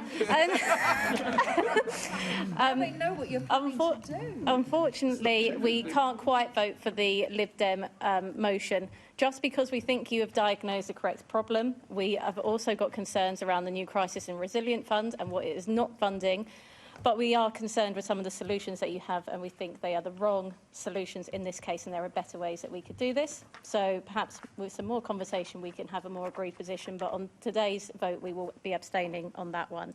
To come back to our motion, I think it's really important to talk about the fact that Assemblymember Ahmed seems to have missed that Labour proposed in 2010 a harsher austerity agenda than the Conservatives did. I also need to address what is the rising populism. And I'm really sorry to break it to Assemblymember Polanski, but him and Nigel Farage are two sides of the same coin. We have seen what has happened. We saw what happened during COVID. That was a light proposal of what would happen under a Green government, where we spend and we spend and we spend with no idea how we're paying back. And that is the true problem. It isn't the mini budget, it is the state spending we had during COVID and locking our economy down, which has brought us to this point, and globally, of course. We also hear again and again, it will be okay if you just tax the super wealthy. We have so many wealth taxes in this country already, but the one that Assemblymember Polanski continues to pursue is one that has failed in every place it has been tried across the globe. We have wealth taxes. If you want to look at that, but what you are proposing just wouldn't work. It is an easy crux to pull. When we come to the fact that how he wants to run the country, we are all communists to a degree. In our own homes. Even Assemblymember Georgiou, even Assemblymember Hall have dependents that rely on them. The problem is that as you grow out of your own home, and myself, I have 3 dependents, that I have a communist household. The problem is as you expand to a community, as you expand to a nation, communism does not work. And that is why the Greens' proposals of finance will never, ever work. I'd like to come to the fact that the Greens apparently aren't keen on police stations and police front counters, which is new to me, and I would like them to reflect on the fact that our motion doesn't say that you have to use that money to reopen those counters. We are saying you need to mitigate the fact that all these things are happening. So perhaps that's a conversation we could have about how we mitigate it, but I would like you to support it on that basis. And I hope that everyone will support this and we can give some direction to what was a pretty meaningless smoke up, I can't even remember the word. Fundaments. Smoke up the fundaments mayor's bottom. Thank you. Assemblymember Irani. Thank you, Chair. So we won't be supporting the Conservative amendment. I think we will always welcome funding coming to London and to us at City Hall. And I think it just speaks to that narrative that we are seeing people paint about London and all the negativity. We do want to welcome that positive news when it does come. And it's not about painting a picture about what simply isn't true about London, to fit a narrative. And also the part where the Tories have amended to delete a section which is about allowing the Met Police to continue to bear down on crime and ensure the capital remains a safe place. We see no sense in actually deleting that as well, because we do want to make sure that the capital remains safe for all Londoners. So we're not going to accept any of those amendments. It's been interesting just throughout the whole debate. We've seen Assemblymember Roberts more or less join to the hip with the Tories. It's an interesting return to the coalition years. Assemblymember George, you go through a list of local authorities without even once mentioning Enfield. That's a first on this Assembly. And Assemblymember Boff almost morphing into Assemblymember Georgiou in his contribution. But I will draw a line with Assemblymember Best. We're not communists on this side. I think if you want to, if you want to paint your own pictures or describe yourselves, that's up to you as well. So we won't be supporting the amendment to our motion, and I hope you will be supporting it as it stands. Thank you. At this point, I should say, no, not at this point. Assemblymember Bakari. Does she have anything to add? Do you have anything to add? You don't. Thank you very much. I'm then going to move to Assemblymember We do Russell. want to have a roll call, I'm afraid. Assemblymember Russell? On everything, you know. No, we should just... On your amendment? Yes. OK. I am really interested in the way this debate has gone today. I'd like to thank Assemblymember Baker for engaging with one of the parts of our amendment in a really specific way. We put quite a lot of thought into it, and it's good to have actually had real engagement, and I appreciate the points you made, and we will continue that conversation going forwards, because I think we can probably all find things that we agree on in terms of making our London transport system more accessible. But actually, going back through the whole of this debate that we've been having this afternoon, I haven't really heard anyone talking about negatively about reprioritising MOPAC funding. Support for renters, Assemblymember Boff, I really don't think that London renters would see your support for the London rental market as helping their situation as they cope with escalating rents that make life harder and harder. And that's why our amendment included support for London's renters. Legal action on Heathrow. I didn't hear anything against that apart from Assemblymember Wilson. And as I said already, the APTALs, the change to transport planning mechanisms, we had really constructive words from Assemblymember Baker, and apart from that, didn't really hear very much about it. So I'm taking that as a bit of a win, and that actually people think quite a lot of good stuff about our amendment. And I hope my team up in the office upstairs will be glowing with pride at an amendment well put together. And Assemblymember Polanski has already outlined how we are going to be voting on everything else. Yes, you've done it on everything. So I'm going to be quiet now and let us get on with the rest of the afternoon. Assemblymember Roberts. Anything to add, or if not? Sorry? Whether he's got anything to add. If you've got anything to add, and I it's get on another the 5 amendment. minutes? It's on the amendment. I have nothing further to add, other than to echo the request for recorded votes on the two motions. OK, thank you very much for that. OK, this is where I say, comrades, in the spirit of a Conservative best issues, we have to come to a vote. The first votes that we're going to do is concerning the amendments. Thank you, Chair. Right, just to explain before we turn to the vote. All votes are by a simple show of hands unless any member asks for a recorded vote. I have heard Assemblymember Bakari and Assemblymember Roberts ask for a roll call vote on both their amendment and their budget-related motions, so we will move to that in a moment. Just a reminder that the Chief Finance Officer has confirmed that both amendments are capable of being stacked, so what that means is that if both go through by a simple majority today, then both go off to the Mayor for a response. So, we are going to vote in the following order. First, we will have a vote on the budget amendment from the Liberal Democrat group, then the budget amendment from the Green group, then the budget-related motion in the name of Assemblymember Bakari in relation to food support for children in poverty, then the amendment in the name of Assemblymember Best to the budget-related motion in the name of Assemblymember Harani, and then on the budget-related motion in the name of Assemblymember Harani. So that's 5 votes. And the amendments. Yeah. So, first of all, we're going to take a roll call vote in the on the amendment in the name of Assemblymember Roberts. I'm going to call members in alphabetical order with the Chair and Deputy Chair called last. Please can you indicate if you are voting for, against or you're abstaining? Is this holiday hunger? No, this is the amendment in the name of Assemblymember Gareth Roberts, the Lib Dem amendment, budget amendment. The budget amendment. So, can we just pause? So everyone's clear, we're doing the amendments Police first, front counters. Lib Dems first. Yep. Thank you. Can I please ask Assemblymember Ahmad? Against. Assemblymember Bailey? Assemblymember Baker? Against. Assemblymember Best? Assemblymember Bakari? For. Assemblymember Clark? Against. Assemblymember Cooper? Against. Assemblymember Desai?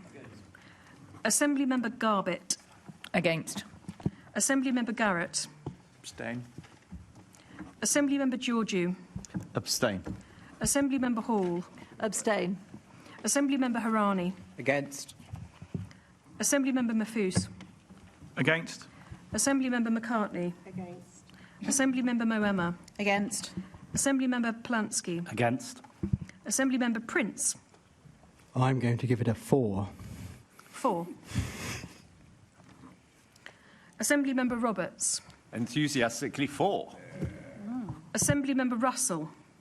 Against. Assemblymember Small-Edwards? Against. Assemblymember Turrell? Abstain. Assemblymember Wilson?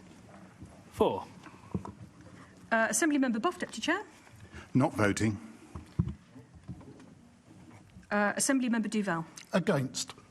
Thank you, Chair. I make that 4 votes in...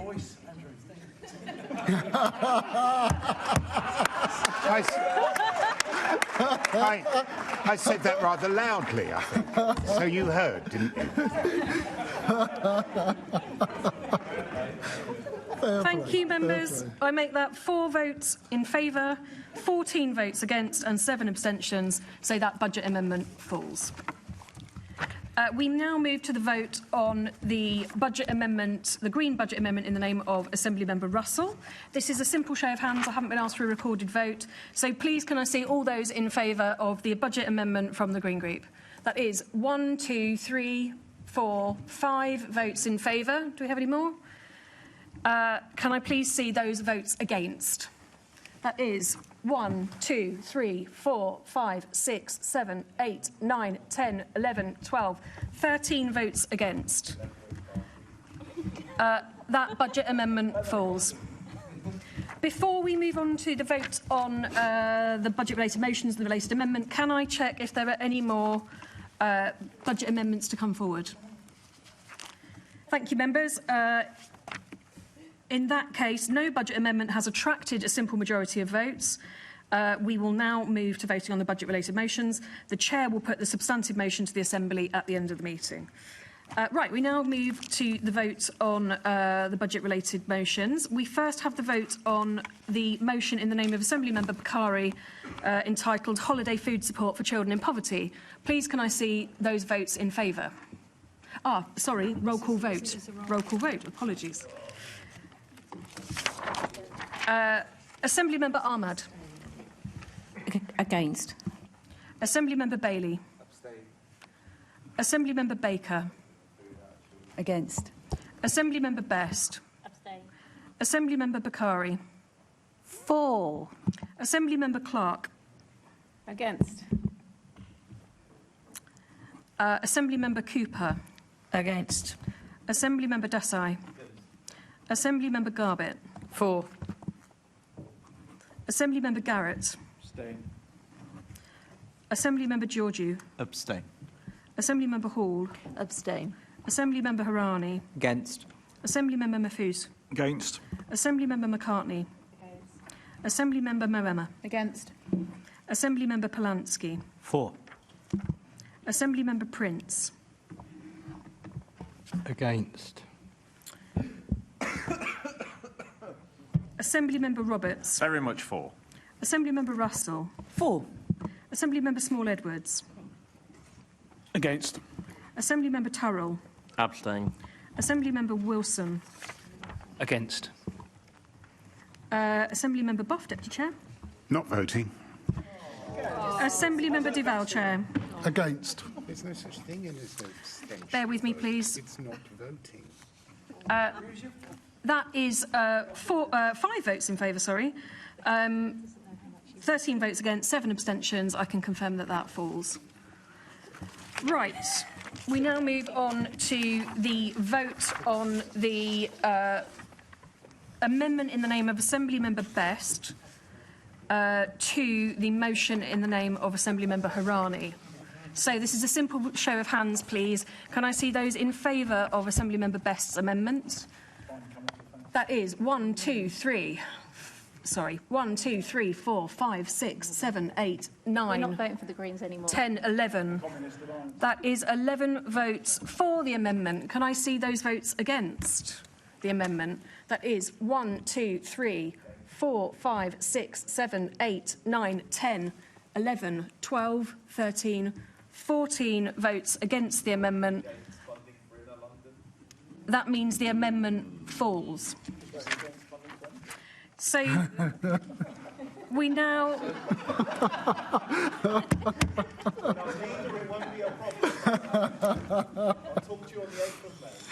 We now have the vote, the final vote for the time being, on the budget-related motion in the name of Assembly Member Harani entitled Funding for London. Please can I see those in favour of the motion?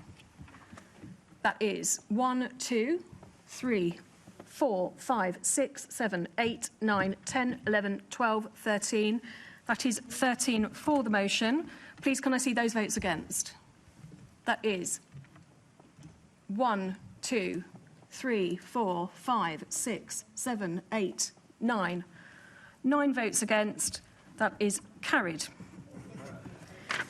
Thank you. Can I please check if there are any more budget-related motions? Assemblymember Russell. Yes. No. Right. Please bear with me, members, and we're just going to put them round.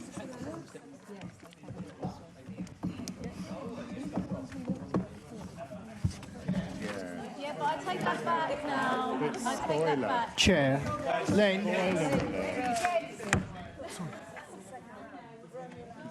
Shall we, colleagues? There's been a request for a short break. Can you agree? 5 minutes? Yes. Yep, we can agree. Adjourn for 5 minutes.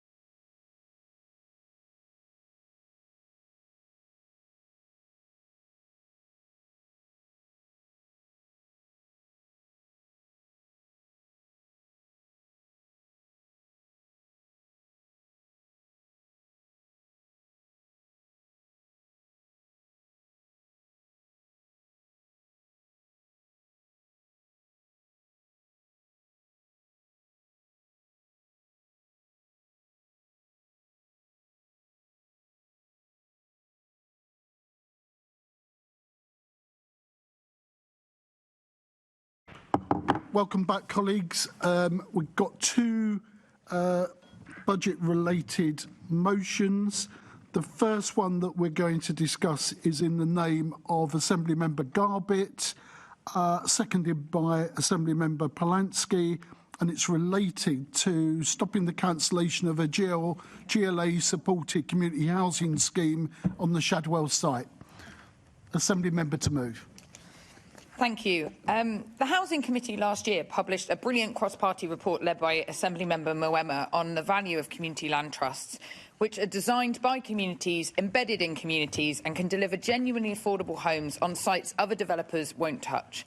The Cable Street Community Land Trust project began because local people in Shadwell are being priced out of the area that they call home. People wanted safe and genuinely affordable homes. Homes that would let them stay close to their families, their friends, their support networks, and make a community what it is. After coming together in 2016 to find unused land, residents successfully bid for a site owned by Transport for London, which had been fenced off for 50 years, and have been working ever since to design homes shaped for communities' needs and aspirations. Miriam from the Cable Street Community Steering Group said that what mattered to her, and I quote, was the opportunity to come together with other local people and collectively identify and negotiate their priorities. Rhiannon, another person from the community, has spoken about how usually decisions are made on your behalf and you're expected to just accept them. She's spoken about how different this process was. More than 400 local people have been involved in this process. Sarah Emily, who has been involved in the campaign from the very start, said the campaign came from wanting safe, warm, affordable homes, houses we're proud to call home. As a committee, we called on the Mayor to do far more to scale up community housing as a small but vital part of addressing the housing crisis. Now, a project he previously supported is at risk because TfL has proposed to withdraw the site from the Cable Street Community Land Trust project. So the project that London's CLT and Citizens UK have been building with the Mayor since 2018. The cancelling of this project would mean that the loss of 41 genuinely affordable homes. It would mean writing off around £1 million of GLA funding that's already been spent on this. It would mean losing a community-led development on brownfield land, which had been closed off for decades. And it would mean breaking trust from the community that engaged in good faith over many, many years. TfL has said that they will try and find another site, but the community can't afford to go back to the drawing board months away from when the scheme was finally meant to start. This motion is asking to properly investigate the £500,000 a year cost that is being estimated for this site, to work with TfL and project partners to reduce and eliminate those costs, and to make the provision in the 26-27 budget to safeguard the deliveries of these homes on this site.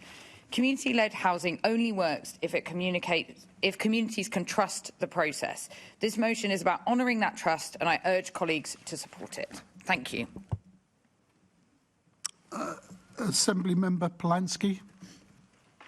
Second and reserve my right to speak. Okay, open to debate. Assemblymember Lord Bailey. Just to say, we on these benches will be supporting this. Community land trusts are a very small but important part of taking on London's housing crisis. This particular group have worked long and hard. £1 million of GLA money has already been spent on it. What's being asked for in this is a very small adjustment. I'll have no material effect on the budget as it stands. It won't affect anybody's budget amendment, certainly not ours, so we're prepared to support it. I think Assemblymember Garbett said it very well. There's not much else to say, but I just want to bear down on 2 points. Number one is the level of trust. The Mayor constantly talks a good game, and then when it comes to delivering, he's not. He's talked about this for a very long time. Even this particular site, this is his opportunity to do something about it. He needs to do it. This morning, I took him on about his housing figures. He wriggled and he wriggled, but ultimately that and this are breaking the public's trust in what it is to hear from the Mayor about affordable housing in London. Okay, Assemblymember Mohima. Thank you, Chair. And if it's OK with you, I'm going to remain seated. I want to thank the Green Party for bringing this motion, but we will be abstaining from this. And very simply, I don't believe that what you have proposed is a budget issue. You're absolutely right to say that I was really proud to be leading that piece of work around community land trusts and cooperative housing here in London, and I continue to do that even though that piece of scrutiny work is over. But as you received an answer, and it's been published on the 20th of January this year, in response to questions about the piece of land at Cable Street next to Shadwell, the Mayor's office have responded to say that Places for London, TfL, have said that the site is now no longer available for development as it's required to ensure functional operation of the transport network. So obviously there are opportunities for this particular CLT and others through the CLT network, and as you know, as a member of both the Planning and Regeneration Committee and the Housing Committee, the upcoming Affordable Homes Programme and the funding that I hope you will work with our party to make sure that there is adequate funding in that new 10-year programme, that we will be really happy to work with the CLT to find an alternative. But, you know, if TfL says the land is not available, they need it for transport infrastructure, this is not something that we feel is appropriate within the budget, but we absolutely agree that there is definitely work to be done to look at the proposed funding over the 4-year period. And so, yeah, just want to reiterate that point about making the case through the Social Housing Affordable Homes Programme. And as you know, you are currently the chair of the Housing Committee. That is due to open imminently, and developers of all sizes and of all shades are making bids to that programme, and I would really welcome that to happen through those processes. I just want to finish by saying that the report that you referenced did make a number of recommendations, and I see that, you know, there are, in particular, if you haven't read the report, for other members who are not on the Housing Committee, recommendations 4, 5 and 6, I think in particular, are things that I think through the Housing Committee we definitely could continue that work to make sure that all CLTs do not face this particular type of issue in the future. But in terms of investigating what's happened in terms of TfL needing that land, as the Mayor's office has responded to your members' inquiry, I would, you know, we need to get to the bottom of that. But I don't feel like this is, we don't feel that this is something which should be baked into the budget, because obviously we have larger, wider strategic issues that we need to look at. And I can only speak for myself when I say I'm not sure that I agree with picking winners and losers for baking into single schemes, baking into the wider budget for London. But as I say, that, you know, definitely welcome work through the Affordable Homes Programme.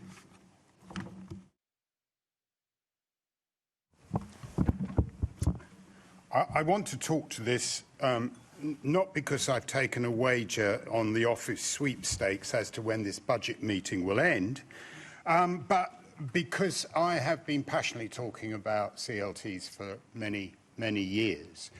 They are an important part of the mix of addressing the huge shortfall that we have in housing in London, and they provide an alternative, an affordable alternative for people to get home ownership and without just using their property as an asset for resale. But we need to do more on this. I mean, apart from the promises that TfL made to this group, which it shouldn't have made if it didn't intend to carry them through, apart from that, we would like to see, and have done for many years, as indeed the Housing and Planning Committee have said, that we want to see more of, not only are they useful for small sites, but they also should be part of the mix for the larger developments that the GLA is doing. So there should be proposals coming forward for CLTs on Old Oak Common. there should be proposals coming forward for CLTs on Barking Riverside. And much as we would oppose them, the development, even on those pieces of parkland that Reform and Labour are so desperate to build upon, they should also feature in any of those future proposals. So certainly this group will be supporting it and being very consistent and having an opinion on it. So thank you. Okay, any further contributions? I'm going to then go to Assembly Member Polanski if he wishes to say. We're then going back to the proposer of the motion. Thank you. I'd like to just open by thanking the Conservative group for your support for the Community Land Trust. That's really good to hear that we can move this forward. Assemblymember Moema, I appreciate the work that we did on the committee, but just to reiterate, if it wasn't clear in my opening, that the site TfL this site was identified as part of the small sites programme, so it has been listed. So there is a bit of an issue, and we've asked TfL to look at the sites with the GLA to make sure that this issue doesn't happen again, because obviously years and years in the works with a site that then they've, very late on decided has got issues. And actually TfL, they haven't said it's not functional and that it can never happen. It would just cost £500,000 a year for the next 4 years to continue to be able to access the DLR for some operational, functional usage, which is the bit that we've brought this. This is why we've brought it as part of the budget amendment, to ask for that part of the funding to be covered. And it was obviously cleared as a budget-related motion and could be heard at this meeting. So it is relevant to the budget for that specific issue. And, it's just the timing that this has happened in the last couple of months which enabled us to bring it here today. And just to reiterate what is at stake here. So there's 41 homes. It's £1 million that the GLA has already put towards this development. It's years and years of effort. It's a community-led development. This land is brownfield land that's been fenced off for 50 years, which is the land that we all say that we commit to wanting to develop first. And it's deeply breaking the trust. I've had many, many emails from people saying, I've been waiting for this for years. Please do what you can to fight for this.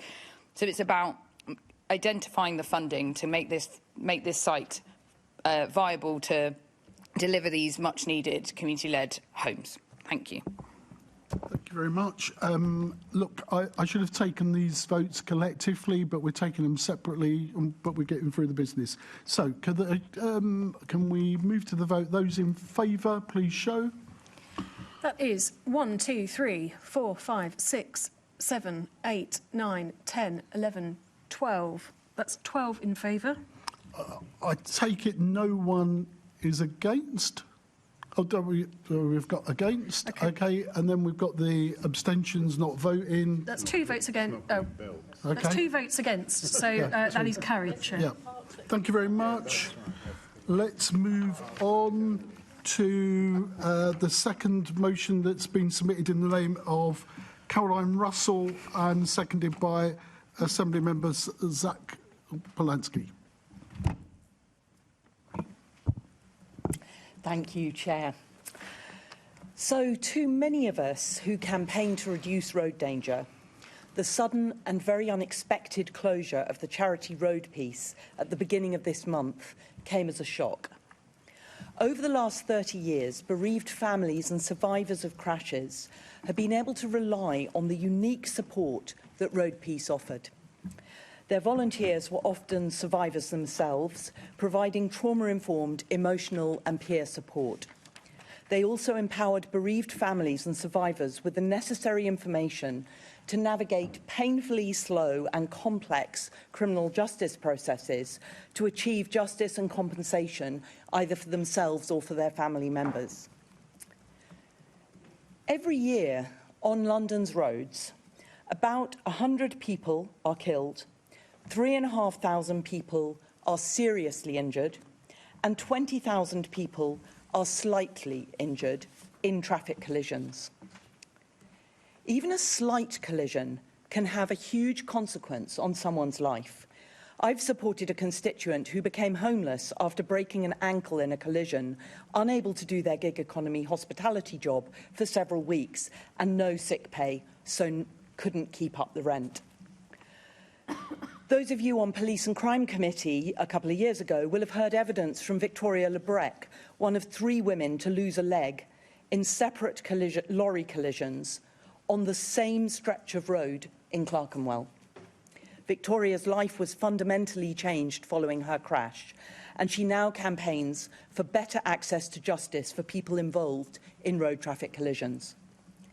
And all of us will have heard the brave and devastating testimony from Abby at People's Question Time last year, where she shared her story with the Mayor. Her fiancé died in May 2024 after being hit by a speeding car while on a pedestrian crossing in Tottenham, just around the corner from their home. In reaction to the closure of Road Peace, she told me, "I am not ashamed to say that I would not be here now if it wasn't for Road Peace. The devastation was all too consuming. And if it wasn't for the amazing work the charity as a whole does, but more importantly, the heroic staff who have now lost their jobs, I would have been completely swallowed by it. I know the suddenness of its closure is leaving many vulnerable people in worrying positions. There was always comfort in knowing that Road Peace would always be there for me. Now the little comfort I had has been taken away as quickly as I was thrust into my new life, which has been extremely triggering." Abby's story provides a glimpse of the ongoing responsibility our city has to the families of the people killed on London's roads. Now, as we debate this motion, I want you to be aware that Abby and other bereaved families and survivors are listening to us and to what we say. Amongst them are Pat and Mike Webb, parents of 27-year-old Harry Webb, who was killed on Kenworthy Road in Hackney in September 2023 in a collision with a car being driven at 50 miles an hour in a 20-mile-an-hour limit. His father, Mike, said, "I am also struggling with the demise of Road Peace. They have helped Pat and myself immensely since Harry was killed on Kenworthy Road. We are going to miss the guidance that they had promised for the court case in April. Losing Harry on London streets has been devastating. Losing the support of Road Peace makes the process even more difficult. I've tried to give you a sense of the scale of devastation people feel after a family member dies on the road and the urgent need to replace the tailored support that Road Peace has been offering. As part of their work, Road Peace founded the World Day of Remembrance for road traffic victims back in 1993. This was adopted by the United Nations in 2005 and is now observed worldwide, including here at the London Assembly since 2022.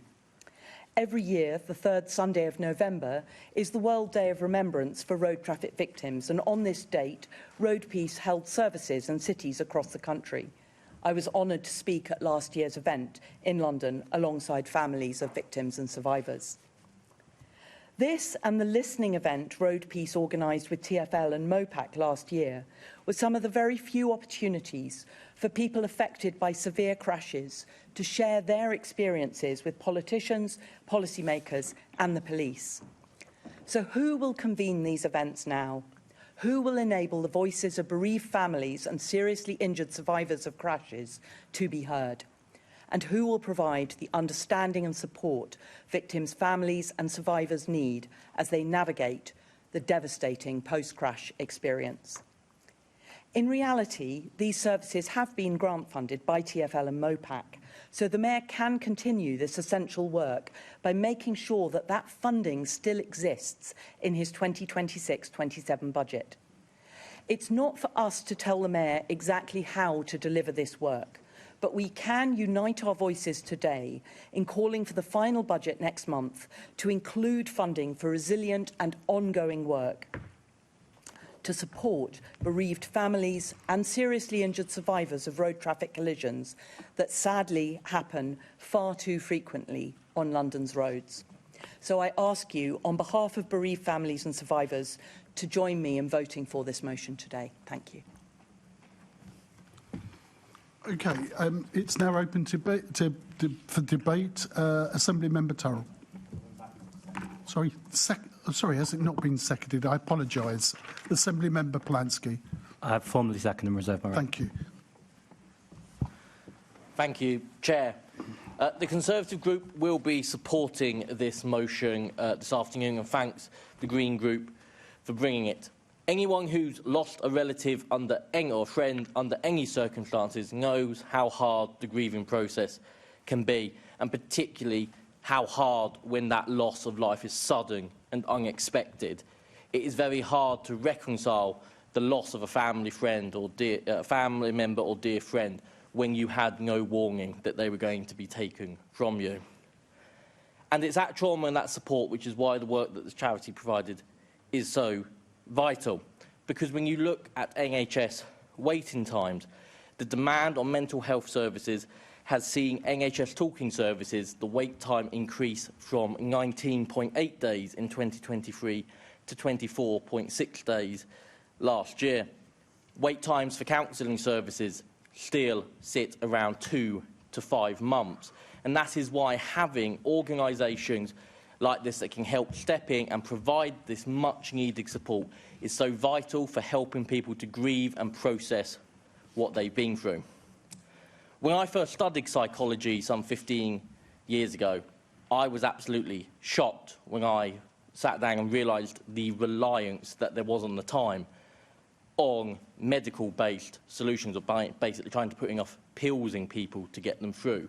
And as a society, we've moved on now to understand that you have to teach people how to teach them coping mechanisms, teach them how to understand what their mind is going through. And that's why counselling services in particular are so important to helping tackle what we're seeing as an emerging mental health crisis.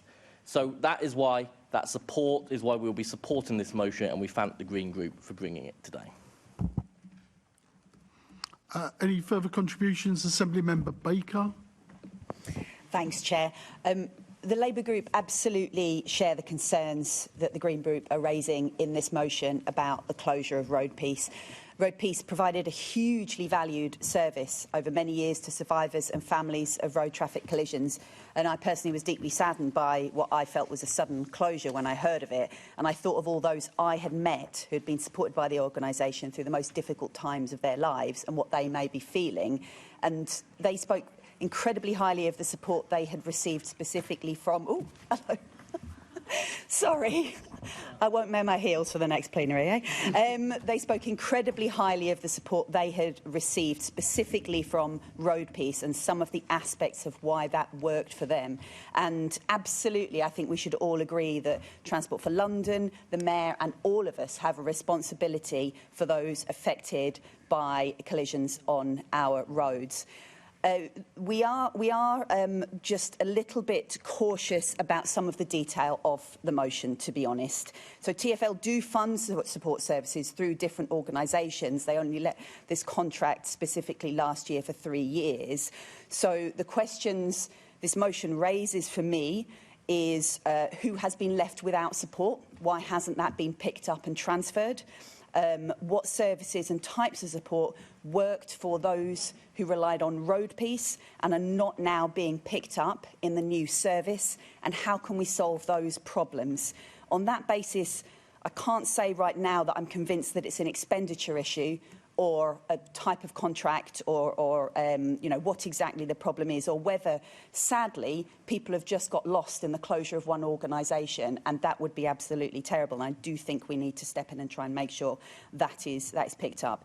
So just want to reiterate that absolutely the loss of this service is a massive issue, and you must try and make sure that the needs there are covered. But we are just going to abstain on this motion today, but we'd welcome further discussion on what the detail of ensuring the service is provided in the future is. Assembly Member Giorgio. Thank you, Mr Chairman. It's disappointing to hear that Labour is going to abstain, because if I, of all people, can vote for this, then so can they. And the reason I mention this, and it's not something I really talk about, so my grandfather was killed by a truck on Green Lanes in Haringey in 2008. And it was one of those scenarios, and I don't like to get emotional in this place, but it was one of those situations where I was the first person to get to my grandmother's house. She'd already found out, the police officers were there. And on reflecting on this motion, and to be honest, because the truck driver It wasn't his fault. He didn't see my grandfather, and neither was it my grandfather's fault. But the reason I don't talk about it until this point, till this motion came forward, is for the simple reason that in my eyes and the coroner's court, it was a blameless accident. But secondly, because reflecting on it now, she had zero support. She had zero support, and I can't speak to whether that support existed at the time. You know, my grandmother's English wasn't great. You know, at a time of grief, you don't really think about these things. But, you know, as a family, you rally around each other, and that's what you do. And this is why I mentioned that point. And I think Assemblymember Turrell and Assemblymember Russell very well illustrate the point of personal circumstances like that, why that support should exist and why we should fund it. I'm not usually one to support funding of any particular scheme, but I think Assemblymember Turrell highlighted it best.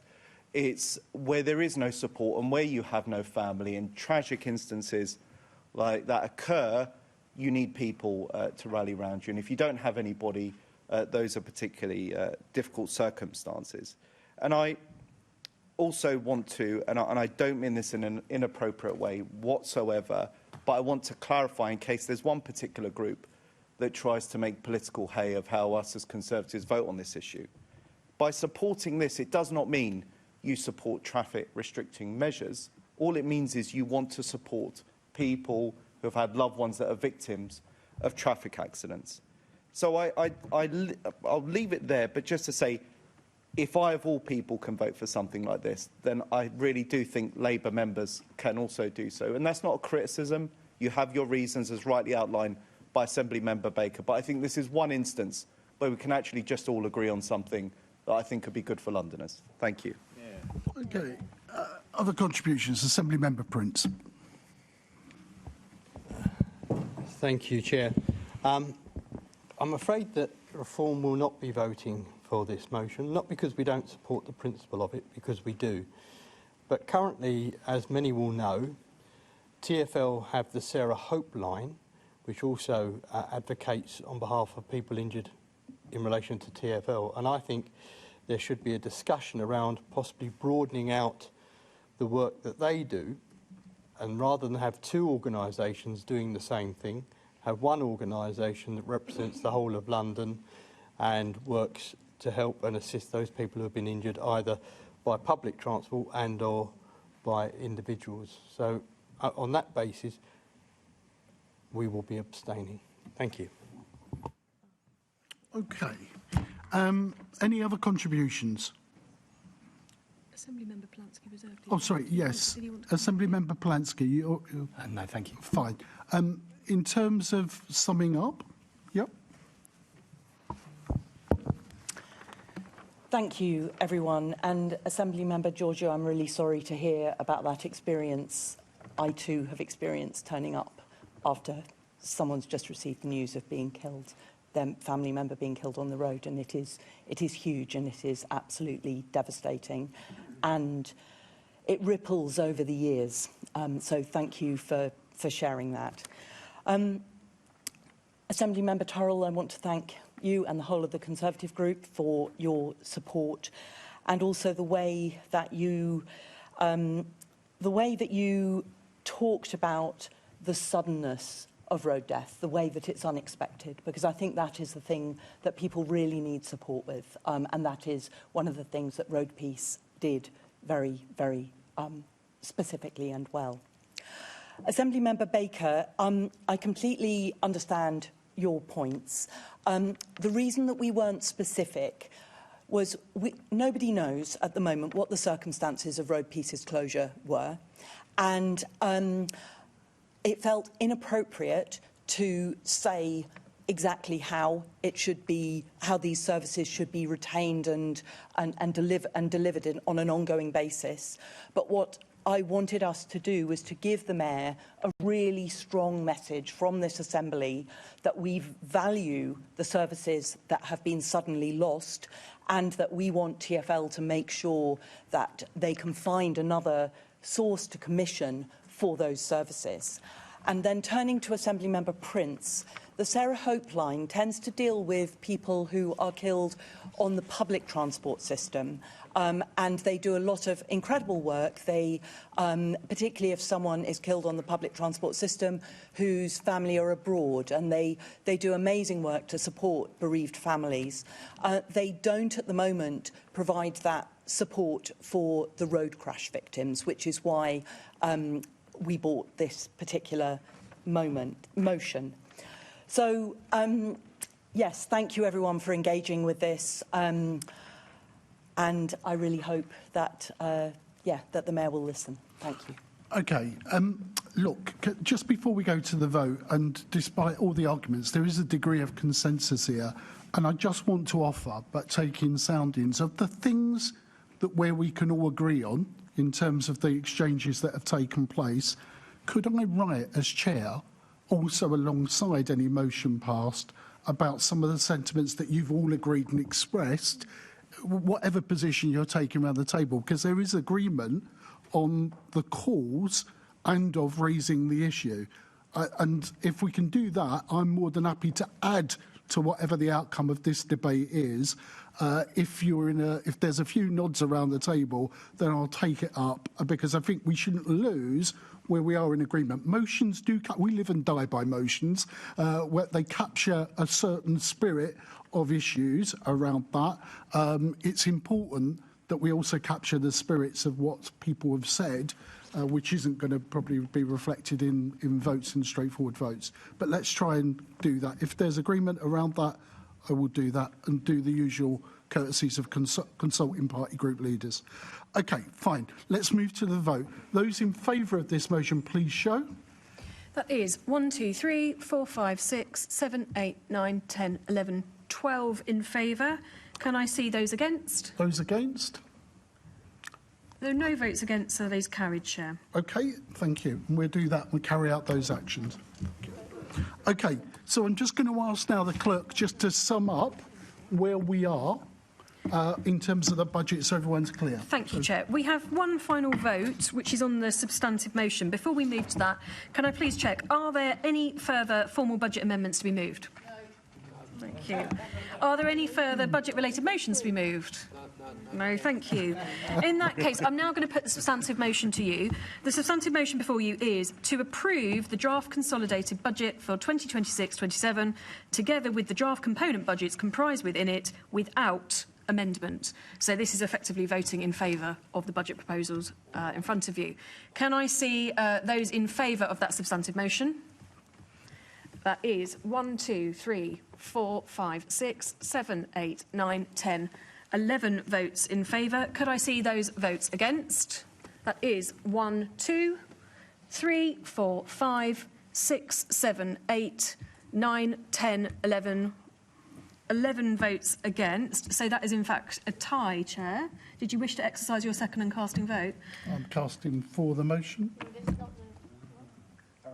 I'm entitled to do it. It's 11-11. Oh, sorry. Do you want to do? Oh no, give you a chance. Do the maths if you want. Yeah, I'm slow. It's all right. It's 11. Right. Could you bear with me, Chair? And I'm now just going to provide some sum-up information. So, no amendments to the budget have been agreed today, and the substantive motion before the Assembly has been agreed. The Assembly is therefore deemed by paragraph 5.5 of Schedule 6 to the GLA Act 1999 to have approved the draft consolidated budget without amendment. That concludes the Assembly's consideration of the draft consolidated budget. The Assembly will consider the Mayor's final draft budget proposals at the Mayor's Question Time meeting on 26th February 2026. Thank you, Chair. OK, we're now moving on to item 6, future meetings of the Assembly. It is proposed that the London Assembly uses the plenary meeting to be held at 10 a.m. on the 5th of March, principally to hold questions and answer sessions on the London's economy, jobs and growth, and the Mayor's growth plan, with invited guests to be confirmed. Can we agree that recommendation? Agreed. Item 7, date of the next meeting. The next meeting of the London Assembly is scheduled to be a plenary meeting which will take place at 10 a.m. on Thursday the 5th of February 2026 in the Chamber at City Hall. This meeting will be used principally for the question and answer session with the Deputy Mayor for Planning, Regeneration and Fire Service and the London Fire Commissioner. Item 8, any other business the Chair considers urgent. We have no urgent business to be discussed. I now declare this meeting closed. Thank you.